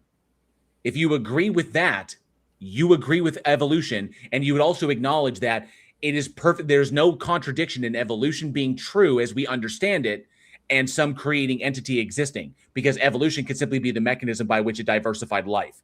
That's reconcilable. Naturalistic theism. Welcome to the club, or welcome to that club. I'm not in that club because it doesn't exist. But there you go, Taid. Done. Yeah. Now, but one-to-one debate is totally different. When you ask questions to each other, this is when you prove your worth. I hope you debate with them one day. It is very easy now online. I'm not interested. After, as someone pointed out earlier, after the debate with Dave, with Professor Dave Explains, after Dave, no one ought to take Sabor seriously. And thank you, Spam, for pointing that out, because Splotticus pointed it out as well. Sabor Ahmed is a lying sack of crap. It's likely he was trying to lure Dave Farina into a trap and kidnap him. I would probably agree with that one as well. He has nothing to offer. The number one thing about it, at least with Dave, he has a background in chemistry, so he understands the fundamentals of how of that field, and how it feeds into other fields as well. It's fed by other fields like physics. Sabor Ahmed is not an evolutionary biologist. Sabor Ahmed is not a biochemist. He does not work in genetics. He does not work in any of these fields. He has no scientific background whatsoever. I'm a generalist speaking, like evolution, like evolutionary biology like this. These were not my fields. I went into a different field, but I understand it well enough to understand how it represents reality accurately. And one of the kickers on that is that we can use our understanding to make predictions that come true, which confirms that our interpretation of what we are observing is accurate. There you go. To the point now that we can create genetically modified organisms because we understand that, and we understand how genetically modified organisms are affected by evolution when those organisms reproduce. Because why do you think we have to constantly come up with new pesticides? Because of evolution. It's not the same pesticide they were using back in 1920. Agriculture has to adapt, or agriculture has to adjust to evolution. New strains of viruses that attack plants, new insects that have new populations that have immunity to certain poisons. We constantly have to adjust to keep up with evolution. So, and yes, there you go. I think that was pretty solid. Watch his debate with Dave. Let's see who makes more sense. There you go. The problem that you have, he's got a number of videos on him. Yeah, the problem that you have, Taid, is the idea that there is no telos behind this. There's no intention for why things are the way they are. You remove the telos and things become a lot more easier to understand because they don't leave you with a question, why is it this way other than this other way, which I perceive subjectively could be better than the way that it is. You don't have to come up with post hoc rationalizations like, oh, this isn't the best way it could be, but it's this way, which is not the best way because we're all being tested. That's post hoc. Trying to rationalize why things are the way they are when they don't have to be that way if your God were to exist. Okay? Don't assume the thing exists in your conclusion or in your premises. Don't assume the truth of your conclusion in your premises. And Spam says, I'm watching Farscape again, thanks to JL pointing out, yes, all of it is available free on YouTube. And I'm watching it as well. I am almost to the, I don't want to spoil anything for anybody who hasn't watched Farscape, but I'm in season 3. So good stuff. Season 4, I think it was episode 10. My fave. There's so many good episodes. Oh, man. It is. It's for the same reason I love DS9, Consequence. Oh yeah, that was when Crichton learned what wormhole tech really means. Shit got real. Oh damn it! I lost the link. Stupid politics bot updates. Nobody cares.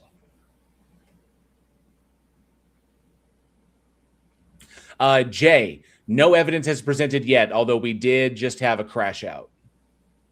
Thank you. We did just have a crash out. He wasn't up here long. So. A faith rooted in love. And I had never encountered that. I thought that is powerful because if you think about God, like to your... It's not rooted in love. It's rooted in acceptance on their terms, and they're calling it love. Point. If you could design the Jesus of your dreams... this is it. The Lord has done it. We just have to discover it. I remember walking in... I love it, just making claims, not actually analyzing the shit that they're fucking saying. Israel, I was on a tour with a group, Focus on the Family, with Ray Vanderlaan. And he had, at that time, a Jewish helper, Boaz. And we're walking along, and I said, Boaz, let me ask you, what is Jesus missing in his resume, his CV, for you to believe? And he went, existence. Boy, that's a really good question. So he goes, I'll talk to my wife tonight and I'll come back and tell you tomorrow. And he came back and I said, okay, Boaz, what's the answer? He said, well, we're not saying he's not the Messiah. We're just not sure. And we're pretty stiff-necked as Jewish people. So if he comes back, we'll believe. Would that not be evidence? Would that not be a justification? Already they are expressing a better epistemology than these two jokers on screen. Literally laughing at another group for having a better epistemic framework than they do is essentially what they're doing here. Theirs, though. You see, technically, they were expecting their Messiah to come in and rule in the land of Israel as a king on the throne. Coming back, nowhere do they think that their savior is supposed to be dying. I'm pretty sure Justin would have a thing or two to remind us about that. Also, oh shoot, Dan McClellan. Oh. It was like, you could do that now. But it was an honest answer. Let's move into cultural. Angel Rivera, good to see you. Says, I got 50 on JL and it will be a first round TKO on Evolution. Observations. One of the things for Western culture, this is where we're linked around the world, Western culture. But as you see a decline in moral stability. Appeal to consequence coming. Yeah, that's exactly what that is. And it's not a decline in moral stability. It's a decline in what he perceives is the best moral framework, because it's not the best moral framework. If it was the best moral framework, it would literally hold up under its own weight. But if you begin to recognize the in-group, out-group dynamics and the divisiveness it brings into society, because Christians want to be on top instead of acknowledging their place, where they ought to be on the bottom. But it's a decline in what he thinks is the most moral system, because it doesn't work and it is not the best. You see a rise in evil. I mean, I think that things that he calls evil, things that he's already predisposed or he's been indoctrinated to believe are evil, things that he rejects, which is just like you said, an appeal to consequence fallacy. That is an equation that most of us in the faith would agree with. Probably atheists may not agree with, but just describe that observation that when moral guidance, moral boundaries are loosened, what happens is you have more immoral behavior. By his standards, by his stance. This is not an objective statement. This is literally just, this is a circle jerk is what this is. This is, a little worse. It's self-defeating because see, if they say if you stretch your moral boundaries, more immorality happens. But if you stretch that, then you've actually allowed it to exist. Therefore, it's not immoral by the virtue of the fact you've expanded what gets to be allowed. See, this is an internal versus external critique failure. And Keith says old people complaining about kids these days is thousands of years old. Very true. Yeah, and it was Nietzsche, a well-known atheist who put it so succinctly. He said, "Without God, everything is permissible." Because, in a sense, if we no. Why do they always crib and they never actually read what he's fucking talking about? It was not that everything was permissible. That was not logically entailed, and it is not what fucking Nietzsche said. I cannot stand when they do this shit. Nietzsche's idea was that without relying upon ancient, like irrational or unfalsifiable bullshit to like literally govern people through slapping, ideological chains on them, that we could rise up and we could, with the death of God is the rise of man, and that we could establish these things for ourselves within society in a way that works. He believed in he espoused the concept of the Übermensch, of the self-fulfilled destiny, that the individual who creates his own destiny and makes it his own, the full control over one's own life, the awareness and control of one's own life. The problem was Nietzsche was too cynical to think that human beings could ever achieve that because we are too fucking primitive in the way we operate in large groups. So he said, here's this great outcome that we could achieve, but I don't think we're ever going to achieve it because fundamentally we suck as a species. Yeah, but if you look at Nietzsche's life and the things that he endured, yes, that you would expect that kind of cynicism coming from, not to mention what was done with his work after the fact. Thank you, Nietzsche's sister, who ruined that shit. So, no, it was not this, if there's no God, everything is justified. You could do whatever the fuck you want. Oh, chaos reigns. No, that is not what he was talking about. He was saying that we establish these things for ourselves as masters of our own destiny was the whole point. The sort of positive nihilism in that respect. So, yeah, it's actually a mashup. Now, Nietzsche only said nothing is true. Everything is permitted. Dostoevsky, he's the one who said, if God's dead, everything is permissible. So there's a misattribution and a mashup at the same time. Now, you think about Dostoevsky. Look at what happened to him. So, well, Russia's got a few chief exports, vodka and tragic authors. Go figure. My shitty life is informing my worldview. No duh. No dur. Dog wags tail. News at 11. Yeah, color me shocked. But technically, the opposite's really true. See, with God, everything's permissible because, that's what divine command theory gets you.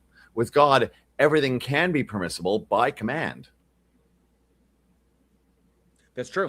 And Justin will have a field day with all of the things that are permissible. As long as God says it. That's right. It's permissible. Anything. Oh, but God would never say those things. Except for. Let me get the list. It's like fucking hell. I think we're in make it rain territory. And Unseen, by rain, I mean rain, holy hellfire. Oh, okay. They're gone. Never mind. Do live in a world where there is no God, there is no ultimate moral law at the foundation of reality. Yes, I do not live in a world where I believe that this ultimate arbiter that's going to judge me after I die in some masturbatory fashion, just so it can get off on itself. The idea that you're going to be judged Oh, by whose standard? By its standard or my own standard? Because, you know, if it's like the standard that was unknowable, that other people posited, is like it's going to come up and judge me, is like, why? It's like, what's the point? It's like when you get put. I love the notion of when you die, you're gonna find yourself before God, and you're gonna have to explain yourself. Why am I explaining myself to an omniscient entity? Why is this a thing that is happening? Why is the God bringing me up to jerk off in front of me before it casts me into whatever outcome it's already pre-decided for me? It's so fucking ridiculous. And the twisted thing is that if it's omniscient, it knows. It also knows that I know. And even if I don't know, I mean, it knows that there's an articulation of that. Whatever answer I would give, that is true for me, it knows I'll give it. It's not a learning experience. There's nothing to be gleaned from it because I can't take the new knowledge that I've achieved, that I've received, and I can't take it anywhere and apply it anywhere. So the sudden emergence of the knowledge, like say I were to die and suddenly I was standing before God. There's this God thing. It's like, I know everything, blah, blah, blah. I am the Christian God. I'd be like, I wouldn't have anything to say because it already knows. And it knows that I know that it knows. And so its expectation of me having an answer is purely masturbatory. Why would I answer a question that I know it already knows the answer to? It's asking, why is a God asking me rhetorical questions? Is fucking pointless. All it does is masturbatory. And it would know before I even die that I don't kowtow to masturbatory behavior from bullies. I don't do it. So I would show up and I'd be like, oh, I'm here. Great. Okay, now I have this knowledge. What can I do with this knowledge? Absolutely nothing. I can't apply it. It wasn't knowledge I had prior. There was no justification. It knows there's no rational justification. It knows that I'm not going to break my epistemology just because to alleviate existential dread. I don't have any existential dread anyway, so I don't need it. And then all of a sudden it's going to give me knowledge that I can't do anything with, and it's going to punish me for not having that knowledge when it didn't create a world that facilitated me having that knowledge. It's fucking bonkers. Then, in a sense, it's a free-for-all. Do what, Jordan? I said, and all of that while insisting he loves you. While insisting he loves me. Fucking ridiculous. He's just whoever is the most powerful, whoever gets their way, kind of gets to rule, gets to set the rules. And of course, that... Does that sound like somebody we've been reading about? Right. I want to back that up just a hair. Way kind of gets to rule, gets to... I'll say. Or there is no ultimate moral law at the foundation of reality, then in a sense it's a free-for-all. It is just whoever is the most powerful. Yeah, you try acting like that in society, smart guy. Whoever gets their way kind of gets to rule, gets to set the rules. And yeah, of course. Well, actually, that's the world we currently live in. Those who amass the most power do oftentimes set the rules for society. Sometimes the society itself can't establish the rules like that. But oftentimes when society comes together to establish the rules, those rules are often co-opted by people who attain power. And then people don't argue with them because they can't. They either can't or they'll be killed if they do, which is exactly what we see on Earth. It's exactly what we've seen through all of human history.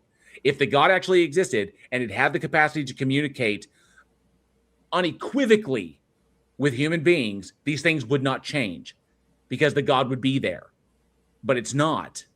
So if it were the case, what would we expect to see if no God existed and human beings were just inventing this shit? This is what we would expect to see. Where's the justification for believing any of it comes from a God? None. Zero. Now, so for the slippery slope, of course, that he's setting up for this, I'm not sure if Justin has put some thought into the great regulatory device known as the guillotine. Now, you see, for everybody who thinks, well, you're going to be the biggest, strongest guy, and you're going the law of numbers, big numbers in the open public square with hardware file being fully implemented. Ka-chunk. Yeah. Before Columbine, there was a different kind of bowling. Why, in a culture where we are forgetting God in so many ways, and in a sense saying, well, there are no rules to be obeyed, we just have to make it up for ourselves. Is there a problem with that? that we do establish rules for society, the societies in which we want to live. We want to live in a society that reflects our moral standards, our subjective moral standards. That's how we develop them. Ooh, why is this problematic? Nah, that'll never work. What was it? Good Omens. It's like when they're at the crucifixion. So what did he do to make everybody so upset? Told them to love each other. That'll do it. Inevitably, that gives license for people to go off in all kinds of immoral directions.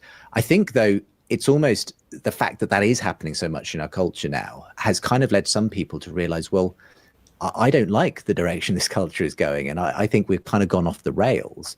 So fifis is what it is. Things pop up in society that some people don't like, and so they will adhere to whatever group comes along that says we don't like that too, and so they will align themselves with other people that support their own stances. We see this in social species. This is a primary aspect of tribalism. We align with those that reinforce and reflect our own internal understanding of things. That's the point. It's exactly what we would expect to see. This doesn't tell you anything about whether or not a God exists. It doesn't say that Christianity is better in any tribe. This is Probing Times. If there's some God-like character, huge if there, we're his little ant farm. He just amuses himself with by seeing how vile we can be to each other. He obviously forgot about a couple thousand years ago. Agreed. That's a good point.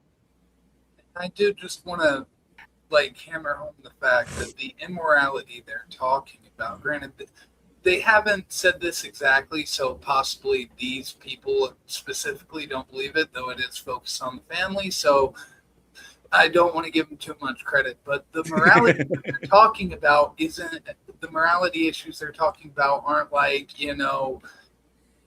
due process being stripped away from people or people getting chased down and beaten in the street for being, who they are as people. It's that trans people exist or that pride happens once a year. It's they try to hide behind the morality claim because they know that if they come right out and say what they think the problem with modern society is, they're going to lose people who don't just have an unabashed hatred for gay people. Well, LGBTQ people. Sorry, I still use gay as shorthand for that. That's wrong, and I'm sorry. Yeah, Keith brings it up as well. A lot of this Christian bluster is over gay people, which is a bit silly. Yeah. People engaging in behavior and expressions of love and expressions of bonding that they don't agree with, that they don't like, or it's not even that they personally don't like them. They've been indoctrinated to believe that they're wrong inside, that they're immoral in some way. This is literally shit that's been fed to them, and they have not questioned it. So it's not even really their idea. They've adopted it as a part of their identity, but they never actually critically examined it as to why it is the case and why we should conclude these things. So I literally attribute it to one kind of identity that is consistently passed down through the generations, obscuring what a person may come to on their own. That's a good way to put it.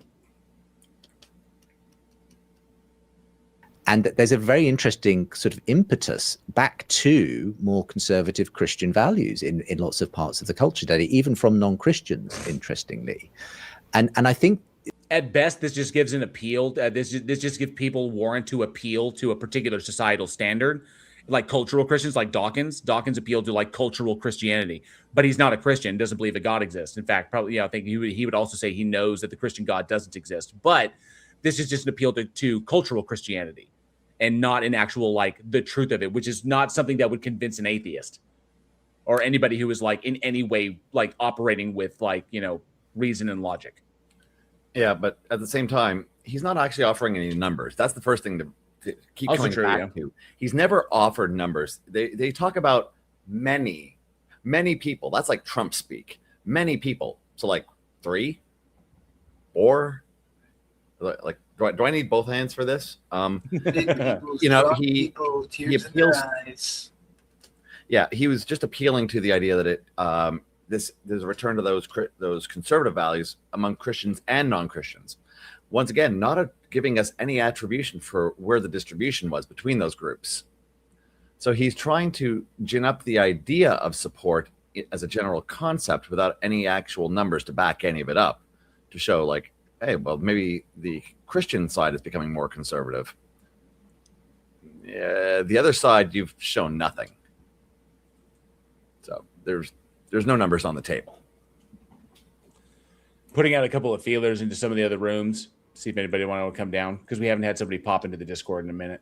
I know. I'm keeping it audio logged up. I'm using my other mic to support that one, which is how I ginned up our last guy. Good times. What's interesting about that is that the question is, can you sustain those kinds of values without the story that undergirds them? And I don't think you can. I think the reason we started to talk about humans in the way we do as having individual value and dignity because they're made in the image of God. No, that is an old idea, far older than Christianity. It's literally, once again, Christianity co-opting shit that's existed for hundreds of years before it in multiple different cultures. The reason we started to give dignity to women, to children,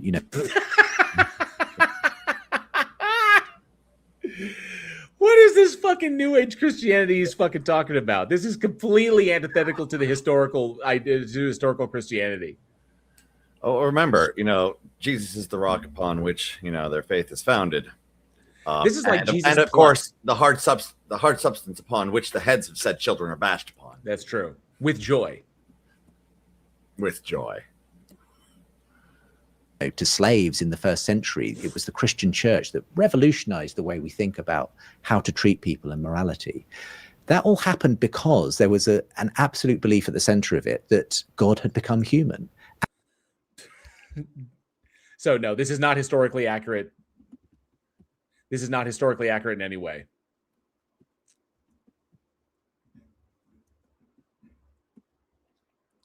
And experienced life with.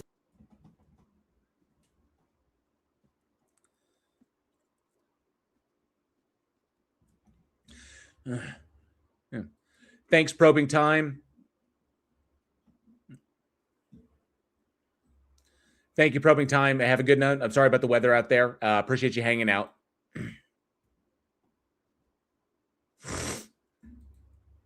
This and had given his life for us in the most extraordinary act of sacrificial love. That completely changed the way people. It wasn't a sacrifice. At best, it was a weekend, and he wasn't even like nothing even happened to him. The story is just jank whatsoever, and plus no evidence whatsoever. So this is the myth that they believe in. This is the story that they've been convinced. I'm not convinced it's anything more than like religion building. It's just narrative religion building. So I'm more and more inclined to hold that. Things like the resurrection, all this shit, were not actually meant to be taken as like real events. That they were just building the religion from there. They were taking notions from prior stuff where other individuals had resurrected, and they were copying that over. So that I'm more and more inclined to believe that was most likely the case. Thought about what it means to be human, and it's the reason why Christianity became the most extraordinary moral force the world had ever seen. No, that was because the Roman Empire foisted it upon the cultures around them at the tip of a sword. Turn or burn. Turn or burn was the ideology back then. Now, as we lose the Christian story, the question is, can we keep those values, those things that people sort of still recognize as being fundamental and important? And yes, the answer is yes, because those things were around before Christianity. Christianity co-opted that shit. These are fundamental like ideas that have been cropped up in society, in like society since we were like tribes. Don't fuck your fellow tribes people over. Okay, common like social behavior. We're a social species. They're just codified in Mesopotamia. So once again, Christianity does not corner the market on fucking morality. And I think without the Christian story, we can't actually, and that's why people are asking now. Well, maybe we need a return of Christianity. Maybe the new atheists in being so. No, we can't. No, all the stuff you don't like that doesn't harm anybody. All of the social stuff that you disagree with, that becomes you see that in society. So no, you can't ignore that stuff and degrade those people and other those people without, if you eliminate, you have no like you have no justification to do so other than you just don't like them. So Christianity provides the ability to do that to others. You lose that kind of justification there. So yeah, that's the big issue there. They don't get to other people and degrade people and be antisocial to the people that disagree with them if Christianity isn't around or isn't a prevailing force.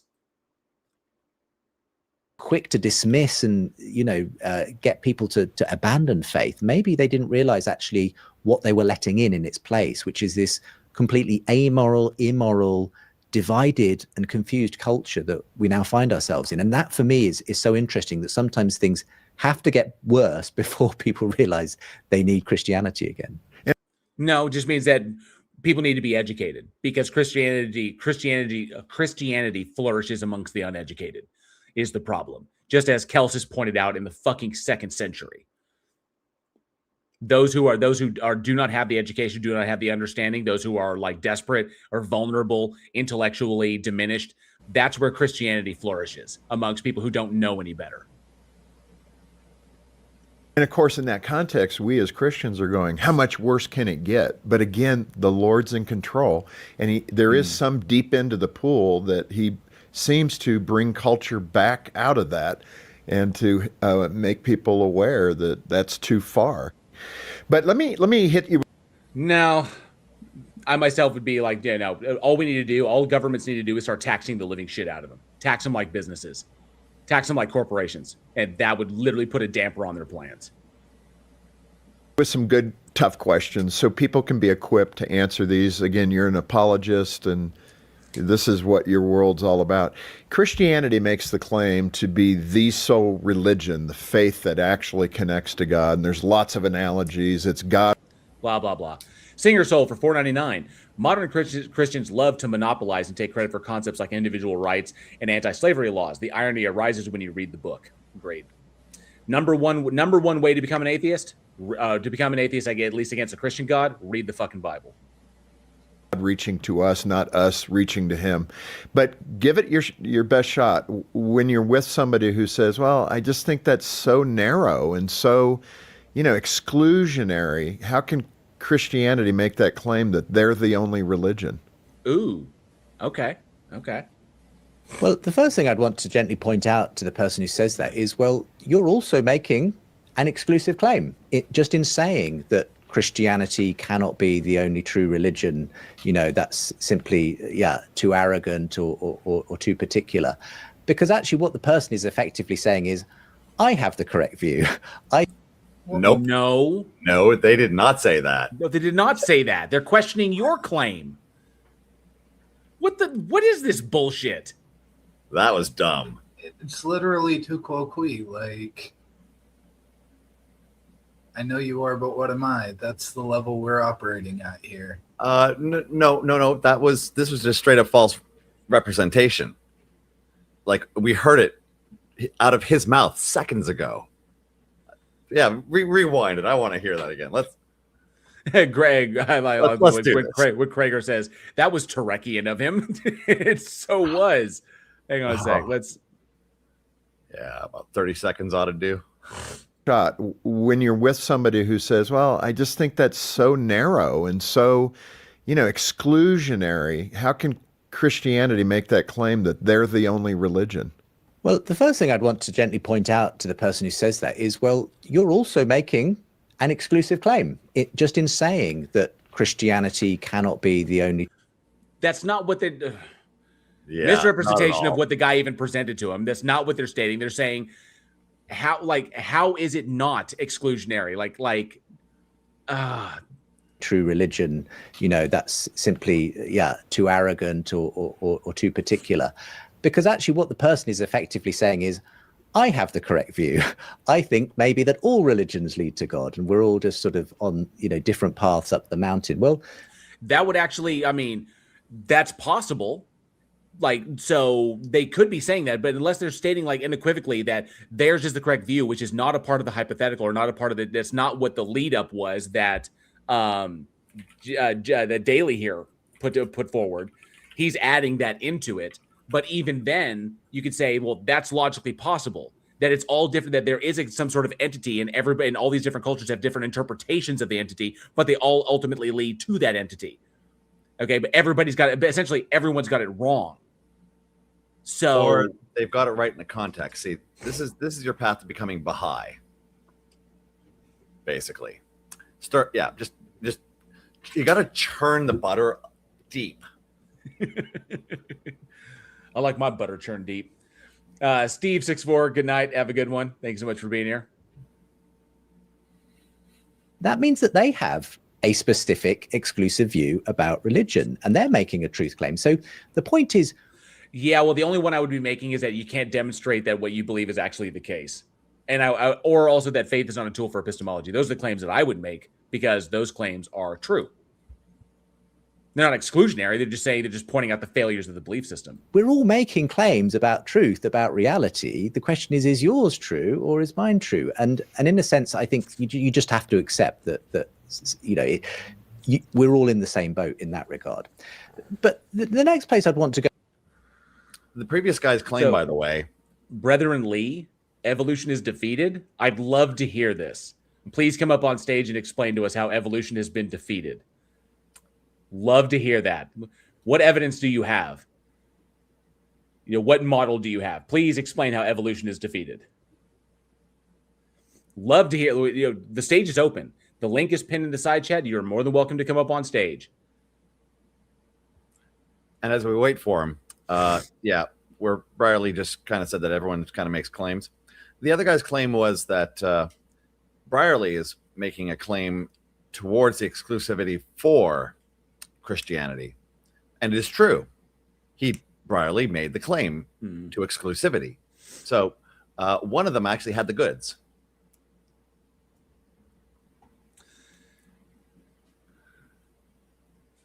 No, they don't. Natural processes occur all the time. That is an assertion that you have no evidence for. So please tell us how evolution has been defeated. And by the way, to address this, when did you see some evolution?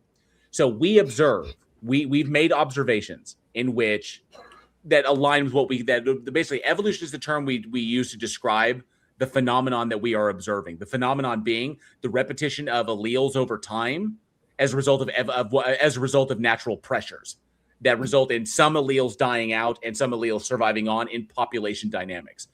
That's what evolution is talking about, okay? That result in phenotypical changes. Now, the problem is that you made this assertion that it requires intelligent intervention. Please demonstrate the existence of such an intelligence. Please point that out beyond your personal incredulity. But feel free, come on up here and present this. This is a place to have these conversations. These are conversations I want to have, that we want to have. So please feel free. I want to see how fractal this goes wrong. So processes require intelligent intervention. So rain happens. Rain's a process, requires intervention. So God is personally holding each droplet. Wait. There it goes. Every grain of sand on a beach, a beach forming is a process. So I guess every grain of sand is a process. Do you know what that means? Process means nothing. When everything's a process, nothing's a process. You've said nothing. And Spin26, good to see you. Thanks so much for being here. As well as Average Joe, good to see you as well. Average Joe, cool atheist. It could just be a keyboard warrior. He's popped in. He's got nothing. Yep. Well, he did get down to at least a valid looking statement of processes are order. Processes is an order we've divined from what we're looking at. We go like, it looks like a thing I call a pattern. Sure. Yeah. Now, who's to say? Sorry about that spam. That was me. Go to with someone. Sorry, I meant to. Dang it. Oh, that was me. I was clearing my nose. Allergies are kind of killer over here at the moment. Yeah. So once the process is in order, it works on its own. Okay. What justifies the idea that the process was never not the way it was? You're saying it was otherwise. Who's to say there was never not order? And the Big Bang wasn't an explosion, brethren. You don't know what you're talking about. And frankly, any interaction you're describing is a process, right? See, explosion is a process. That's also order. It's just not into a pattern you particularly like, but it's still a process. It's still doing the process things. Now, whether something more regular comes of it at some point is secondary. It's still a process, and you've still done nothing.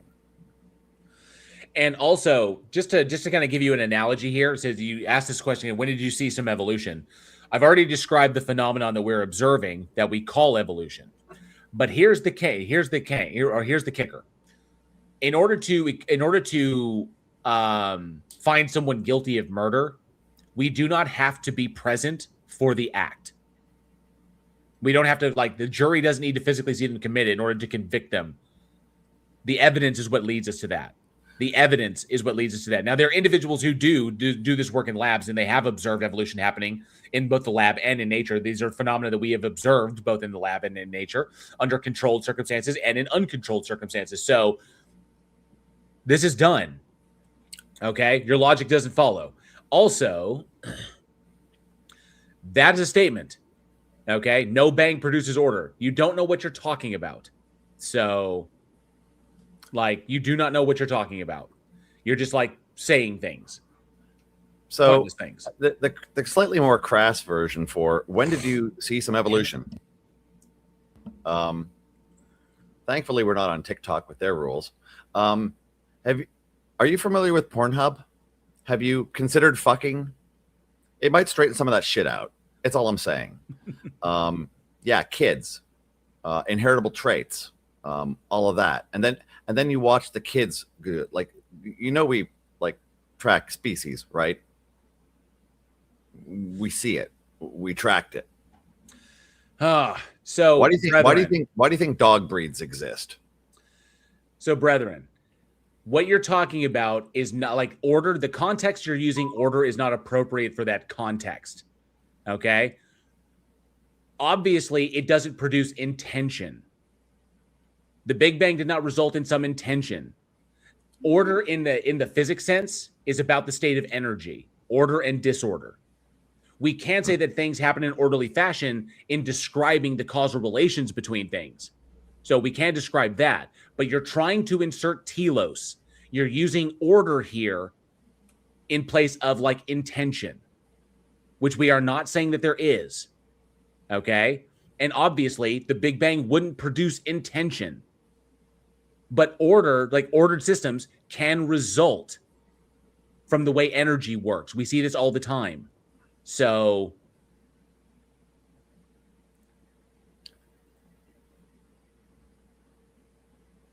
it's not an explosion. You don't know what you're talking about. And we're not going to engage with you anymore because you're obviously deeply ignorant of these things. Talk with some of the people in the live chat. They'll educate you. See, as somebody who is kind of ignorant on this subject, I mean, I pay attention enough to listen, but is this, I might be stupid in saying this, correct me if I am, but aren't 99% of explosions taking some very unstable material and suddenly stabilizing a whole shit ton of material around it, through the process of detonation? Or am I stupid?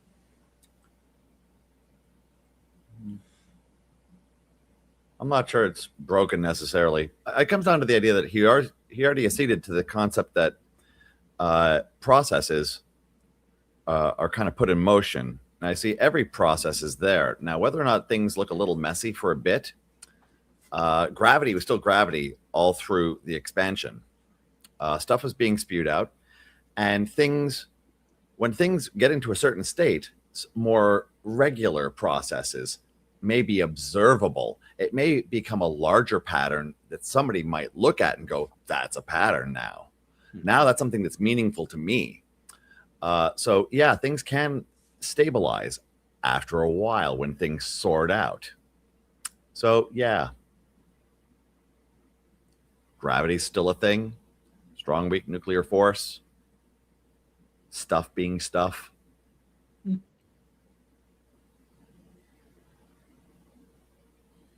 And wait, hold on. We're back to processes always require an intelligent intervention. Yeah, the thing that he just said, he redacted earlier, saying, well, once it's set in motion, then it doesn't need to do it. But he's back to repeating himself now. Yeah. You are a broken record. I'm just gonna put it back. I'm gonna let the mods handle it. If you keep spamming, the mods will handle you, Brendan.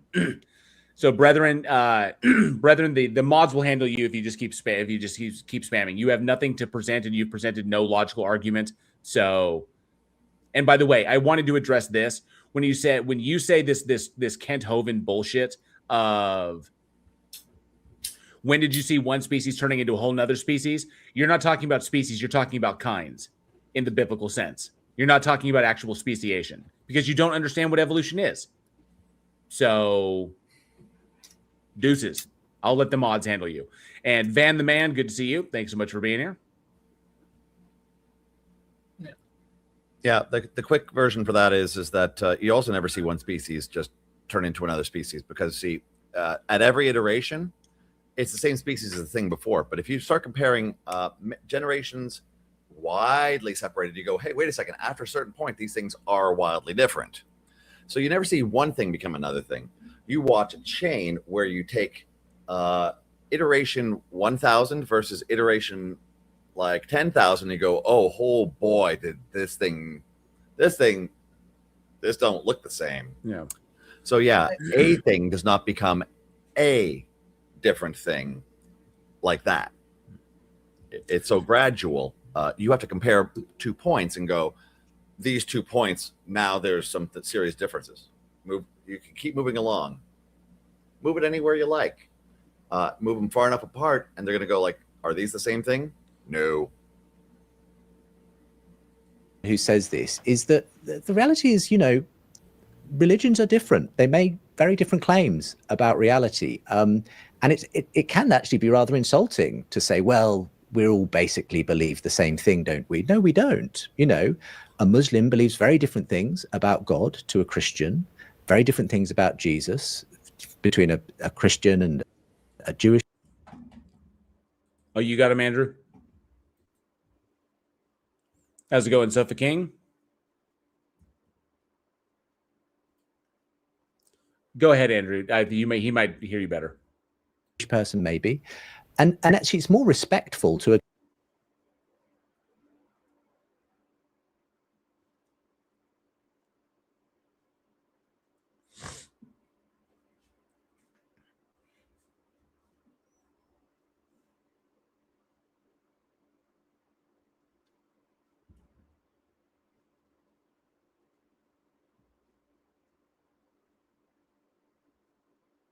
acknowledge that we have our different claims and obviously have good faith conversations about that, but don't simply sort of try to pretend that we're somehow all the same. We're not.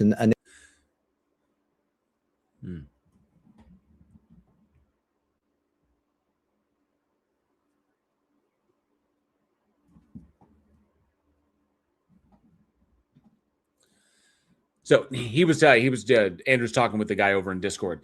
The key that the underlying thing is that he's actually that this guy is actually wrong on is because the underlying tenets are the same. Why they believe what they believe. They may take different forms, but the foundations are the same because it's basically human beings trying to explain shit that they didn't understand, that they don't understand, or human beings trying to justify why things are the way they are. The functionality of them are identical in what they're trying to do or to establish or to justify certain rules for society.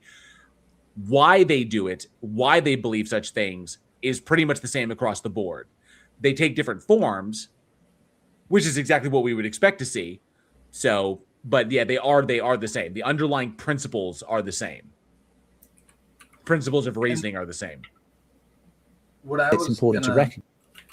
I was going to mention just the disparity between what a Christian today, your average Christian at least, believes, and what like a biblical literalist from the 1700s would have believed are probably just as wide, if not a wider gap than your modern day Christian and your modern day Muslim because of how much society affects the expression of the religion. recognize that. And then finally, I'd want to say, it leaves us with this question in the end. Well, if there is a God, has that God revealed himself to us? Because if it's not just a case of saying the answer is no. So, oh, well, they're all basically the same, or just kind of, you just have to pick one at random. The question is there a reason to believe that Christianity is the true revelation of God? And I no, the answer is no. There's no rational justification to believe that whatsoever. Obviously believe there is. And the reason, what is it? Is because God came in person. How is that not begging the question? I mean, obviously this is a story. How do you know the story is true and wasn't just religious narrative building? How do you know that that happened? How are you not begging the question? The Christian story to show who he was. And I rather liken it sometimes to a key that opens a door. You know, when I walk up to the church that I attend, I have a whole, you know, I've got access to the church with a big bunch of keys, and they all look rather similar, these keys. So sometimes I sort of have to try a few in the lock before finding the one that actually opens the door. But then once I've opened the door with that key, I don't then try all the others as well, just in case one of them works. Why not? But also this is just saying the one that appeals to him the most, the one that he identifies with the best, or the one that literally aligns with his individual stances is what he's talking about. This is why it's all subjective. I think it's the same with religion. You might look around and you might try and find, you know, but you don't have to try every religion out there. If you find the key that opens the door, you found the real thing. And I think for me, that's expressed in Jesus, especially in his resurrection. If Jesus was who he claimed to be, the Son of God. If's doing a lot of heavy lifting there. The previous statement was very damning, though. Do you want to rewind that about 15 seconds or so? About that key that opens the door? Yeah. Because this is like... Them works. And I think it's the same with religion. You might look around and you might try and find, you know, but you don't have to try every religion out there. If you find the key that opens the door, you found the real thing. And I think... Oh, okay, right there. That's where you sell the farm. Oh, look, I found Islam. It was first. Sorry. You know, it's like whoever gets through that gate first. It's like, oh, this made me feel warm and fuzzy. I guess it's the first. I don't have to keep looking now. Welcome to complacency.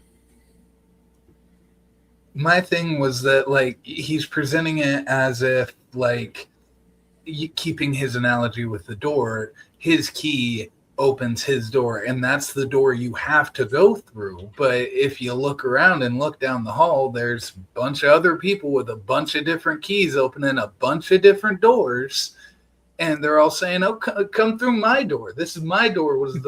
My key opened my door.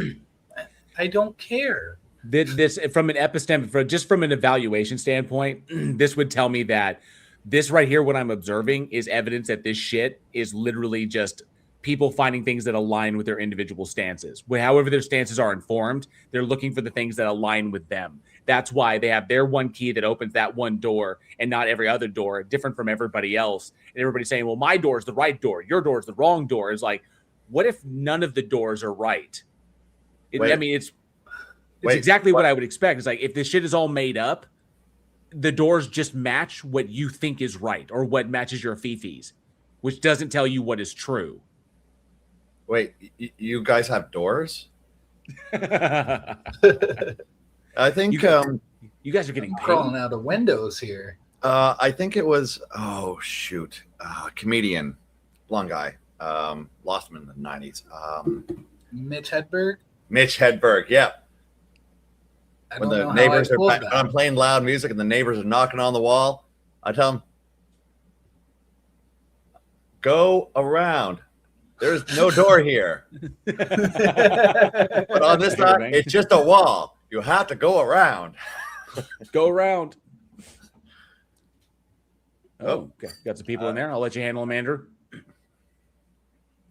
I just want to say what a legendary pull that was. Photoggan band. Oh, yeah. For me, that's expressed in Jesus, especially in his resurrection. If Jesus was who he claimed to be, the Son of God, and if he died and rose again in vindication of that claim, then you found the key that opens the door. You don't have to go searching through every religion. And it just is a fact that God has come, made himself known in this person, Jesus. There's a whole chapter in the book where I talk about the resurrection and why I think it is actually the definitive event of history and why we can have real faith in the historical claims of the Christian faith. But that for me is at the center of kind of going through the weeds of, well, maybe it's this religion, maybe it's the other. How can we ever know? I think we can know because of Jesus. No, that's a story that you were indoctrinated to believe that was true. And I agree with what Spam puts up here. Nope, not a fact. Most of the world disagrees with them. Yes. So, sorry, he has not provided any kind of justification to believe that the story is true. I get that he's convinced that it is, but there's no justification there. So, once again, this is just a circle jerk, is what this is. Not intended to try and make any kind of like. This is them trying to assuage their followers or their listeners of the idea that Christianity is not dying. In the face of the statistical analysis that shows in the past 20 years, it is in a steady decline.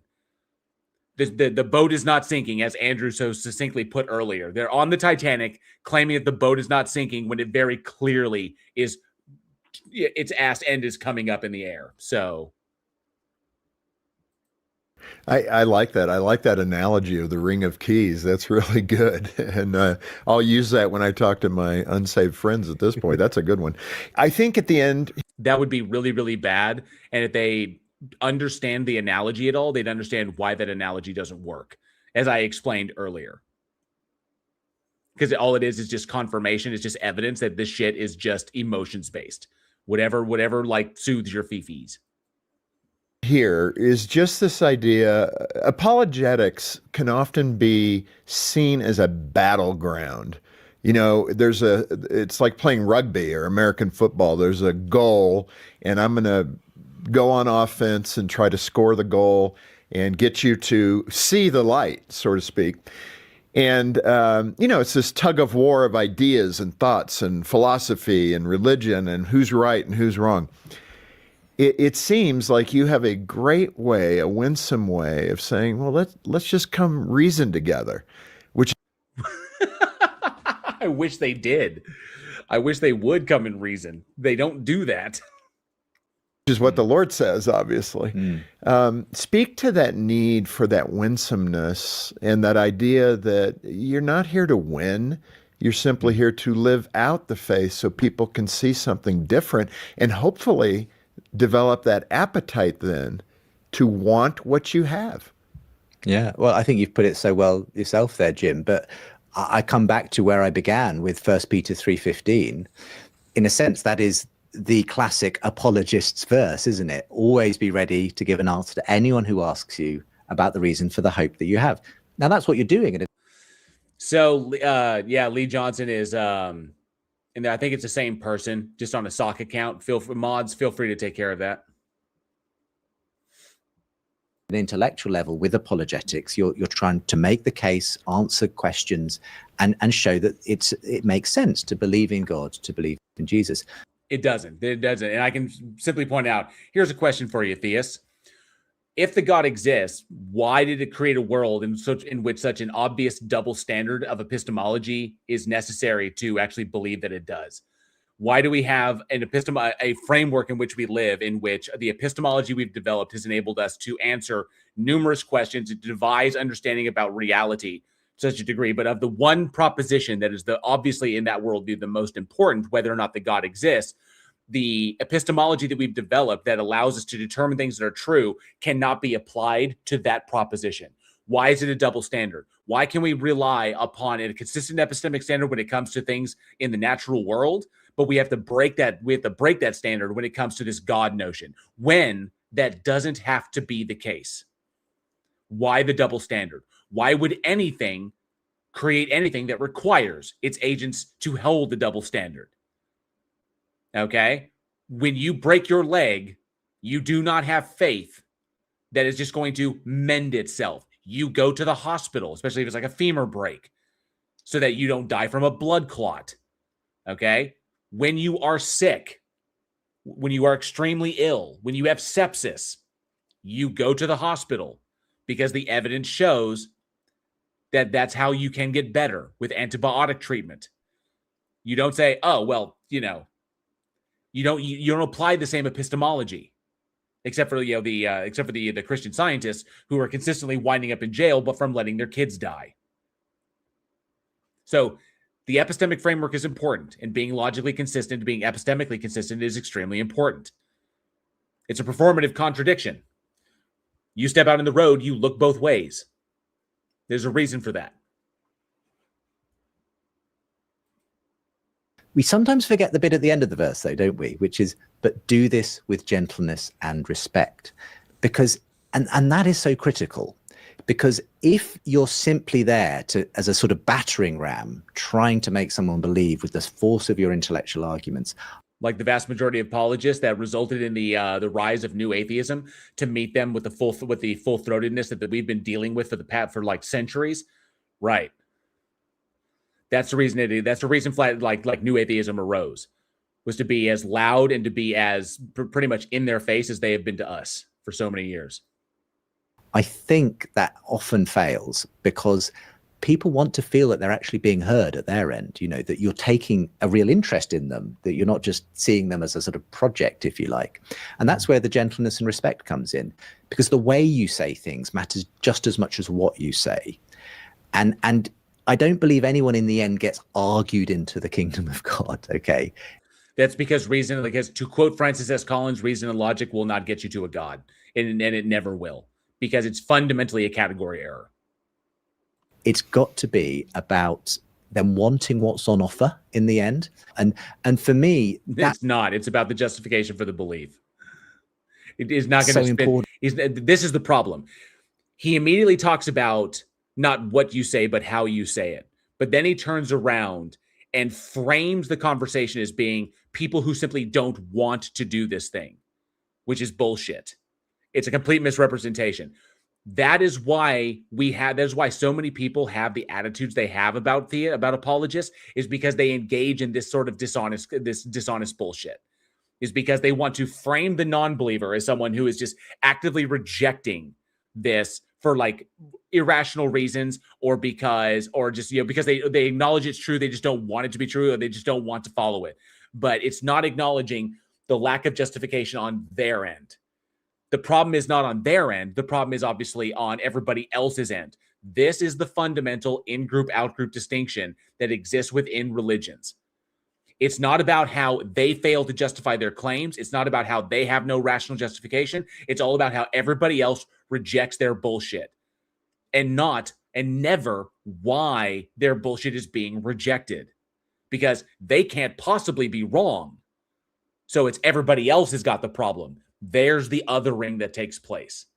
This is why we have a problem with it. This is why we talk about it so often. This is why I do this live stream, to divest the atheists of this bullshit, so they actually represent people who are not themselves accurately. Sit there and he rails against people doing the thing that he in turn then turns around and does himself. The fucking hypocrisy is real. And sometimes we can do a great job of arguing for God, but not of representing God in the way we... There's no argument for God either. They're all logically fallacious. So we say these things. In the end, no one's going to want to become a Christian if the example they have sitting in front of them, doesn't look like the kind of person they'd want to become. Right. So I wouldn't want to be either one of you intellectually dishonest dipshits, because truth and intellectual honesty are paramount to me. So if it requires me literally debasing my own capacity for reason, I wouldn't want to have anything to do with that shit. So in the end, literally stick your head up your own ass and then you'll be in a great position to join Christianity. Yeah, that's not going to happen. Yes, we need to use intellectual arguments, but we need to represent God. We need to do it with grace and respect, just as we're commanded to in Scripture. And that's the magic formula. That's the way, when we have good conversations, when we open ourselves up, when we treat people as human beings worthy of our dignity and respect, you might just find that conversation goes somewhere. Yeah, that's so good. I've had, so good. Secular friends who have said, yeah, I would never become a Christian because I knew this Christian and he stiffed me for $100. Yeah, this is completely irrelevant. I wouldn't become a Christian because the belief system is wholly immoral by my own standards. By my stances, it's wholly immoral. So go ahead, Jordan. No, sorry, I didn't mean to cut you off. The thing that, this sounds nice when he dresses it up in all of the, they're not going to want to be a Christian if you're not being a good representative of God. But like in practice, this is going to boil down to hide your bigotry, hide the worst aspects of yourself to try to trick people into thinking that you're not a complete antisocial piece of shit. You know what I mean? Like, the level of deception, you're correct on that, identifying that there is a level of deception. Behave in a way that is conducive to convincing people. Don't behave in the way that you actually are. Adjust your behavior to be more convincing. And that's... There have been like 6 times today where I've thought of something, had trouble putting it into words, and then you were just like, exactly what you were thinking. Yeah. Thank you. I mean... One of the big failures, or I wouldn't even call it a failure, but one of the big like hurdles with new atheism, especially with Dennett and predominantly with Hitchens and Dawkins, Harris and Dennett, and individuals who've kind of followed in their footsteps, was the manner in which they presented things, which could be off-putting at times, which I get, but that's irrelevant. That's fifis. If you're like, I don't like the way you're delivering that, that's irrelevant. Focus on the substance of what they're saying. And that's the key. I don't need to present a logical argument in a flowery, soft way for that to be more valid. Focus on the content of what they're saying and not how they're saying it. The only reason it got so popular is because non-believers were sick and fucking tired of dealing with full-throated apologists saying that we were full of shit and calling us liars. And so we wanted to hammer them back, and they gave us the impetus to do so. So, and we're not going to sit here and candy coat it, right. Or dress it up just so it's more as like, well, this is the thing about evolution. Evolution is describing like this. I could, but when someone has demonstrated that they're intellectually dishonest, there's no justification for me to do that. Plus, no matter how, if I do it loud, if I do it soft, if I do it funny, if I do it angry, if I do it sad, doesn't matter. It doesn't alter the evidence that I'm presenting, and it doesn't change the logical consistency of what I am presenting. So it all comes down to the fifis. But it's so true. People's behavior will always let you down, no matter. Fuck, that's cynical. It's fucking cynical as shit. What the standard? We find a way to do worse than the standard. But don't let that dictate your search for the Lord and your search for, meaning and eternal life. So, Justin, this has been terrific. I'm looking forward to reading your book, Why I'm Still a Christian. I'll be... So, obviously, let me skip ahead a little bit because I don't think... Yeah, it's okay. So, it's just the plugs. All right. So, that was the discussion between, I guess, Focus on the Family and Justin Brierley. Wasn't anything there of substance. It was pretty much just a circle jerk. And now I will delete that off of my desktop. All done. No evidence presented. No rational justification. Nothing more than an appeal to emotion. Essentially, it was not something that was intended for non-believers to critique. It was pretty much intended for their listeners, for their fellow listeners. Number one, it was intended to promote Justin's new book. And the second thing was to basically reinforce the platitudes that the vast majority of believers are already indoctrinated with. So, like I said, just a circle jerk. We're right, aren't we? Yes, we are. We're right. We're so right. Aren't we? Isn't it great how right we are? Yeah, we're so right. That's pretty much all it was. Nothing more. Yeah, I do think it's stuff like that is very telling, though, often even more than their argumentative stuff, because it opens a line to like the psyche of trying to open the door to the indoctrination, because they have to present everything in the flowery way that doesn't make the people feel bad or get put off by the worst aspects of the religion. So watching them try to dress it up is just very interesting to me. That's why the really terrible shit doesn't come until you're an adult, and all the flowery shit is when you're a kid. Right. Because it's easy. Or a recent convert. Right. Yeah. All right. Who do we have? Charles Oliver, good to see you. If I didn't say hi before, thanks so much for being here and hanging out. Did we have somebody else? No. I assume that the keyboard warrior has been timed out because there is no point to that nonsense. We do have somebody in the side chat here in Discord. I'm hoping that sentient beings will come over. There was also Flatlander who was in there briefly. I want Flatlander to come over. Is he a flat earther? I don't know. I'm feeling masochistic. Yeah. Man, have you ever dipped your toes into the flat earth section of the politics Discord? No, I have not, because it's a nightmare over there. I've seen some other people do it, but I myself have not. It's a good choice. They are not the funnest people to speak to. Oh yeah, and that's coming from me. I have fun talking to everybody. So let me see what's happening over here.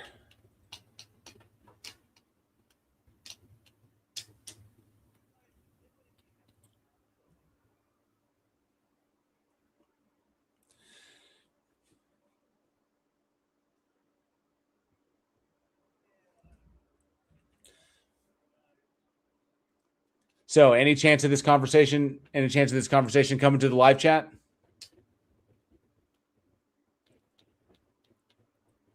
Oh.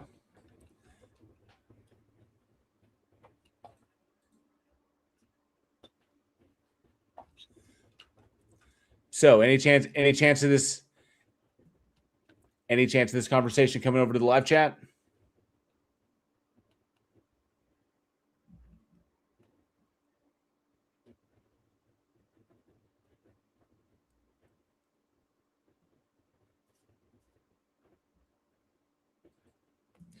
So Andrew's talking to him. I'm going to let Andrew talk to him. Knight of Kadosh, good to see you. Hail, O Enlightened One. There is no evidence for God whatsoever. None. So say it, the atheist. Knight, if you disagree with that, feel free to come up and present. Yeah, I'm looking for the evidence. Bring me the evidence. That's the purpose of the stage. The link is there pinned in the side chat. You're more than welcome to come up. Love to have this conversation. We've had a few before. We've had a few earlier in the stream. So put up my mic on both channels at this point. There we are. Just so people can actually hear me talking over here, because only Discord was hearing me for a while there. So yeah. Because we were going over the video. So you see occasionally scrolling by through the animation and whatnot, or kind of the conversation starters. If there's a topic you actually wanted to, maybe thresh out, maybe something you're kind of working on, or something you just got a strong opinion on, that kind of fits the seg.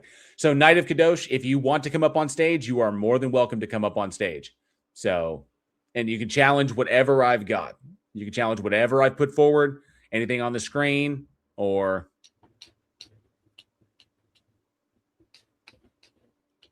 okay, so you're just a troll. Okay, gotcha. All right. Tony Regime, jail, Knight won't join the stage. He'll hide in chat making obscure posts. That makes sense. That tracks. That's pretty much the par for the course. So, but good to see you, Tony Regime. Thanks so much for being in and hanging out. And here's the thing, Knight, is that it's obvious they tolerate idiots up here. I've been up here for like almost an hour now, and they haven't kicked me out yet. So, like, this is a safe space, man. You can come up.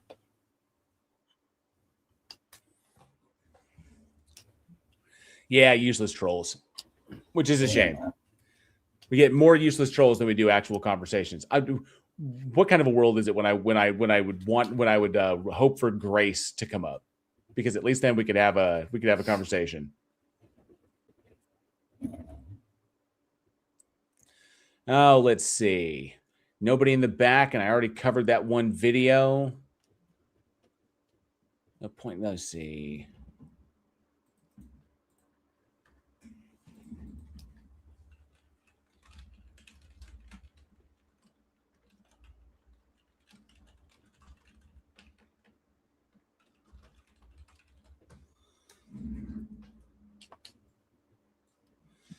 All right. Just put out a little feeler there, see if I like that. Let's see what we got in the chat here. Atheism is the ultimate special pleading. Doesn't know what atheism is, obviously. So, not what atheism is, not what it logically entails, Knight. Sorry. And now he's just repeating himself. I'll tell you what. I'd love to hear that idea fleshed out. You see, there's a link in chat that you can click. He doesn't have the stones. Yeah. Yeah, it's just I always enjoy this part of the show, being in the audience, where it's like people come up and like it's like it's not even a thing about being a coward. I think it's just a thing about like confidence isn't even the right word. It's just, if you could, you would. So the fact that you can't makes me the fact that you don't makes me believe you can't. The fact that if you could, you would. That you shan't means you can't. Right. Exactly. I just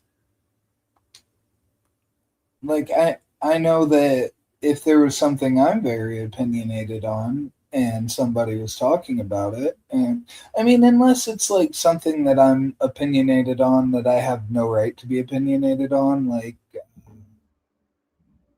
I don't even know. I can't think of an example, but I'm sure there's stuff that I dislike that I'm like, I'm sure that's someone's cup of tea. But, you know, if somebody was up there like trashing Spider-Man as a character and being like, he sucks, and, you know, he's not even a good character and people shouldn't like him, I would probably hop on and be like, hey, now, I like Spider-Man and this is why. You know what I mean? Like, yeah. Well, just chill in the chat. We got somebody else in there, D'Artagnan. How's it going, D'Artagnan?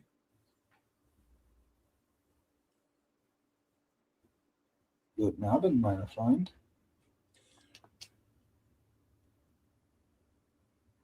Yes, I am currently doing a live stream here on YouTube. You are more than welcome to join the stage. The link for it is in the side chat.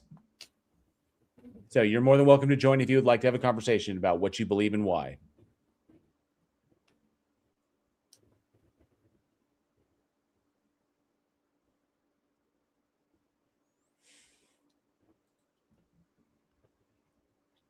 Yeah, I went ahead and I jumped into the live chat and I handled that one myself because the fucking nonsense repeating itself is just a waste of time. So I came down from on high and I smote the individual, at least for 30 minutes. Smoky fucker. Javers would like to say, I'm offended by Spider-Man's form-fitting outfit. Did I say offended? I meant jealous. I was going to say, if you ain't got the abs to pull it off, man. I got close once. I mean, back in the day when I was really pushing myself as an actor, like I got close. I didn't like what it took to get me there, as far as the amount of work it took, and I didn't even get this. It was just, I would say, it's the best shape I've been in quite some time. Maybe not the best shape, because what I had to do to get to that point required pharmaceutical intervention, and I didn't, that's not sustainable long term. But I did get to a point where I was pretty solid. But my wife, she was my girlfriend at the time, but Angela did not like me like the way I looked then. I don't have the natural rectangle torso, and so getting that thin, because I was down to like 179, maybe 180. And the way I'm built, that when I got that low, it was just ribs and and Angela was like, that's not attractive at all. And I thought I was like, oh, I'm getting more attractive. It was like, no, she was not. And like, like getting all veiny, all like vascular and shit is not something that she found attractive. And I didn't like what I had to do to physically get myself to that point. So. Right. I completely hear you, because I have only ever seriously tried working out one time in my entire life, and I dropped it like a month into it because it was just grueling. Like I still maintain, like I'll go on a run with my dog every once in a while. I try to get out of the house and go on a walk at least once a day. You know what I mean? I try to stay in shape, but physically working out enough to maintain peak physical condition is just grueling. I didn't like it. Yeah. So apparently Night of Kadosh is still listening. Timed out with this because they took the time to comment a massive comment on this very video. They commented, "Your position is so weak that you can't even just say your beliefs clearly because you have to put up this weak and rhetorical cardboard facade that wilts under any basic scrutiny." That's the exact same words he used in the side chat, like in the live chat here. So he's obviously copying and pasting.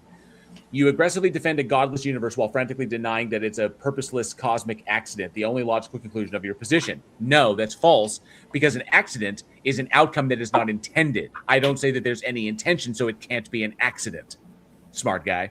The Church of Cosmic Accident doesn't like admitting what it actually believes. Well, no, we don't hold that it is an accident, so try again. And that's exactly why I'm an atheist. I simply lack the belief that atheists are coherent and honest when they run from their burden of proof and hide behind semantic dodges. Their claim, the atheism is a self-claim. It's a self-identifier. I don't believe in the existence of a god or gods. I am not convinced that God or gods exist. I do not hold that the proposition is true. Those are all I statements about me. It's not making a grand statement about the world. It's talking about their position. And then they operate in other things and how to like, and how that all those other philosophical and scientific fields are handled on their own. But it's nothing to do with whether or not they believe in a god, in the existence of a god or gods, which is what atheism is. So you've strawmanned atheism, Knight. Congratulations. Well done. Well done. You've successfully done what apologists have been doing for decades. Completely strawman the position because you can't defeat it.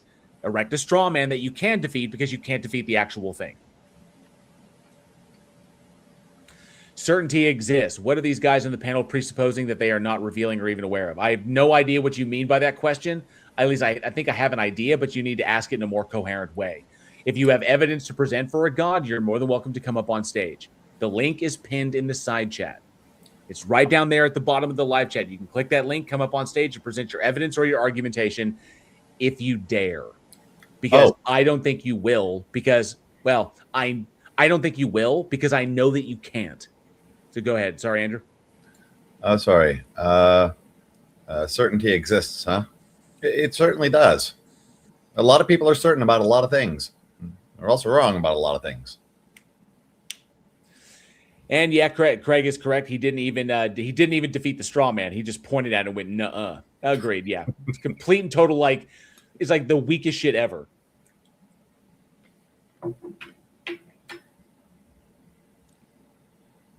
What is this? 1,000 scientists. Okay, so there's Brethren Lee again. 1,000 scientists descent from evolution.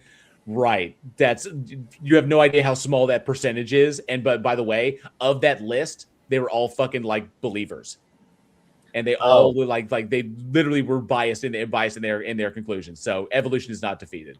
And if you're just going to repeat this shit, because he's just spamming the same crap, and he's not going to come up here and actually do anything. I do want to address that number, though. See, that number has been addressed by a number of different videos out there from people who critiqued it coming out in different arguments. That list of 1,000 is including fields like dentists and others that have like zero stake or ability to judge anything meaningfully. I don't care what some guy with a PhD in art history wants to tell me. Your PhD in basket weaving is equally unimpressive, sir. That list is like, I want to make it look like a big number. Similar to, what was that church? It wasn't Brierley's. Sean McDowell. Yes. Oh, yeah. I think it was Sean McDowell, who had 100 top apologists respond to with the best arguments for God. Except that even the 100 people he tried assembling there was filled with a list of anonymous students of that Christian university. Anonymous people are top apologists. Like Emma Girl says, straw manning basket weavers. I don't know if that's possible. Actually, I think that's how you succeed at basket weaving. Oh, that's hilarious. All right. Yep. JG is back. Okay, cool. JG. And JG popped in earlier. JG, let me know in the private chat if you can hear me, if my audio is okay.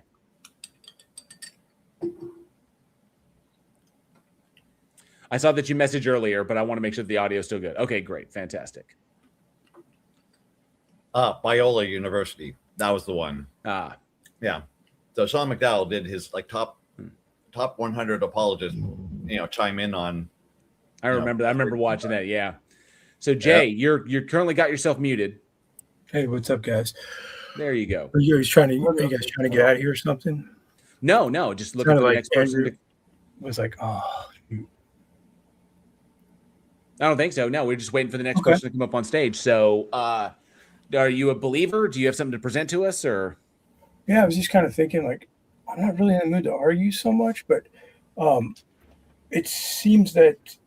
Well, do you have a formal argument against God, or do you just wait for people to present an argument? I do. It really depends. Kind of depends upon the God. I can shorten this as best I can. If the God is definitionally unfalsifiable, then it's irrational to believe. It's irrational to take a position of true or false on an unfalsifiable concept. So there'd be no rational justification for belief in an unfalsifiable concept. But if someone were to present a God that they say is all loving, if they add that attribute, I would just go to the argument from divine hiddenness. So the first thing you said there, it's irrational to hold a position of true or false regarding an unfalsifiable concept. Yeah, what is the evidence for that? Because by definition, it's analytical. By definition, if a concept is unfalsifiable, it cannot be shown to be true or false. So holding a position, holding either one of the, whether it's holding it to be false or holding it to be true, would be unwarranted because neither one of those positions can be determined. You're saying unwarranted, so now you're in the domain of morals and ethics, right? You're deciding. It's not what I mean by that. It's just like epistemics. It's epistemics. They're going to be interrelated though, because you're giving an idea of what you ought not to do. No. Well, no. Jay.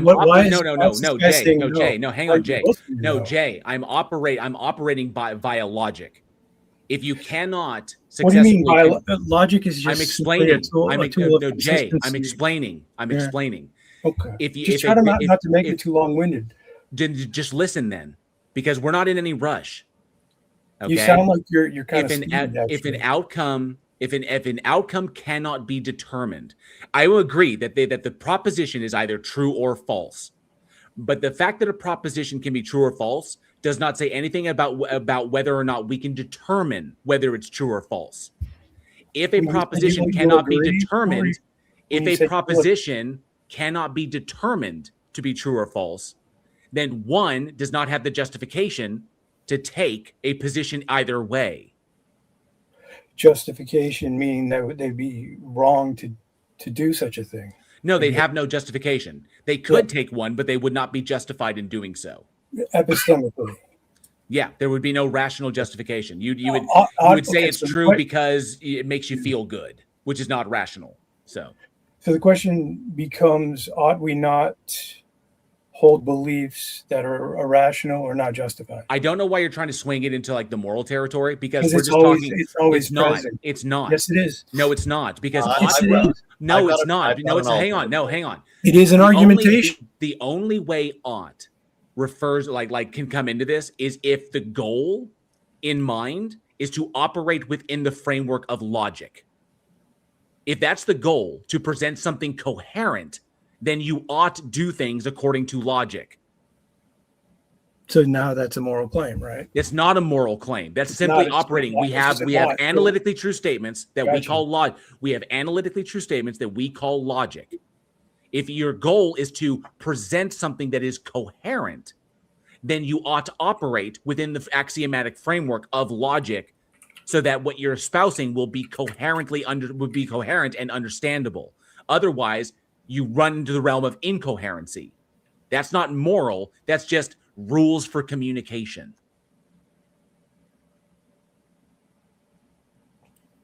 You can't escape it.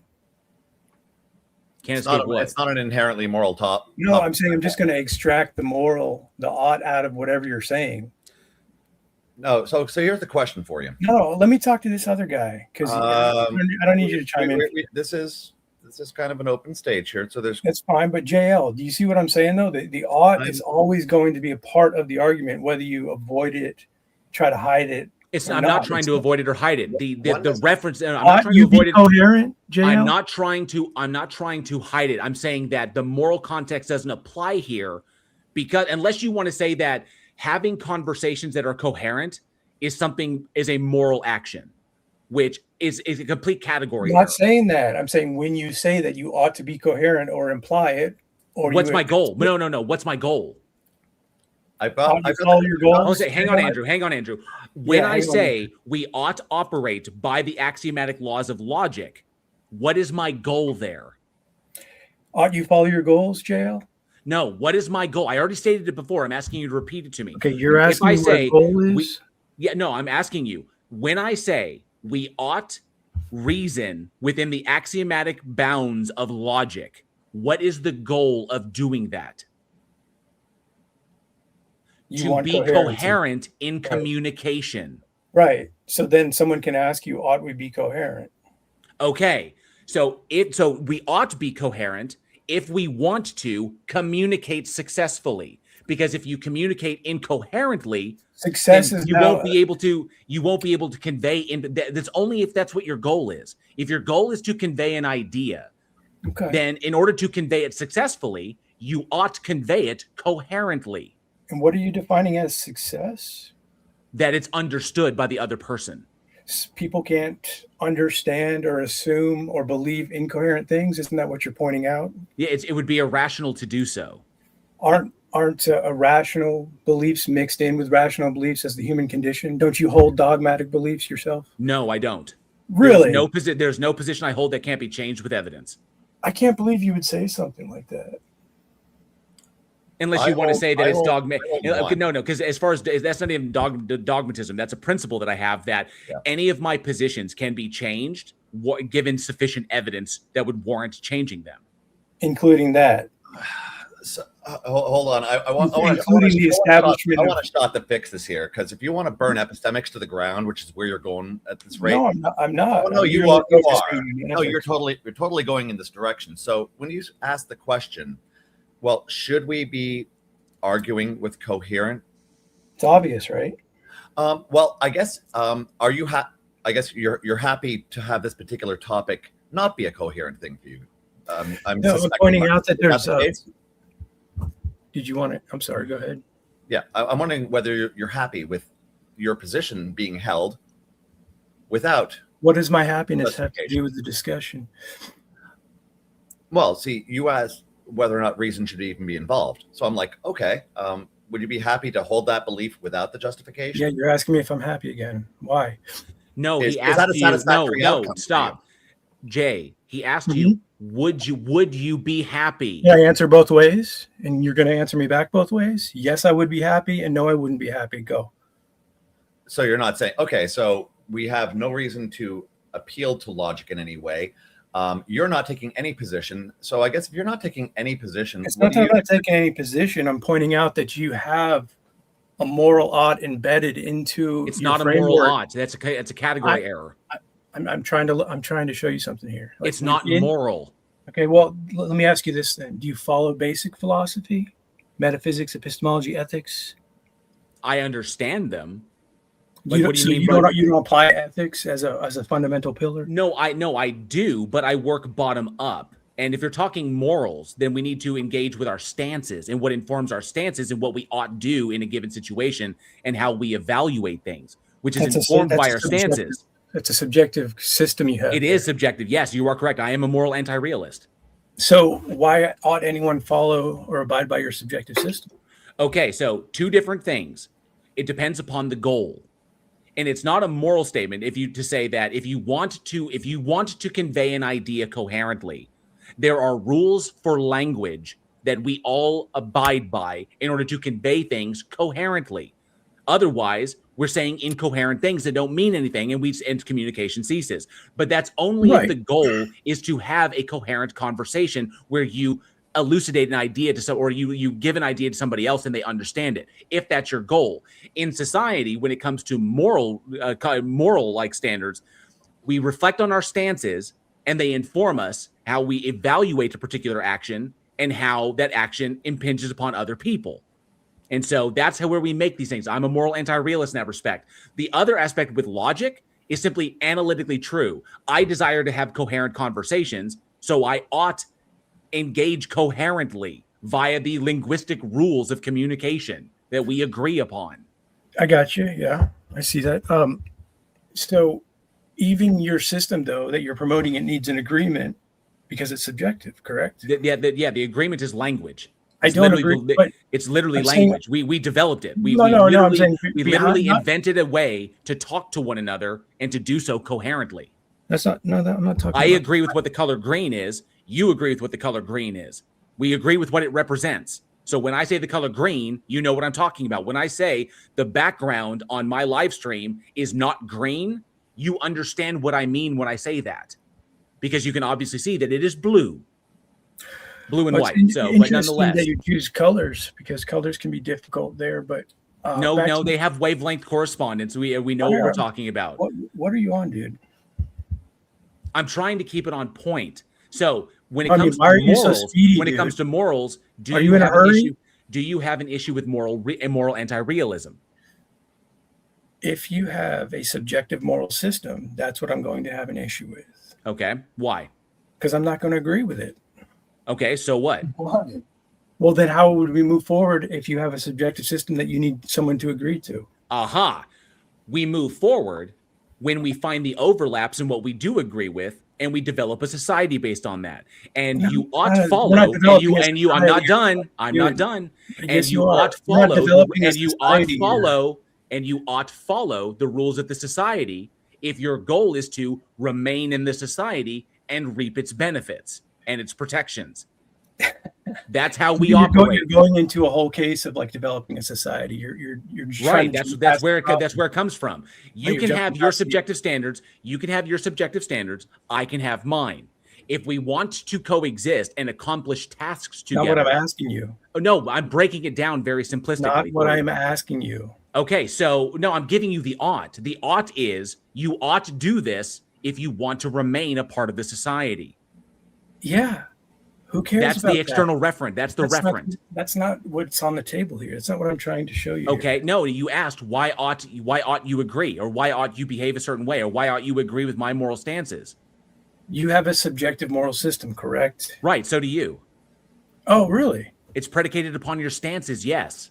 And you assume that that's universal, that everyone has a subjective system? I'm not saying it's universal. I'm saying it's a common feature amongst. Hold up. I'm not saying it's a universal statement about the universe. I'm saying it's a common trait amongst humans. Good. So you assume or presuppose that. No, I can show that everybody's is subjective. Every human is subjective. Yes. How are you going to do that? Because not everybody is capable of the same. You're going to show that. You're going to show that. I'm just about to, because not every human being on the planet has identical capacity for empathy.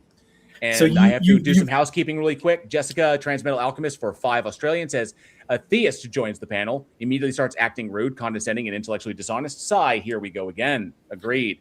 And Jessica I won't stay too long. It's fine. And Jessica says, theist joins the panel. JL is compelled to step back and explain how intellectual dialogue between two interlocutors is meant to work. Agreed. I did have to do that. And Jessica for 5 Australian says, a theist joins the panel. Jay has to explain what words are and how they function within speech. How far further back are we going to step back? Good point. So. No, I think these people are maybe. Your stances are not the same as mine, because that which informs your stances are not the same that inform my stances. What are you on, dude? These are stance-dependent things. That's what moral anti-realism is, that these are stance-dependent. Good.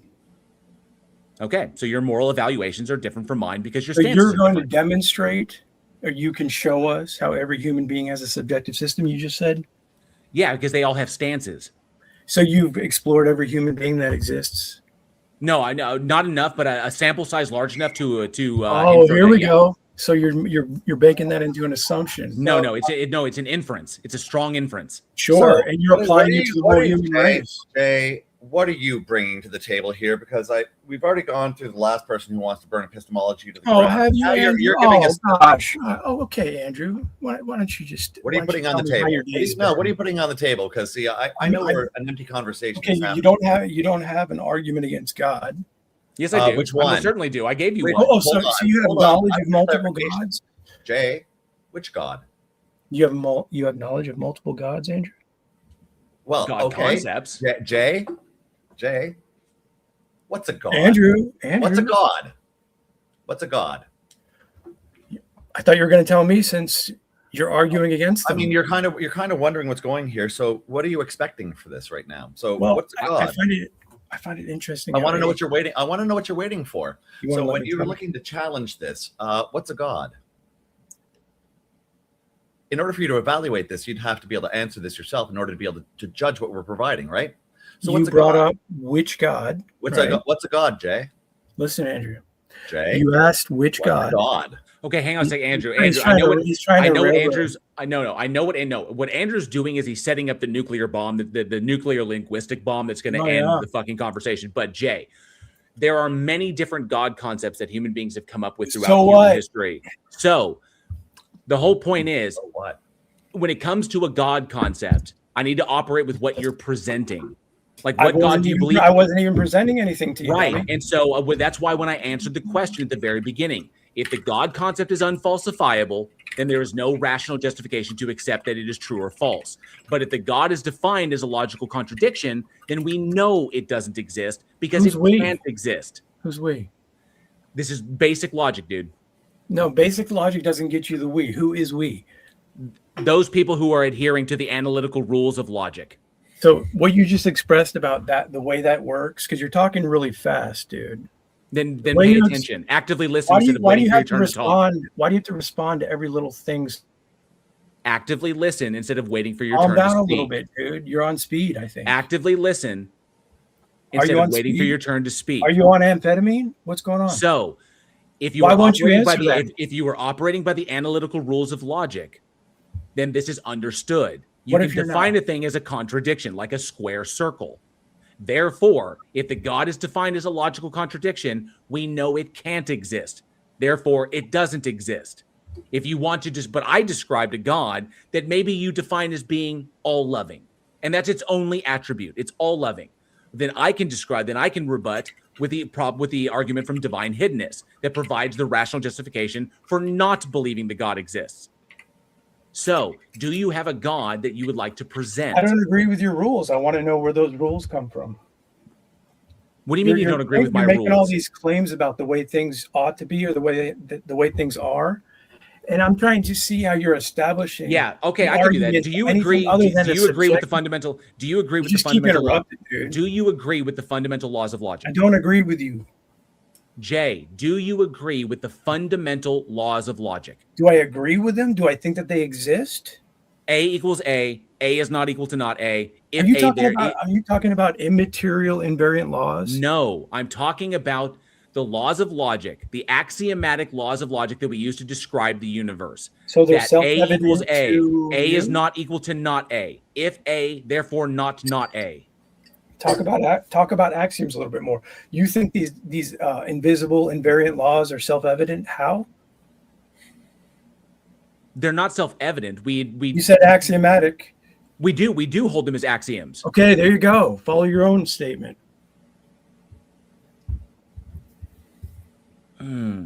So they're axiomatic in the sense they're held as axiomatic in the sense that they help us to describe things coherently. And I'll come back.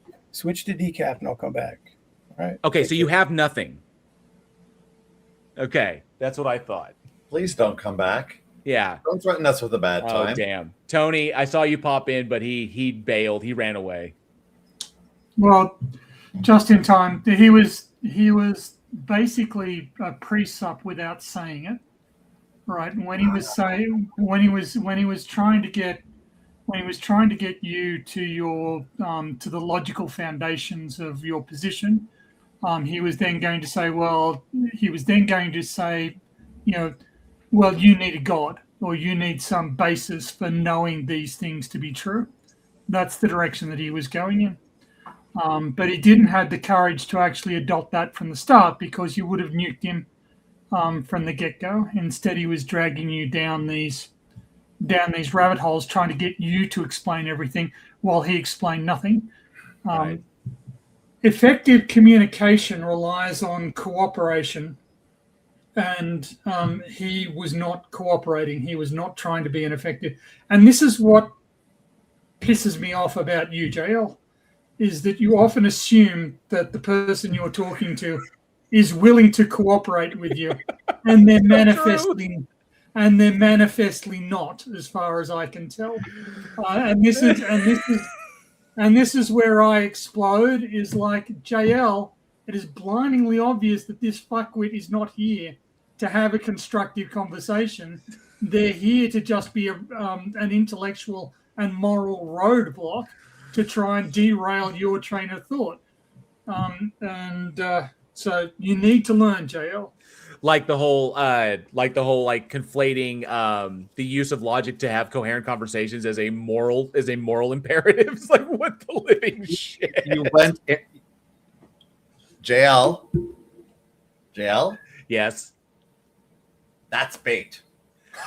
That's bait. Fucking was it Mad Max? It's Mad Max.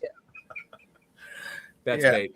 That's why I stopped. Like, the first thing is, as soon as he like abandoned reason for justification, that's like, oh, I'm sorry, I just realized I can't talk to you. You're a moron. Click. 100 Monkey says, want to be part of a society? No. This is where the disconnect button exists for you, JL.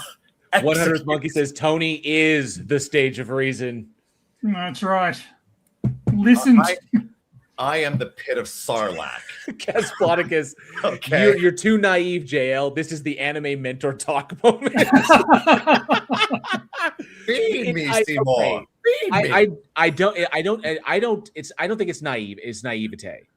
It is. I try to be as charitable as possible but I will agree with Tony.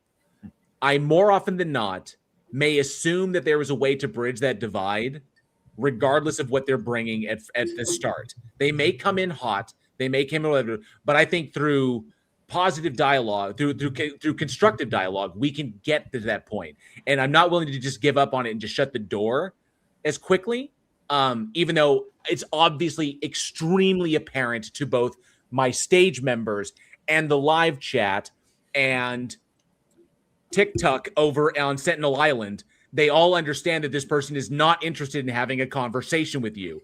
So I could probably rein in the charitability, but Angel Rivera says, admit it, you're a glutton for punishment. I think it's a matter of, we can get them to a point where the logical terminus kind of throws them for a loop, or we get to like a PMARS moment with the argument to mad motherfucker them. I try to be as charitable and open as possible, because I'll be honest with you. I'll be honest with y'all like this. In the time that I've been doing this on other channels, I've gotten a ton of feedback, or lots of feedback from people that I was not as charitable as I could have been. That I was too much of a hammer. And I didn't want to do that on my own stage, because it comes off very like, I'm just gonna bring you to hammer you. It's my stage and you can't do anything about it. And try to be as open as possible without making it seem like I'm inherently biased to that degree. So to be as intellectually honest as possible, which means kind of pulling back, and reserving that, and letting Tony be my explosion, to handle it. That's nice. You outsource your enforcement duty. I kind of do. Tony's like Guido. Guido will take care of you in the back alley, yo.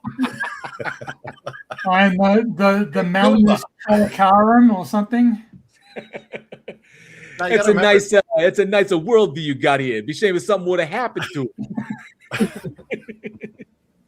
You offer salvation, I sell protection. Yeah. No, when it gets down to it, see, like, don't worry about wielding a hammer because, like, it's good enough for Andrew Wood, right? True. I happen to be a fan of Nietzsche. Now, he's got a book whose byline was "How to Philosophize with a Hammer," which was a Twilight of the Gods. And I haven't read it yet, but that title speaks to me because I remember the progenitor of the argument from Baseball Bat. Oh yeah. So I am a fan of brute force philosophy. So when I watch a sophist like this walk in, I'm like, remember, the second they abandon reason, you're like, oh wait, so we don't need reason, right? Okay, bye. Okay, bye is a perfectly valid option right now. It's like, oh, so there is no more conversation then. That is a good opt-out point. That's not a bridge. That's jumping off a cliff into nowhere. Yeah, you can't have a conversation with someone who decides rationality isn't a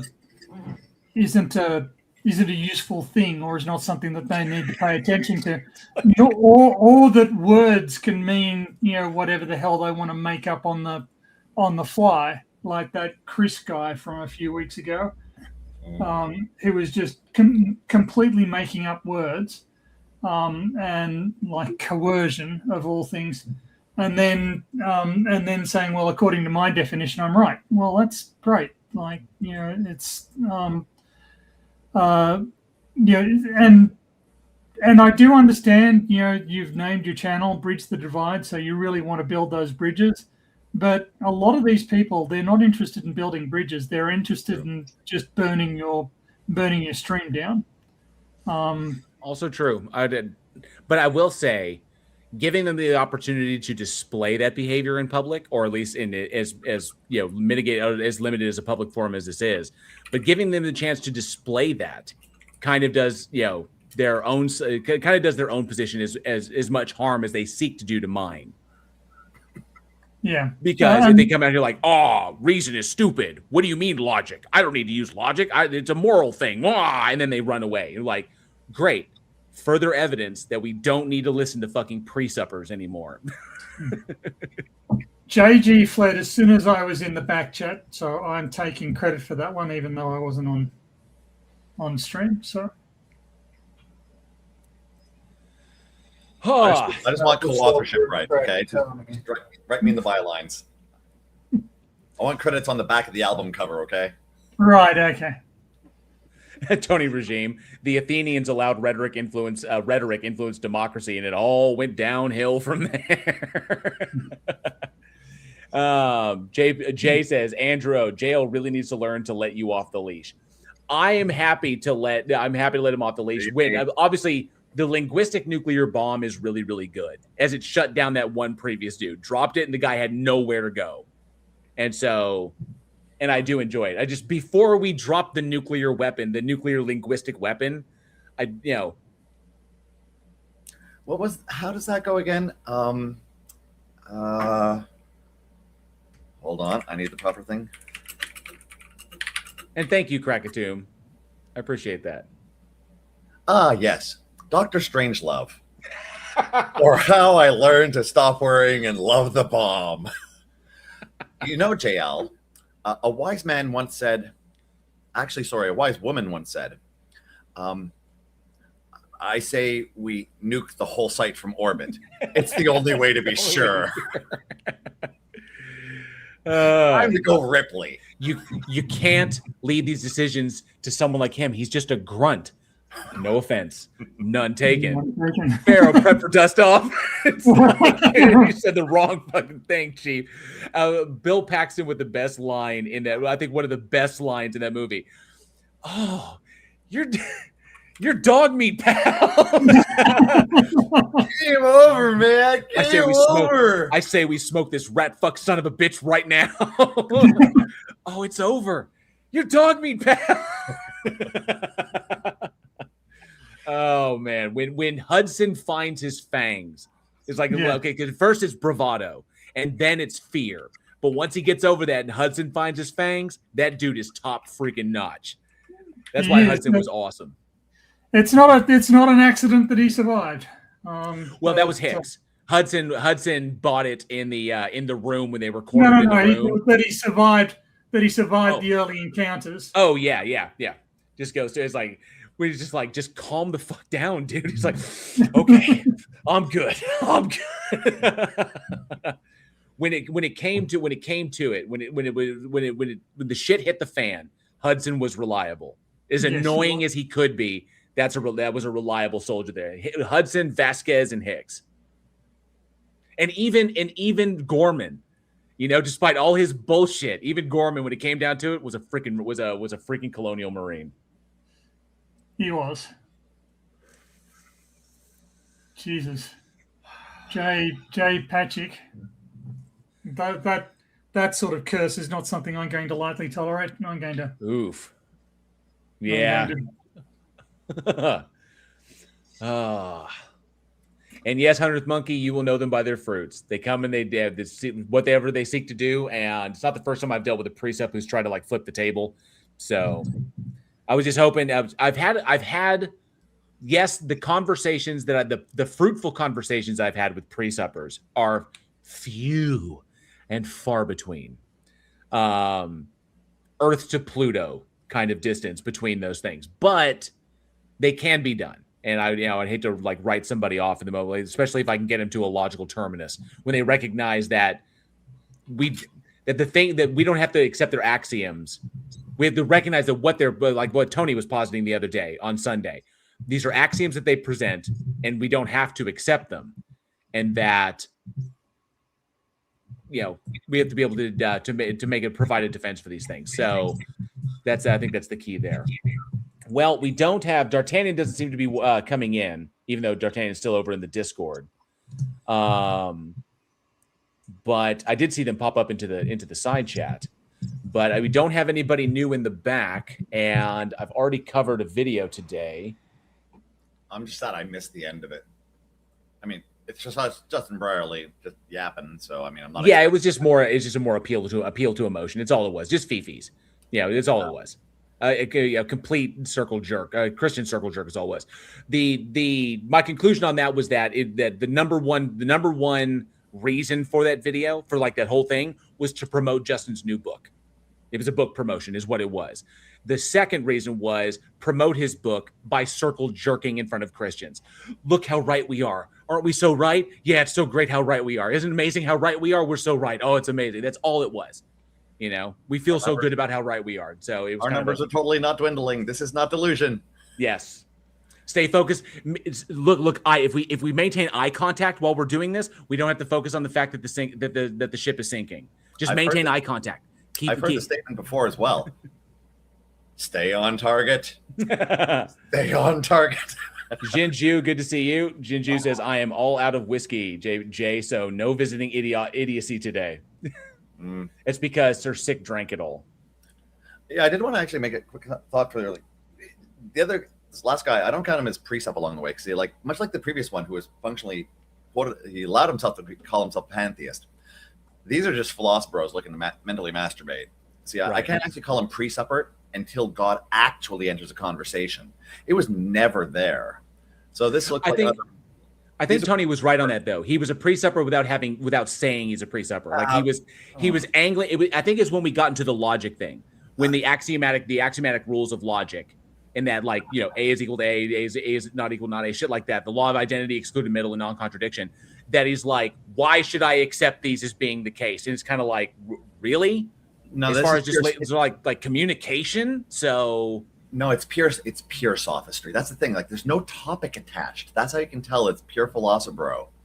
There's no content, zero content. That's how you know it's pure philosophy, and they're going for a circle jerk. This is like a person who takes a couple of philosophy classes and wants to try to batter somebody, which is why if you want to get into the mud, you don't want to be with me. That's what Rorschach is all about. Remember? Right. So Krakatoon says TLDR. What do presuppers do? So the core philosophy of presuppositional apologetics is that it's a Christian defense method that argues that the triune God, or whatever God they're positing, is the authority of Scripture and is the foundational starting point for all human reasoning. So that logic, morality, science, knowledge itself, that these things cannot be consistently accounted for without a Christian worldview. So it tries to account for things like the problem of induction, where there are limitations to us or to our ability to make statements that are true. And so it's grounded like that. Like, this thing is true. Like, logic is true only because the God is there to instantiate the truth of logic. So it denotes a kind of prescriptive view of these abstract concepts that we utilize to describe and quantify the reality around us. What they do, that's kind of what presuppositional apologetics is. What presuppers do is that they will go into conversations and they will basically argue that they're right because they're right. Because the God exists, the God has revealed all this stuff. That's how we know it's true, and that's how all this stuff works. But they literally can't account. They say that if the God doesn't exist, then all this other shit is impossible. But it's only impossible by their metaphysical metric. If you have a different metaphysical position, they're entirely possible. They just don't meet the standard that they think is necessary. So they'll blow up, flip the table, do all kinds of crazy shit. Where I see it is they have an axiom that logic and systemic scientific behavior of the universe both require that God exists. And I don't share that axiom. And they then try and turn it, well, prove that I'm wrong. Well, it's an axiom. You've just assumed it. You've just sort of asserted that it's true. I can discard it on the same basis. I can discard it without evidence.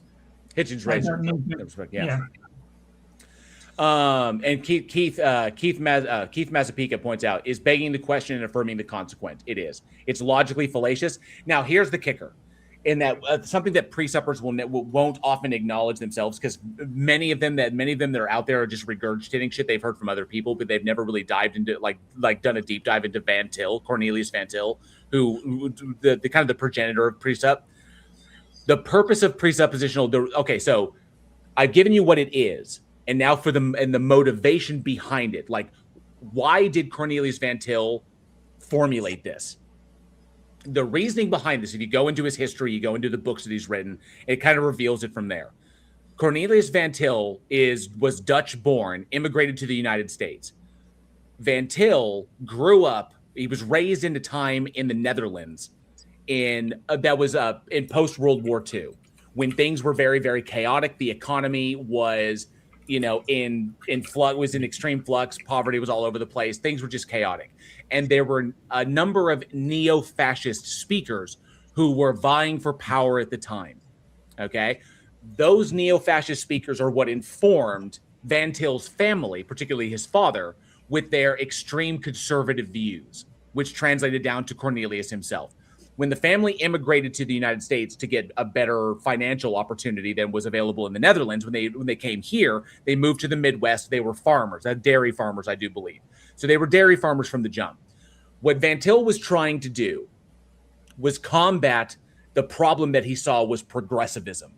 He viewed progressivism as a threat to essentially everything, and he was against it at every single turn. He was very fascistic in his thinking. And so what he developed was an argument to basically what Greg Bahnsen says, who was a student of Van Til's, to shut the mouth of the unbeliever, to create a logical position, to create a position, a philosophical position, if you will, that rooted the God as being fundamentally unable to be defeated because it's predicated upon certain metaphysical ideas that can't be shown to not be the case. So it's this ironclad kind of approach to an argument for God, but at best you're going to get a logically valid syllogism. Okay, but the purpose was not to convert anyone. He wasn't trying to convert anybody, like convert non-believers to believe in God. He was trying to give a reason for current believers to not question and therefore never leave the church, because he saw progressivism and the rise of progressivism as giving people a reason to question. And if you have this ironclad kind of philosophical position that you can't really defeat because it's designed to be like untestable or undefeatable, because it's just simply written that way, it's defined that way, then people have less reason to leave. He saw progressivism as giving people, as opening the door to doubt. That say, well, let's question this. What do we mean by this? What does God mean by this? And those questions would increase the likelihood that people would eventually question themselves out of the church. And that's what Van Til was trying to do. That was his ultimate goal, was this kind of like fascistic, iron-handed way of keeping people in the church by stymieing any reason to ask any questions. And that's the goal of that. And you see that kind of like mentality trickle down into his followers, especially like Greg Bahnsen, who espoused it's to shut the mouth of the unbeliever. You know, it's not to convert anybody. It's to basically say we're impervious to questions, is what it is. So it's philosophically bankrupt at its foundation. You know, I mean, there's no point in it other than to justify being a dick to people who question you, like Darth Dawkins does or PMARS does. You know, yeah, he was really okay. And this is evidence in two major instances. When he was at Stanford, when he first went to Stanford and he was a professor there, he left Stanford almost without notice because of what he saw as the rise of progressive thought within that institution. And that's when that was when he left and he founded Westminster. Okay, because Westminster was something that he could control. Working for the authority, working for the university, it was never going to happen. You know, progressive ideals are going to come through. They're going to influence thought. But he never fought against it because he kind of shied away from confrontation. He was not big on confrontation. He was very passive aggressive in how he approached shit. And so he went and he basically took off from public education and he just went to private stuff, which is why he founded Westminster with his little buddies. The other instance is the debate he had with Gary Clark. When Van Til tried to get Gary Clark excommunicated from the reformist movement because of the progressive stance that Clark was taking, the intellectually honest stance that Clark was taking. And he lost that debate. Van Til famously lost the Clark debate, and Clark was not excommunicated because Clark was advocating for intellectual honesty in order to bridge the societal gap with non-believers or for people who are on the fence. Don't strong arm them into belief, but present this as intellectually honestly as we can and let them come to their own conclusions. Van Til didn't have that kind of faith. He thought you needed to like take their head and stick it in the ground, be like, this is what is true. Oh, never leave. That stuff doesn't work from a social perspective. So, yeah, he had a real problem with progressive thought and progressive thinking. Basically, just a philosophical fascist is what he was.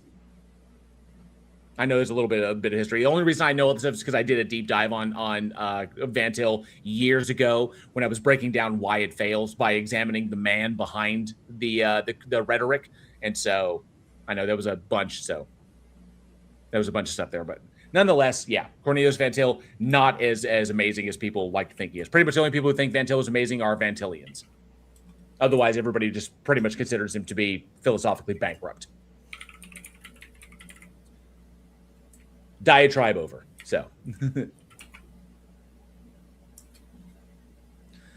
yes, be aggressive. B-E aggressive. B-E-A-G-G-R-A-S-S-I-V-E aggressive.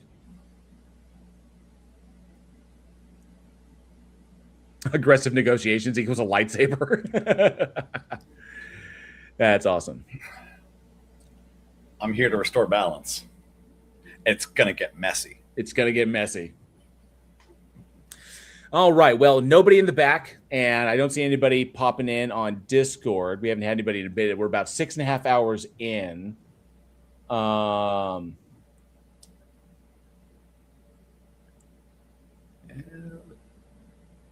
It's winding down a bit.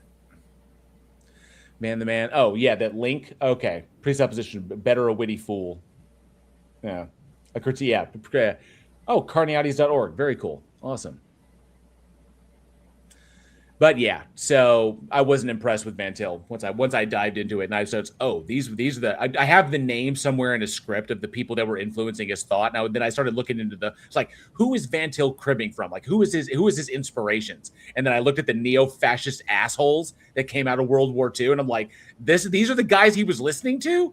Oh, gross. So it explained. I was like, well, that explains a lot, because we are products of our environments. That's the environment he grew up in. That's who influenced him, and it came out in his behavior.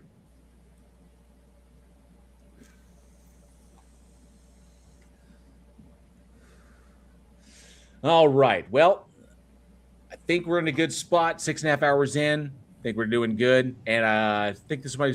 So before we do, if we do call it, you guys have anything coming up on your channels, or Tony, anything big? No, nobody's asked me a debate following my Hovind debate. So all quiet on my end at the moment. Actually, do have something coming up here soon. Coming up here on the 4th, I'm looking for a link to it to put in the chat, but I'm going to be debating Fight the Flat Earth on Debate Hub on Hulk versus Superman. It's going to be a great time. I don't know if you guys in the chat or in the panel know Chesh, but she's been in the community for a pretty long time, and yeah, I'm excited for it. Awesome. Debating FTFE. Very cool. And Andrew, anything on your end? I might be co-hosting late on Sunday. Awesome. Very cool. I do know that this Friday, I am moderating a debate over on Skeptic Haven. I am moderating a debate between Leo Filius and I can't remember the other guy's name. It's just escaping me right now, probably because I'm tired and I need to eat. But I'll be moderating a debate over on Skeptic Haven. You'll be able to find those links. And I'm just moderating. I'm not actually in there. So I believe it's going to be on I think it's going to be on like naturalism, or is it like realism versus idealism? I have to double check. But that should be interesting. But I'll just be moderating that. And, of course, doing this stage as well on Sunday. And, of course, as soon as I get this freaking content done and edited, because I finished my adaptation, the film adaptation I was writing, and so now I'm on to the next thing. So yeah, new stuff coming up. So I appreciate that. Thank you everybody for being here. Everybody in the live chat. I'll let everybody get something to eat and get something to drink, go to the bathroom, and chillax and enjoy the rest of their Thursday, because we're now past midnight. So thank you to all the super chats. Thank you all you channel members out there. If you'd like to be a member of the channel and support what I do here, it's only 99 cents per month. You get access to all the custom emojis I've made and, of course, the channel badge. So I appreciate that support. And thank you all for hanging out. And if you like this stuff, hit the like button. If you didn't like it, hit the dislike button. Leave a comment. That helps me in the algorithm. Those interactions really, really do help. And I am so close to 15K. So close. Disturbingly close. Obnoxiously close. Where am I at? 43. I'm 43 away from 15K. So, and I'm trying to avoid. I feel compelled to go to other bigger channels and help them, have them shoot me, like promote me, but I don't want to have to do that. So I'm hoping that we can get that 43 subs away from 15,000. That'll be a really nice milestone to hit. So I appreciate that. Thank you to everybody. You guys rock, and that's going to be it. I am JL here at Bridge the Divide. This has been the Stage of Reason. We'll see you on the next one. And as always, be safe, be excellent to each other, and together we can bridge the divide until Tony erupts and there is no more bridge. But and